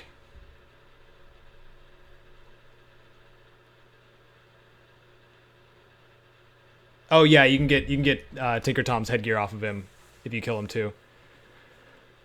That was just me pretending to be focused.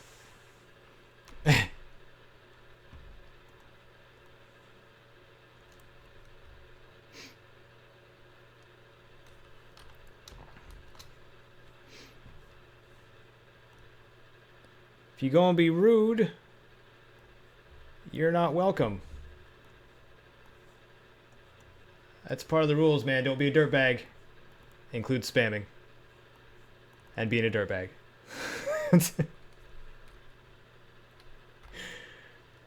I'll put your name up in lights, Leroy. Don't you worry.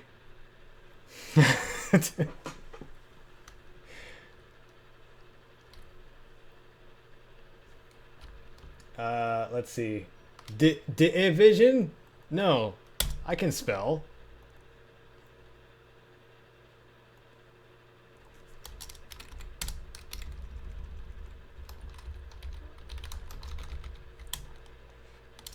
Okay, so whoops.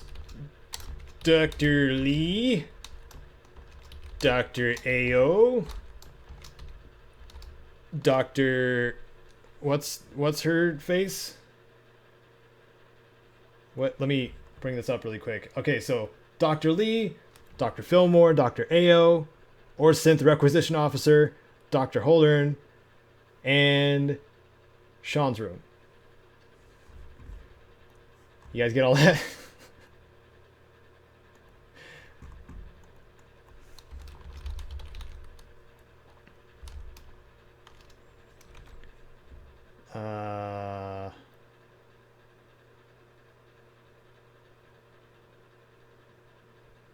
Dr. Holdern.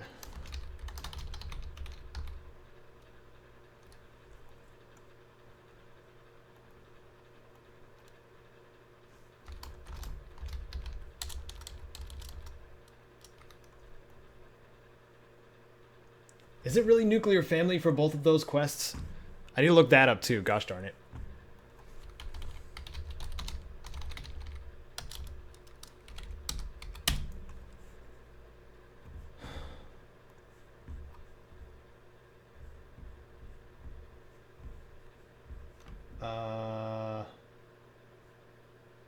What?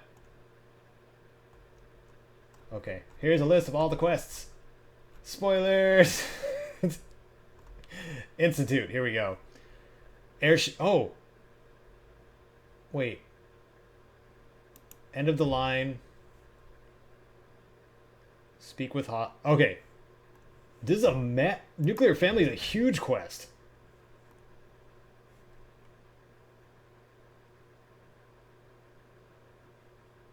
Wait, no, there's something in between. It would have to be after airship down.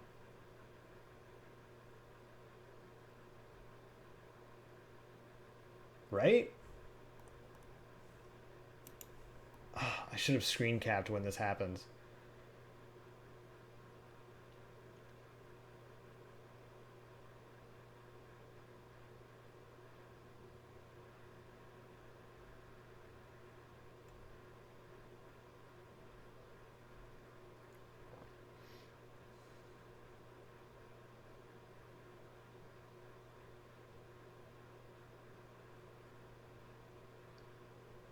Oh, yep. This might be it. Okay. So... end of the line. Or airship down. Gosh darn it. It's really hard to tell when you can get his lab coat.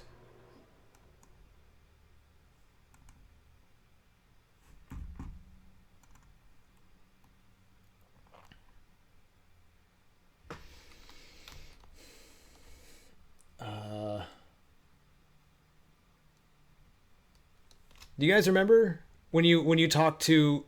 I mean, I don't expect all of you to have taken the Institute quest line. I took it with a cheating character.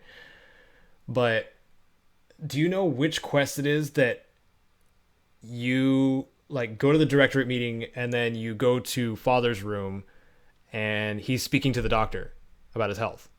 Like, do you guys remember like which portion of which quest that is? I want to say end of the line. Because did I say before nuclear family or at? Of the Institute, you can take it from his. Kite is at work. Game Chevy. Actually, she's doing overtime today, it sounds like. So, she's not going to be back for another couple hours. His corpse, or specifically after the quest Nuclear Family, when you find him in his room speaking to the doctor. Understandably, after the quest Nuclear... You mark this. Or specifically after the quest Nuclear Family, when you find him in his room speaking to the doctor. Because Nuclear Family is the last one. It's not Nuclear Family. Continuity. Okay.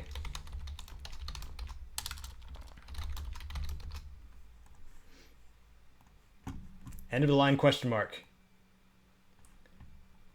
I'll put something that screws up my process too. Just be like a crap ton of question marks here. Be like, hey, question marks.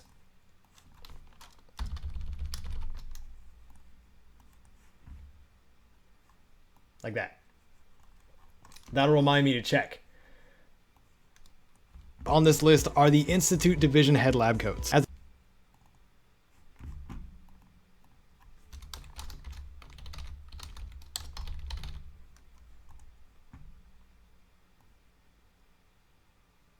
Oh, because after Nuclear Family on the freaking nightstand. That's why I got confused.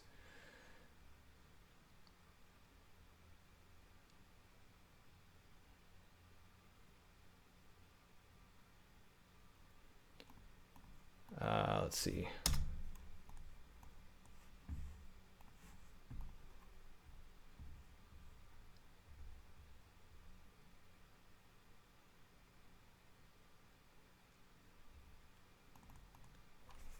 we go. Does this spacing look? No. There we go.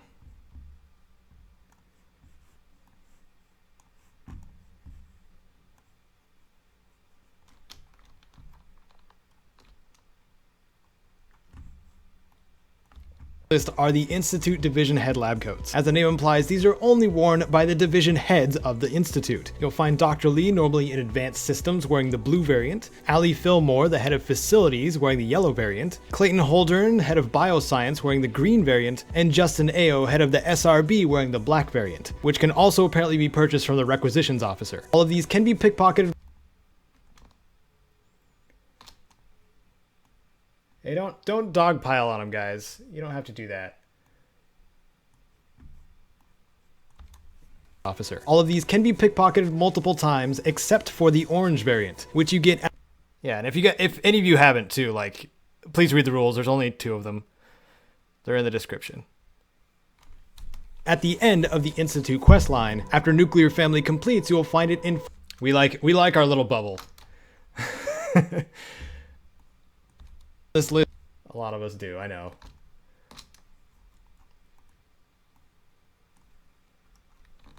Where'd Stark go? Stark! Come back! Sweet, sweet Stark.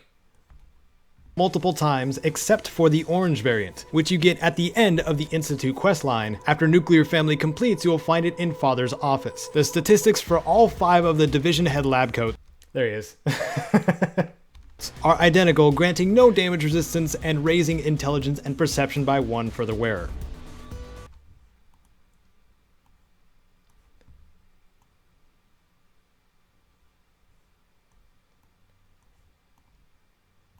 Base stats. So all of these are identical. So it doesn't matter which one I link here.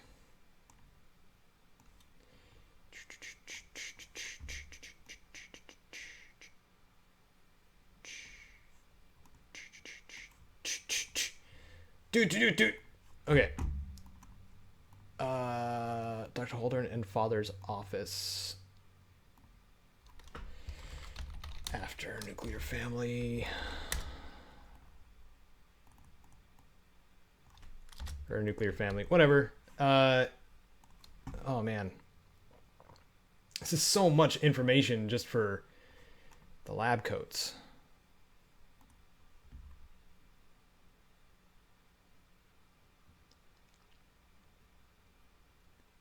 What?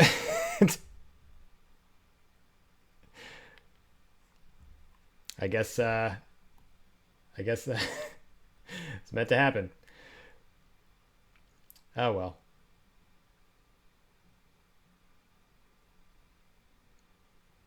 What are we looking for? One of the division head coats. any of them.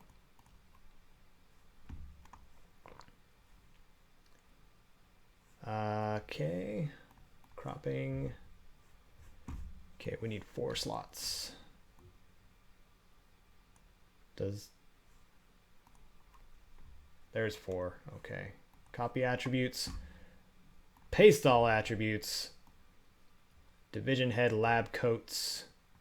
Division head lab coats. No!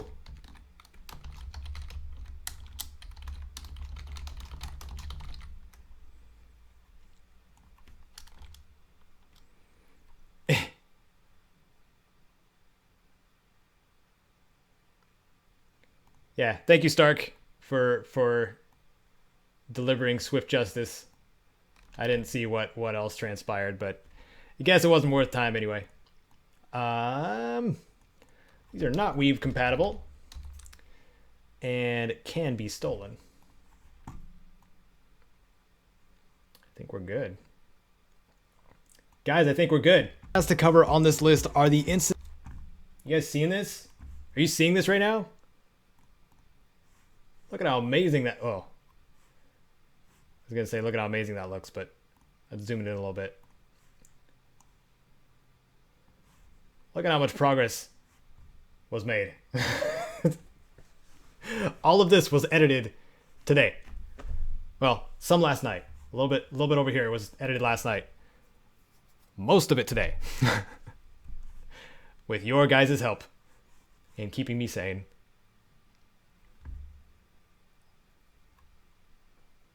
It's a lot of stuff. This is 20 minutes. This is over 20 minutes of video. But this is just the overlays too. Like, I still got to do the main track, which will make the video actually nice to look at. But that's easy. Those are easy to plop in there, like I was saying. But the outro, I was so burnt out yesterday. Dead last to cover on this list are the Institute Division Head Lab Coats. As the name implies, these are only worn by the division heads of the Institute. You'll find Dr. Lee, normally in Advanced Systems, wearing the blue variant, Allie Fillmore, the head of Facilities, wearing the yellow variant, Clayton Holdern, head of Bioscience, wearing the green variant, and Justin Ao, head of the SRB, wearing the black variant, which can also apparently be purchased from the Requisitions Officer. All of these can be pickpocketed multiple times, except for the orange variant, which you get at the end of the Institute questline. After Nuclear Family completes, you will find it in Father's office. The statistics for all 5 of the Division Head Lab Coats are identical, granting no damage resistance and raising intelligence and perception by 1 for the wearer. That, survivors, is what I... Whew. Okay. Oh, wait. Ooh. I could load up Fallout 4 and check. I think I have a save in that very spot, so I could tell which spot of the quest that is, because it's going to eat away at me if I don't know. So we're going to take a little bit more time and just make sure I have a streaming preset for capturing Fallout 4. There we go. Then make sure we got the mic. There we go. Okay, so I'm going to load up Fallout 4. Watch my computer implode. No, that's a good computer.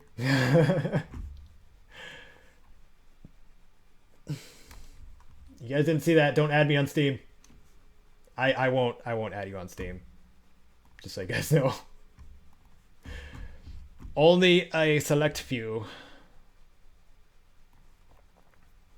Alright. I gotta switch the visual, hold on. Hit. There it is. Okay. We're gonna find out together. We shall find out together. Select character. You guys can see how many characters I have. Just 1 or 2. Just 1 or 2. It was Caedo apparel, modded, and we need to check this one. Knew it. This is the only spot you can pickpocket Father's outfit. One of the spots, the wiki was correct. No more than I'd expect from a man of my age. I see. You're stick. We are on pinned. Huh. King to the regimen we agreed upon. Well, now we know. Yes, Doctor, I'm taking all my little pills. Mm-hmm. And you've been getting extra So this is... rest? Are there many Quentin more? is such a liar. Okay. How would he know what the Any surface is additional like? pain? He's never been up there. Not that I've noticed. Do-do-do-do-do-do. I feel quite well. Do-do-do-do-do. Yes, thank you, Doctor. Oh. I think that will be all. Yes, that will be all, won't it? Son, father. Yep. This is the only time you can do this.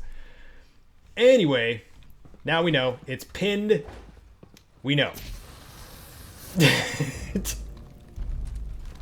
The end! Ah!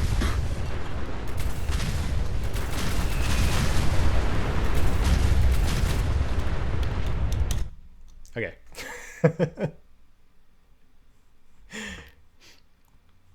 The game didn't crash. That was just me using console commands to force quit.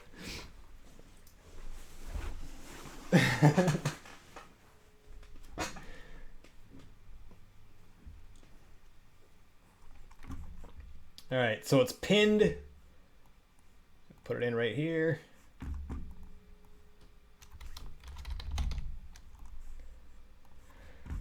There we go. Thank you, Leroy. Great pun. That hurt a little bit. I need to find my son.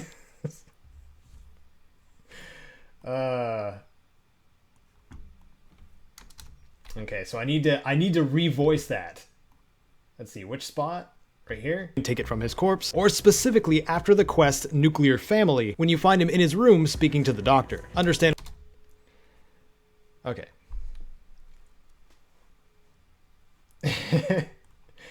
You're fine, Leroy. You're fine. Oof. Okay, so it's about time for another break. We have been streaming for 4.5 hours. Whew, and I'm feeling it. All right. So we're going to play the intermission again, and then we will send this video towards the finished and polished direction when I return. I hope all of you are here when I return, and I'll see you in less than 10 minutes. Faster than switching to another spell. Elemental spells and enchantments have effects attached other than dealing just raw damage. Fire, for example, deals damage over time and increases damage from other sources. Great against trolls and undead. Frost spells can sometimes slow your enemy and do damage to their stamina, working well against foes that like to use power attacks. And shock spells travel instantly, damaging the target's magicka. Excellent against other wizards and creatures that use spells. On the defensive side of the arcane, ward magic focus is getting components, though. It's highly recommended to get the Scrapper perk in the intelligence column. It greatly increases the components you receive from breaking down equipment. I'll have Lone start us off with material upgrades. Alrighty, so we're looking at leather, radar, metal, combat, and synth armor. To get the high material upgrades, you're going to be needing the armorer and science perks. And let's start off with the mod slots. So you've got material and miscellaneous. The best junk for material upgrades include animal hides, including mole rat, Brahmin, and radstag. I can never pronounce that right. And then we got teddy bears, cigar boxes, aluminium canisters, Jangles the Moon Monkey, which are just awesome to find, extinguisher, cigarette packs and cartons, toy trucks, office desk fans, which can be stripped apart to make leather, steel, cloth, plastic, rubber, fiberglass, oil, and screw. And where to look in particular are apartments, offices, hotels, and garages. And now for the miscellaneous upgrades, which are, you know, your extra pockets, or your extra protection, or your extra radiation resistance. From the entrance of Doc Mitchell's, head south to the schoolhouse. Remember, you only have 200 experience to work with, so try to avoid killing the manti in there if you can. Go over to the safe, and right next to it is some bobby pins. Successfully unlock it and you'll have access to a stealth boy. Right next to the schoolhouse is the residence of Victor. Inside you'll find a few miscellaneous items worth a bit of caps, and a weapon repair kit. Save that until you get to Freeside.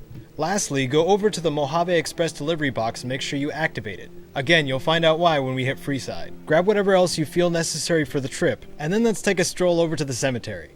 From the cemetery, we're taking a near straight shot northeast over the top of Vault 19, to Samson Rock Crushing Plant, cross the road, heading north to Camp McCarran and taking the sewers from there. You will travel underground to the East Central sewers, where we'll emerge right outside of the Crimson Caravan Company, a short distance from the New Vegas Medical Clinic. For a better chance of not being detected, wait until nightfall. I'll let the travel footage speak for itself. Don't worry, I'll be back when we reach Outer Vegas. There's one of these spots here where I can safely drop down, I think. I hope. Yeah, I don't think it's over here though. Okay, let's speed up a little bit. I know there's a lift somewhere.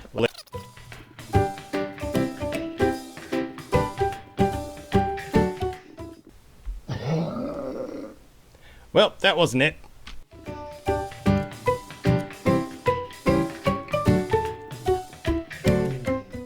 Wow, let me take some time to for us to really take this in. Oh man, this is a great view of the city. You can see pretty much everything from over here. Let's see. I don't recall what that is over there, but we've got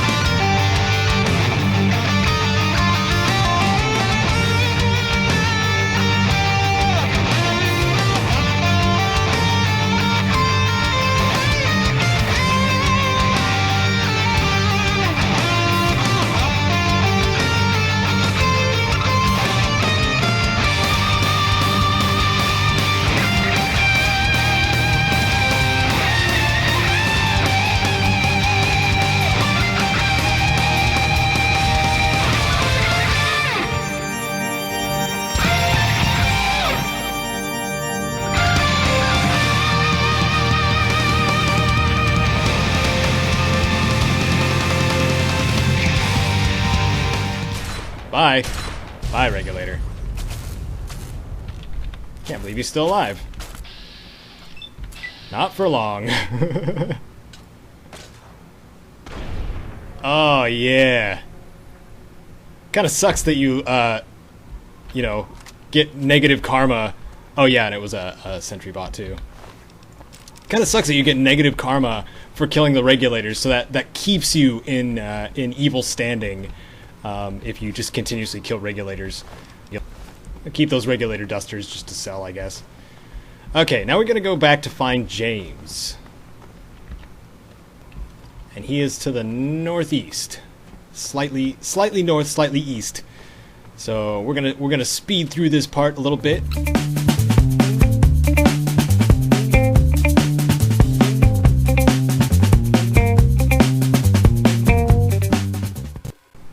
Alright, we've now caught back up with James.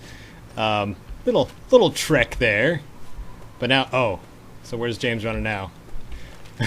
Past the, was it the Rob? Once you have a handle on the game already, it's a good idea to begin with a 4-man squad. Later, however, you may want to replace one of these 4 with someone who's more experienced. Also, you have the option of using the default squad if you'd like to skip the character creation process altogether. It is completely understandable if you want to just start playing, but making characters in your own way might better reflect your personal style of solving problems. With that out of the way, on to creating a squad. When creating a squad member, you first get to choose their icon, name, sex, age, religion, favorite brand of smokes, biography, and looks. Clothing chosen for your character can be switched out for other clothing items later in the game, and only your initial squad will be able to do this. There are also situations where your clothing might get burned off. Beyond visual appeal, clothing has no other effects, so don't worry about armor, that's a separate slot. After this, we move to stats. Now you're shown the most important part of character creation, choosing your attributes and skills. Before distributing points, check the derived stats and description at the bottom of the screen. Both of these and the tooltip that shows on the selected in particular will be going over what you need to get started to host your very own deathmatch. And so, let's make our own Thunderdome. To begin a simple deathmatch, it doesn't even require an arena to be built. You will need 2 ill-tempered settlers, 15 or so bottles of alcohol, a few chems if you want it extra colorful, 2 combat knives, 3 microfusion cells, and I'm just kidding. All you really need is 2 settlers and 2 contestant platforms found in the cages section of your building menu, 1 red, 1 blue. These require just wood and steel to build. Once they are constructed, you need to only select the settlers and assign 1 to the red platform and 1 to the blue one. Once a second contestant has been assigned, shortly thereafter, as soon as they see each other, they will be at each other's throats. These quote-unquote contestants will fight to the death, unless one or both of them are essential. If the essential character does go down first, the battle will end as if someone were killed. Multiple platforms of the same color can also be placed, if you wish to have multiple settlers or companions gang up on a wasteland beast, or even it up on the other side for some team battles. He's fine.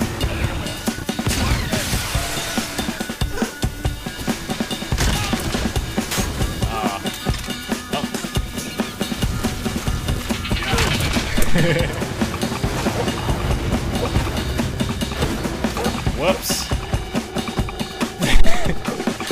Well.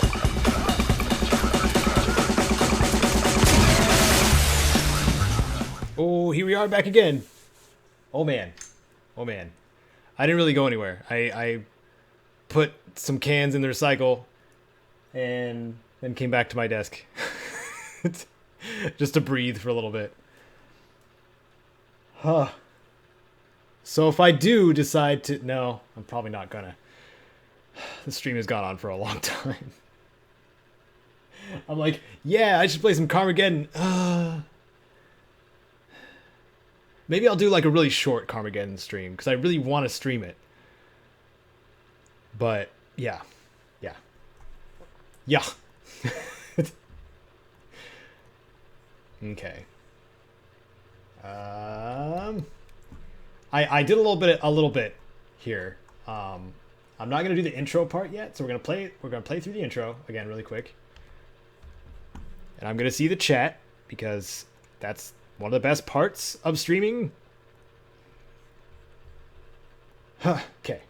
Hello Spiffy survivors, Caedo Genesis here, bringing you probably the most anticipated Fallout 4 guide. This one will go over all of the unique apparel and armor you can find in the base game of Fallout 4, that is, before expansions. If you're looking for unique power armor or DLC gear, those have their own videos, which you can navigate to now from the card on the upper right or the link in the description. The criteria is very similar to other Uniques guides. I will only be covering things that are truly, traditionally unique, or that can only be found in one place. If the item... Do I have text here that I can... Nope. Hey, we're gonna load a previous project so I can get the text format. What previous guy did that? Libraries, documents, Corel Video Studio. Look at all the projects I've... Oh. I was gonna say... Look at all the projects. Look at all the projects. I'm looking for Far Harbor Uniques. A lot of this is not going to load properly.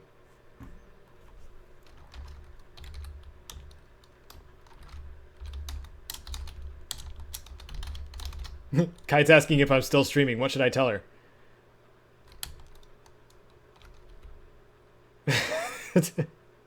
I'm going to get in trouble.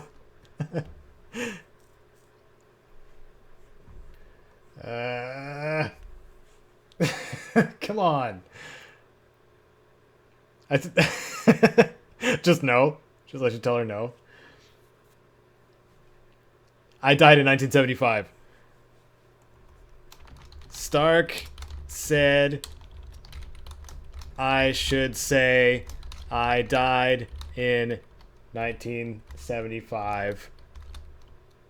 Against says no, and Iron Wolf says yes.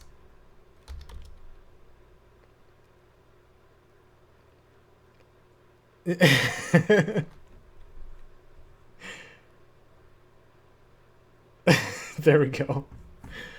Okay, so I just need like one thing here. The included and excluded lists. I want to keep that format because it's a format I've been using. And double check and make sure that there's nothing else that I wanted in here.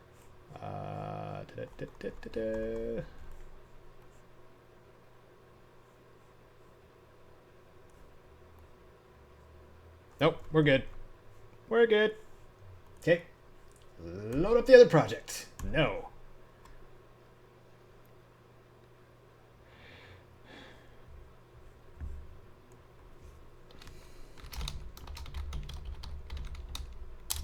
And randomness says you have good taste in movies.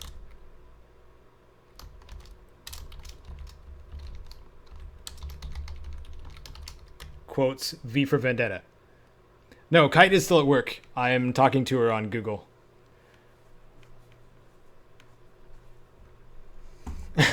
But she was just asking me if the stream is still was done.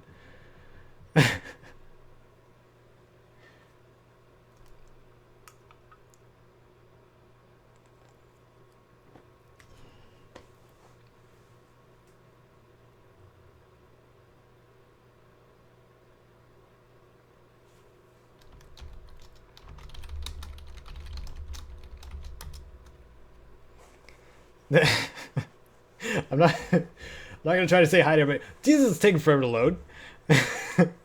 All these WAV files. Everybody says hi and they miss you. I'm implying that second part, right? You guys miss her?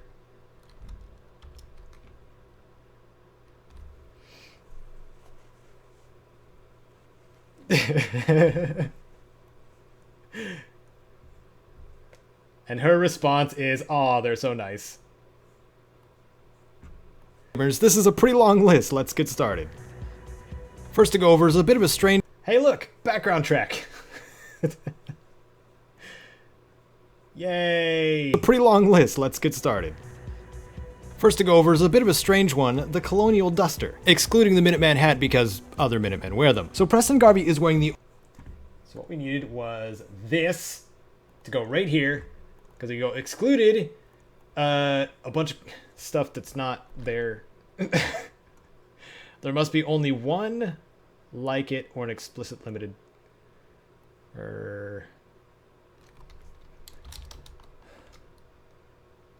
Limited source. Is that close enough? I think that's close enough for criteria, don't you guys think?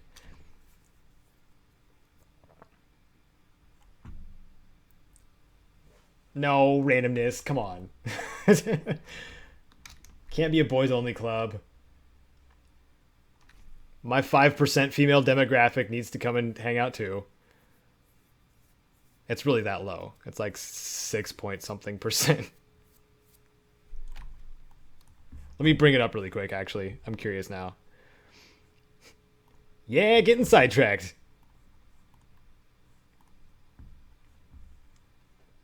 Analytics. Demographics. Yep. Let's make sure there's no monetary amounts showing here. Look at that. So overall pie chart. Oh wait, no. The female to male.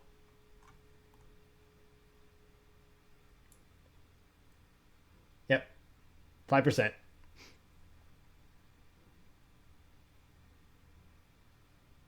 Well, 13 to 17, 5.1. 18 to 24 is 23. So the female demographic numbers get higher about mid-age, mid-young. All right, now we know.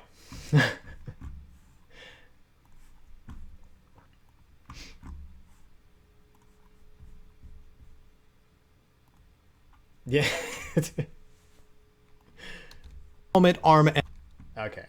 So back to what we were doing before I get distracted all the time. For the statistics... Okay, Colonial Duster, and... Blam! Oh, blam! There we go.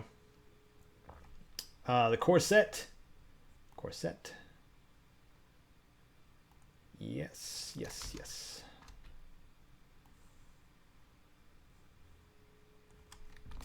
Corset starts here. Fade to black. Things are going all over the place. Corset, combat zone. I don't know why it goes black like that. I don't know which track it is. It might be, I think it's the pointer finger track. Yeah, it is. For whatever reason, when I start loading up the pointer finger, like it makes the screen black. For whatever reason. I have no idea. We're gonna remove that for now, just so I can actually see what's going on. It's gonna do that again though, huh? Yeah. Whatever. This is gonna do what we need it to.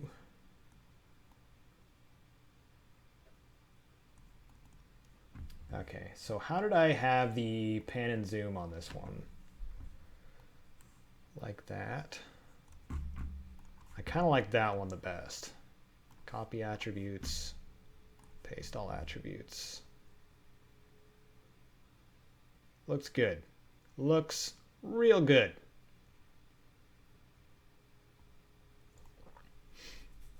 Let me fade to black. Kate in the combat zone. Because I have to say Kate at combat zone.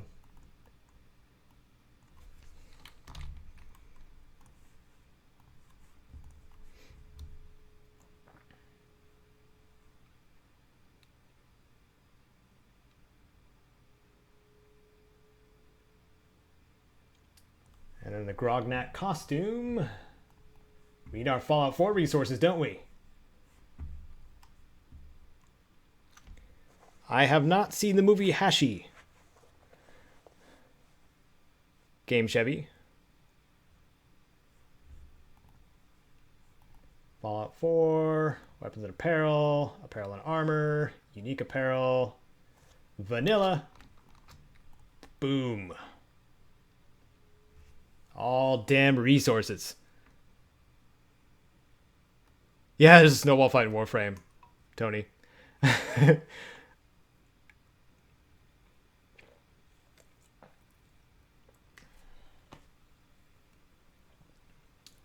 Look at all that stuff.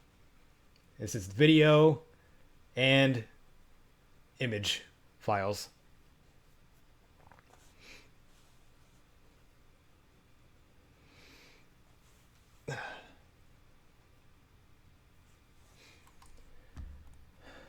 Okay. Is it alphabetized? Well, it is now. Now we'll find it real easy. Grognak outfit. Maybe. Grognak's costume. So here. Oh, excuse me. Whew. Oh, here's my proof that the value on Grognak's costume is 25%. This is what it looks like in the creation kit. 0.25. Fortify melee damage. It's an enchantment. It's an enchantment. See that?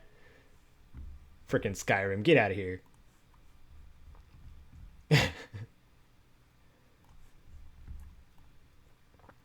Alright.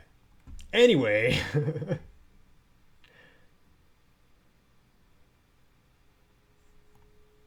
we go. All right, so we're going to take this, copy attributes, paste all attributes, and then I don't think I need to do much with these ones except mute them. Mute. Fade to black. So it fades into going into Huber's Comics and then the interior of Huber's Comics, so we got to speed that up to about 150%, maybe 200%. Crossfade is a lot easier to do. It's like I'm editing a Let's Play right now. Make this like 175%.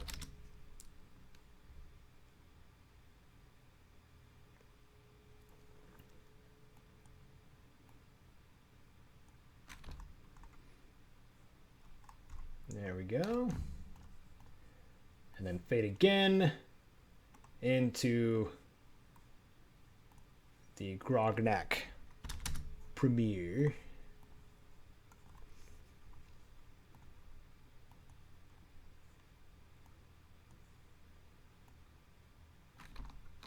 Let's extend it out a little bit. Little bit. There it is. This is going to bug me if it's like that the whole time. So we're going to adjust the pan and zoom some more to be more like that.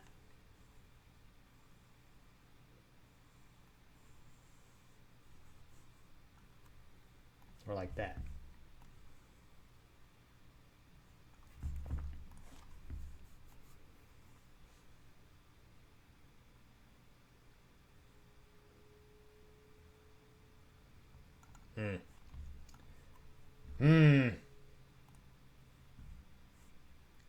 What's the zoom on this? 112? 105.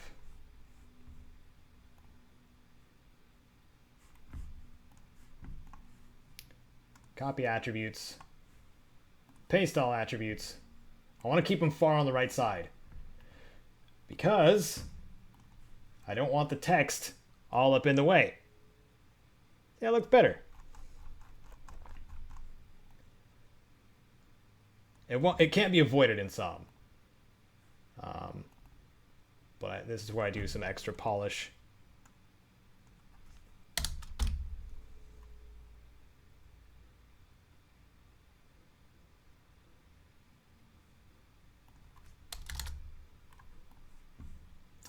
A little extra polish. I'm gonna just reduce this. I feel bad doing that. I'm gonna reduce the size of the font here. Like that.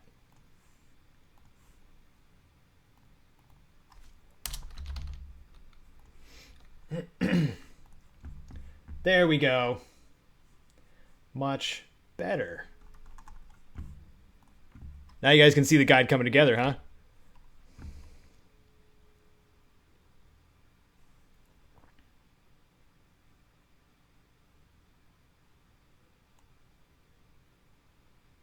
Silver Shroud costume and armor. This one's going to be fun.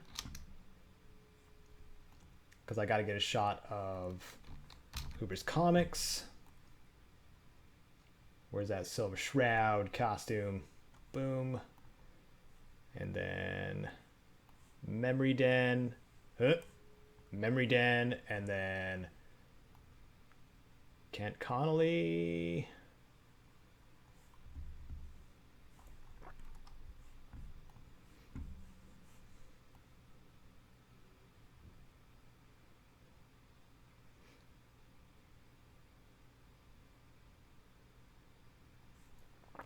We'll do that one. Like so. That adds up a bit, right? We should probably preview these as we're going too, just to make sure everything's Correct. Let's get started.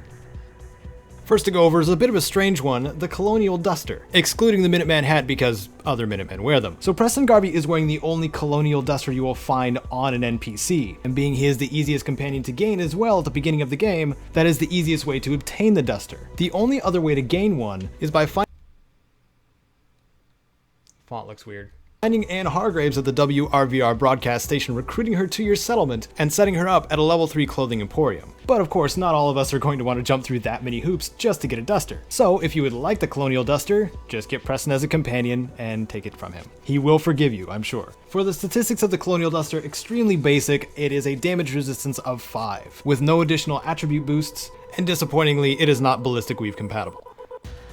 Next is the corset, which is worn by Kate, the face-crushing Irish bird, who happens to be found in the combat zone, south of the Boston Common and Swan's Pond. To gain her as a companion though, be ready for a fight. Once you are able to take on her contract, her armor is available for the taking, but doesn't offer too much when it comes to protection or statistics, giving the wearer just a boost to their endurance by 1. Unlike the trench coats, however, armor can be layered over the top of the corset, so it has at least that going for it.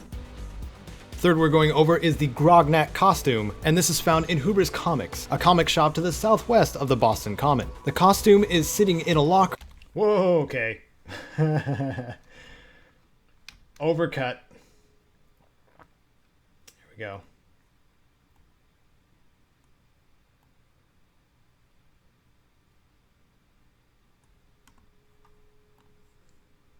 Speed that down a little bit. Little bit further.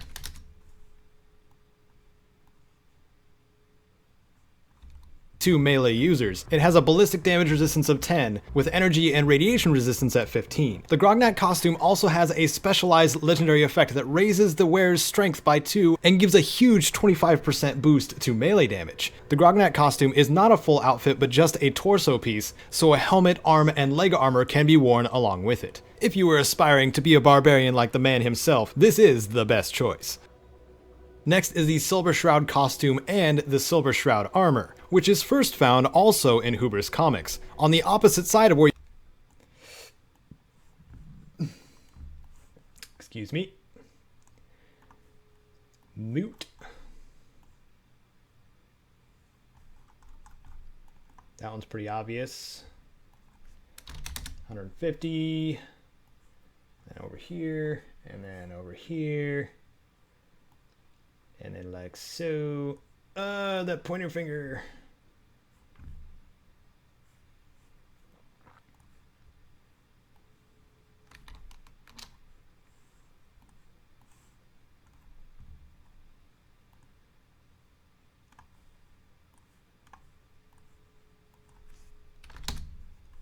Gotta make it extend it out longer than that. Yes. See, screen goes black with the pointer finger. I have no idea why. No idea. Next is the Silver Shroud costume and the Silver Shroud armor, which is first found also in Hubris Comics. On the opposite side of where you find the Grognak costume is a stage that should have a mannequin wearing the Silver Shroud outfit. Take it from the comic shop to Good Neighbor and find a ghoulish gentleman by the name.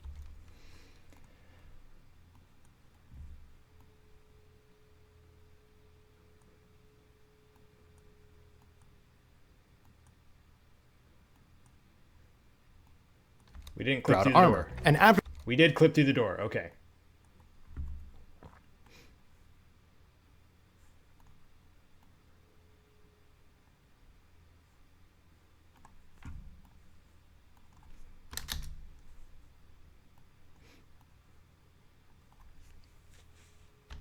Costume called the Silver Shroud armor. And after the quest is complete, you will have opportunities to bring the armor back to him and have it. Hello, Burnaz. Welcome to the stream. We've been streaming for a very long time today. This is not usual.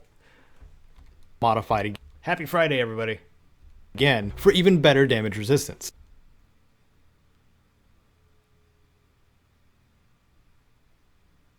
Sometimes the mic is close to my throat, yes. So the silver... It's also the angle that I'm at. Silver Shroud costume, when first acquired... Okay, Silver Shroud costume.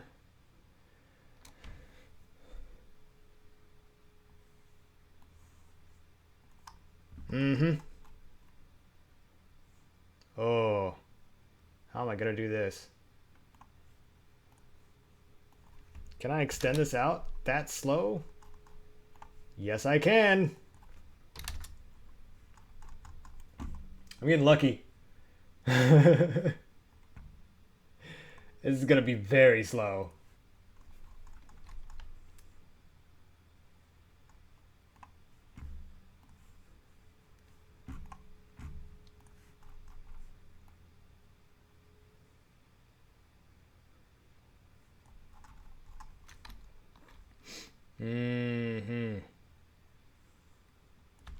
Shroud costume, when first acquired, has an energy and radiation resistance of 15 and raises agility.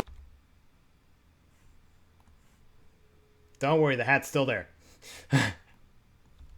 First acquired has an energy and radiation resistance of 15 and raises agility and perception by 1. The hat giving a bonus to perception as well. After it is first brought back to Kent Connolly, however, he will return the more protective Silver Shroud armor variant, starting at a damage and energy resistance of 42, having the same attribute bonuses to agility and perception, but also now having the Assassin's legendary effect, reducing incoming damage from humans by 15%. After completing the quest, you can upgrade it up to 3 times, minus the hat, raising its resistances all the way up to 87. This makes the Silver Shroud armor the second most protective outfit in the vanilla game. It also opens up unique dialogue choices in certain spots.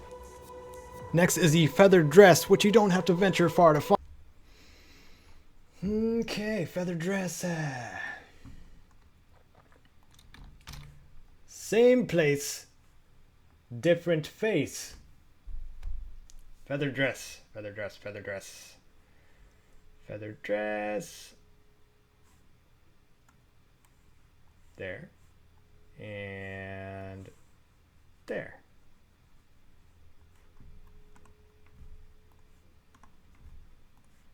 Okay. Fade to black.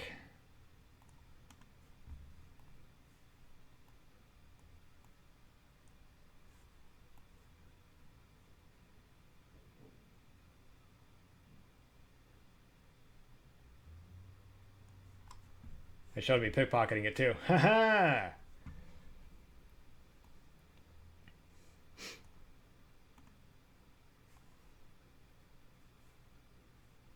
Speed time lapse. 130. Speed time lapse. 130. Oops, too fast. 120. And 120. Just right.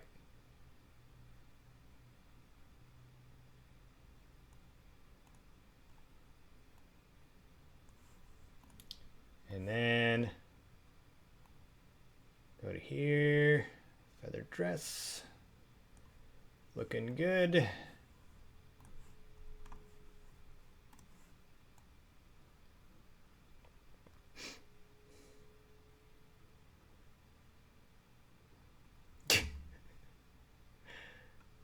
Oh no.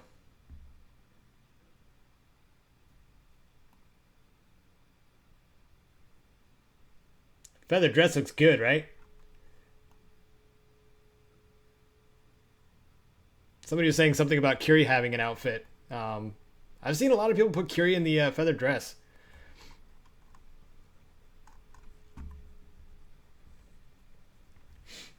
Well, that's it. Next one is McCready's duster and hat. We had that one.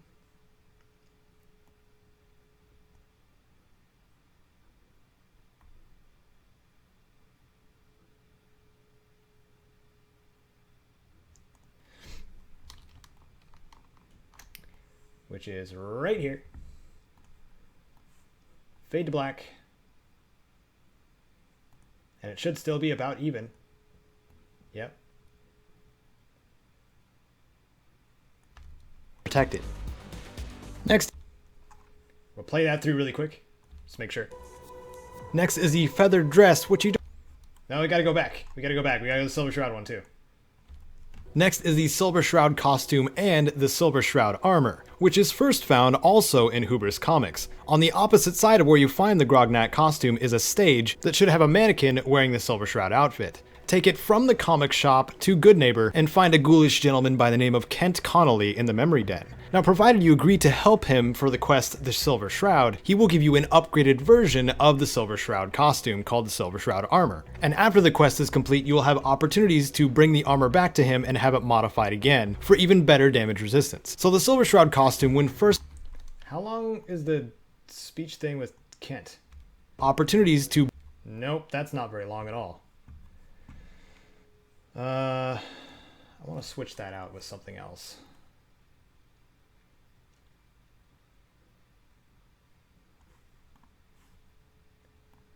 Whoop. Replace clip. Video. Silver Shroud. Silver Shroud.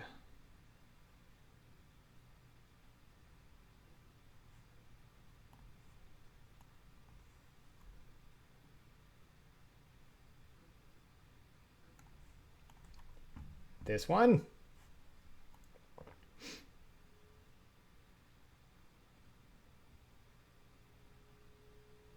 That's better.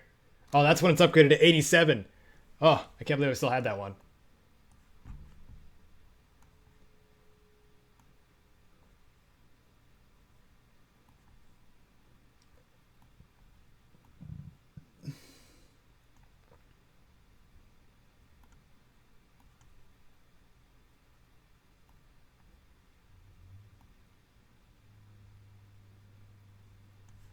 Okay. Silver Shroud armor. And after the quest is complete, you will have opportunities to bring the armor back to him and have it modified again for even better damage resistance. So the Silver Shroud costume, when first acquired, has an energy and radiation resistance of 15 and raises agility and perception by 1. The hat giving a bonus to perception as well. After it is...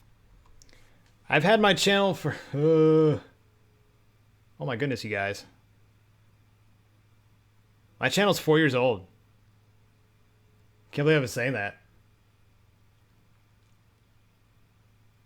I started my channel around this time, 2012, and it's late 2016. Wow. My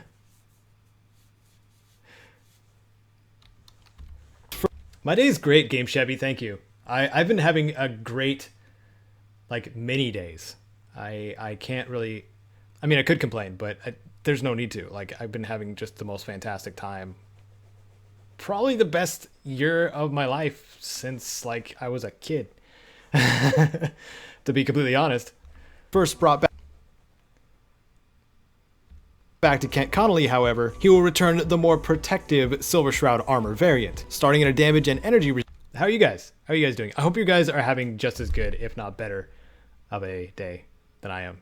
Because I like it. It's good. It's having a good time. Resistance of 42, having the same attribute bonuses to agility and perception, but also now having the Assassin's legendary effect, reducing incoming damage from humans by 15%. After completing the quest, you can upgrade it up to 3 times, minus the hat, raising its resistances all the way up to 87. This makes the Silver Shroud armor the second most protective outfit in the vanilla game. It also opens up unique dialogue choices in certain spots. I want to add a different transition in there that doesn't affect the whole screen. A lot of transitions. There's a lot of transitions in my editor. Can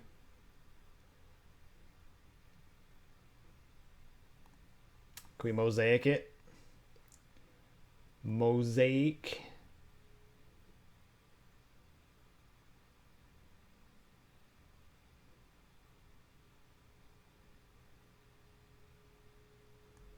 That looks weird. Okay, how about a mask? That might hit the whole screen. Yep, that one hits the whole screen. Okay. We don't want that one. How about... It's going okay? Winter break started? Hey, that's a good reason to be happy. Hey, what's up, Ted? How's it going?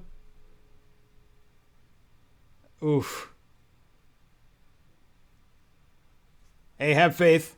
Your exams will go great, right? Right, Bernaz?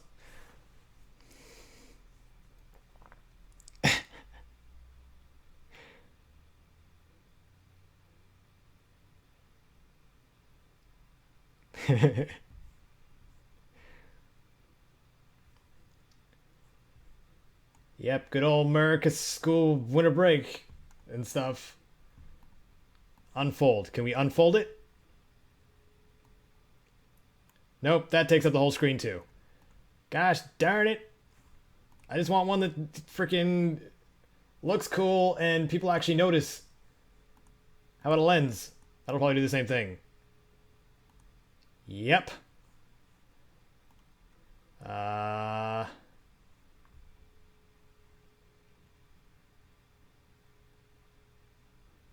Flying board.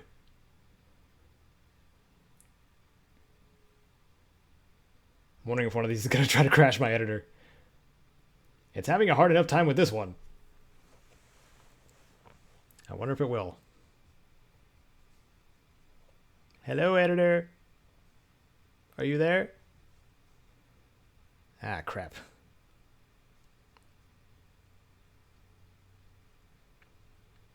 I'm scared to touch anything now. Control S.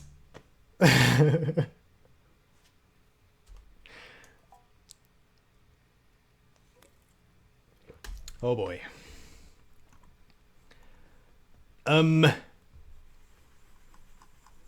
Oh, editor.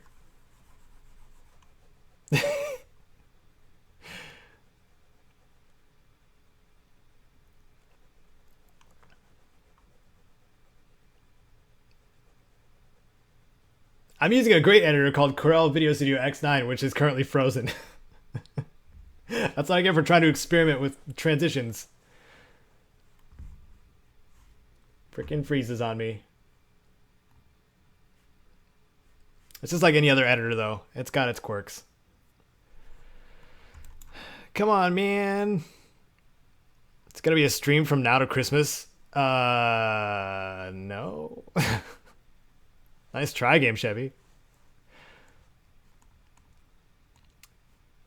Well, what did I try to drag in there? The flying board? Not gonna try that again. Gotta close my editor. Hoping I don't get set back too far. I think I have the autosave set to like 5 minutes. So we should be okay. If we do get set back relatively far, I'm just gonna be like, screw it. Let's play some Carmageddon while I still have energy.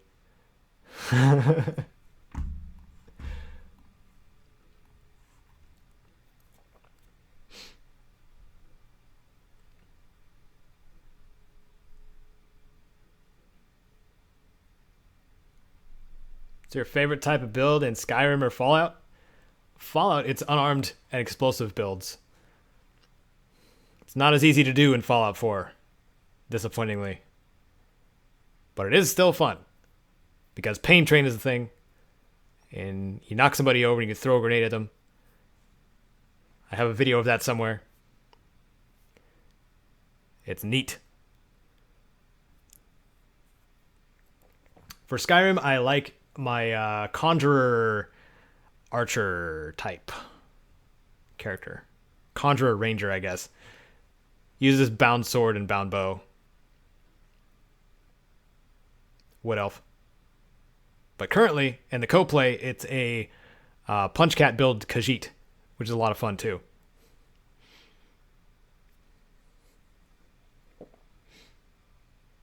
I highly recommend that kind of build for any Khajiit now that I've played it. Okay, so how far back are we?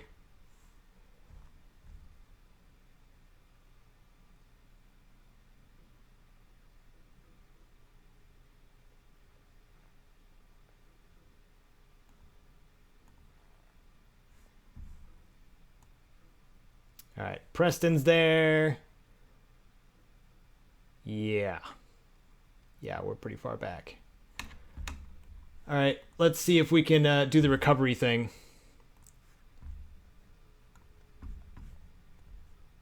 Let's see if it'll actually recover now that I didn't try to do it.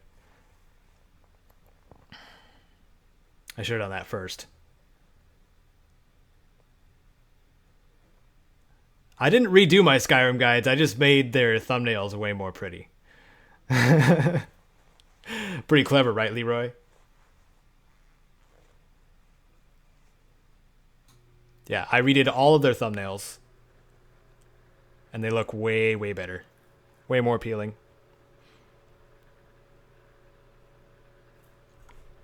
Alright. One more time.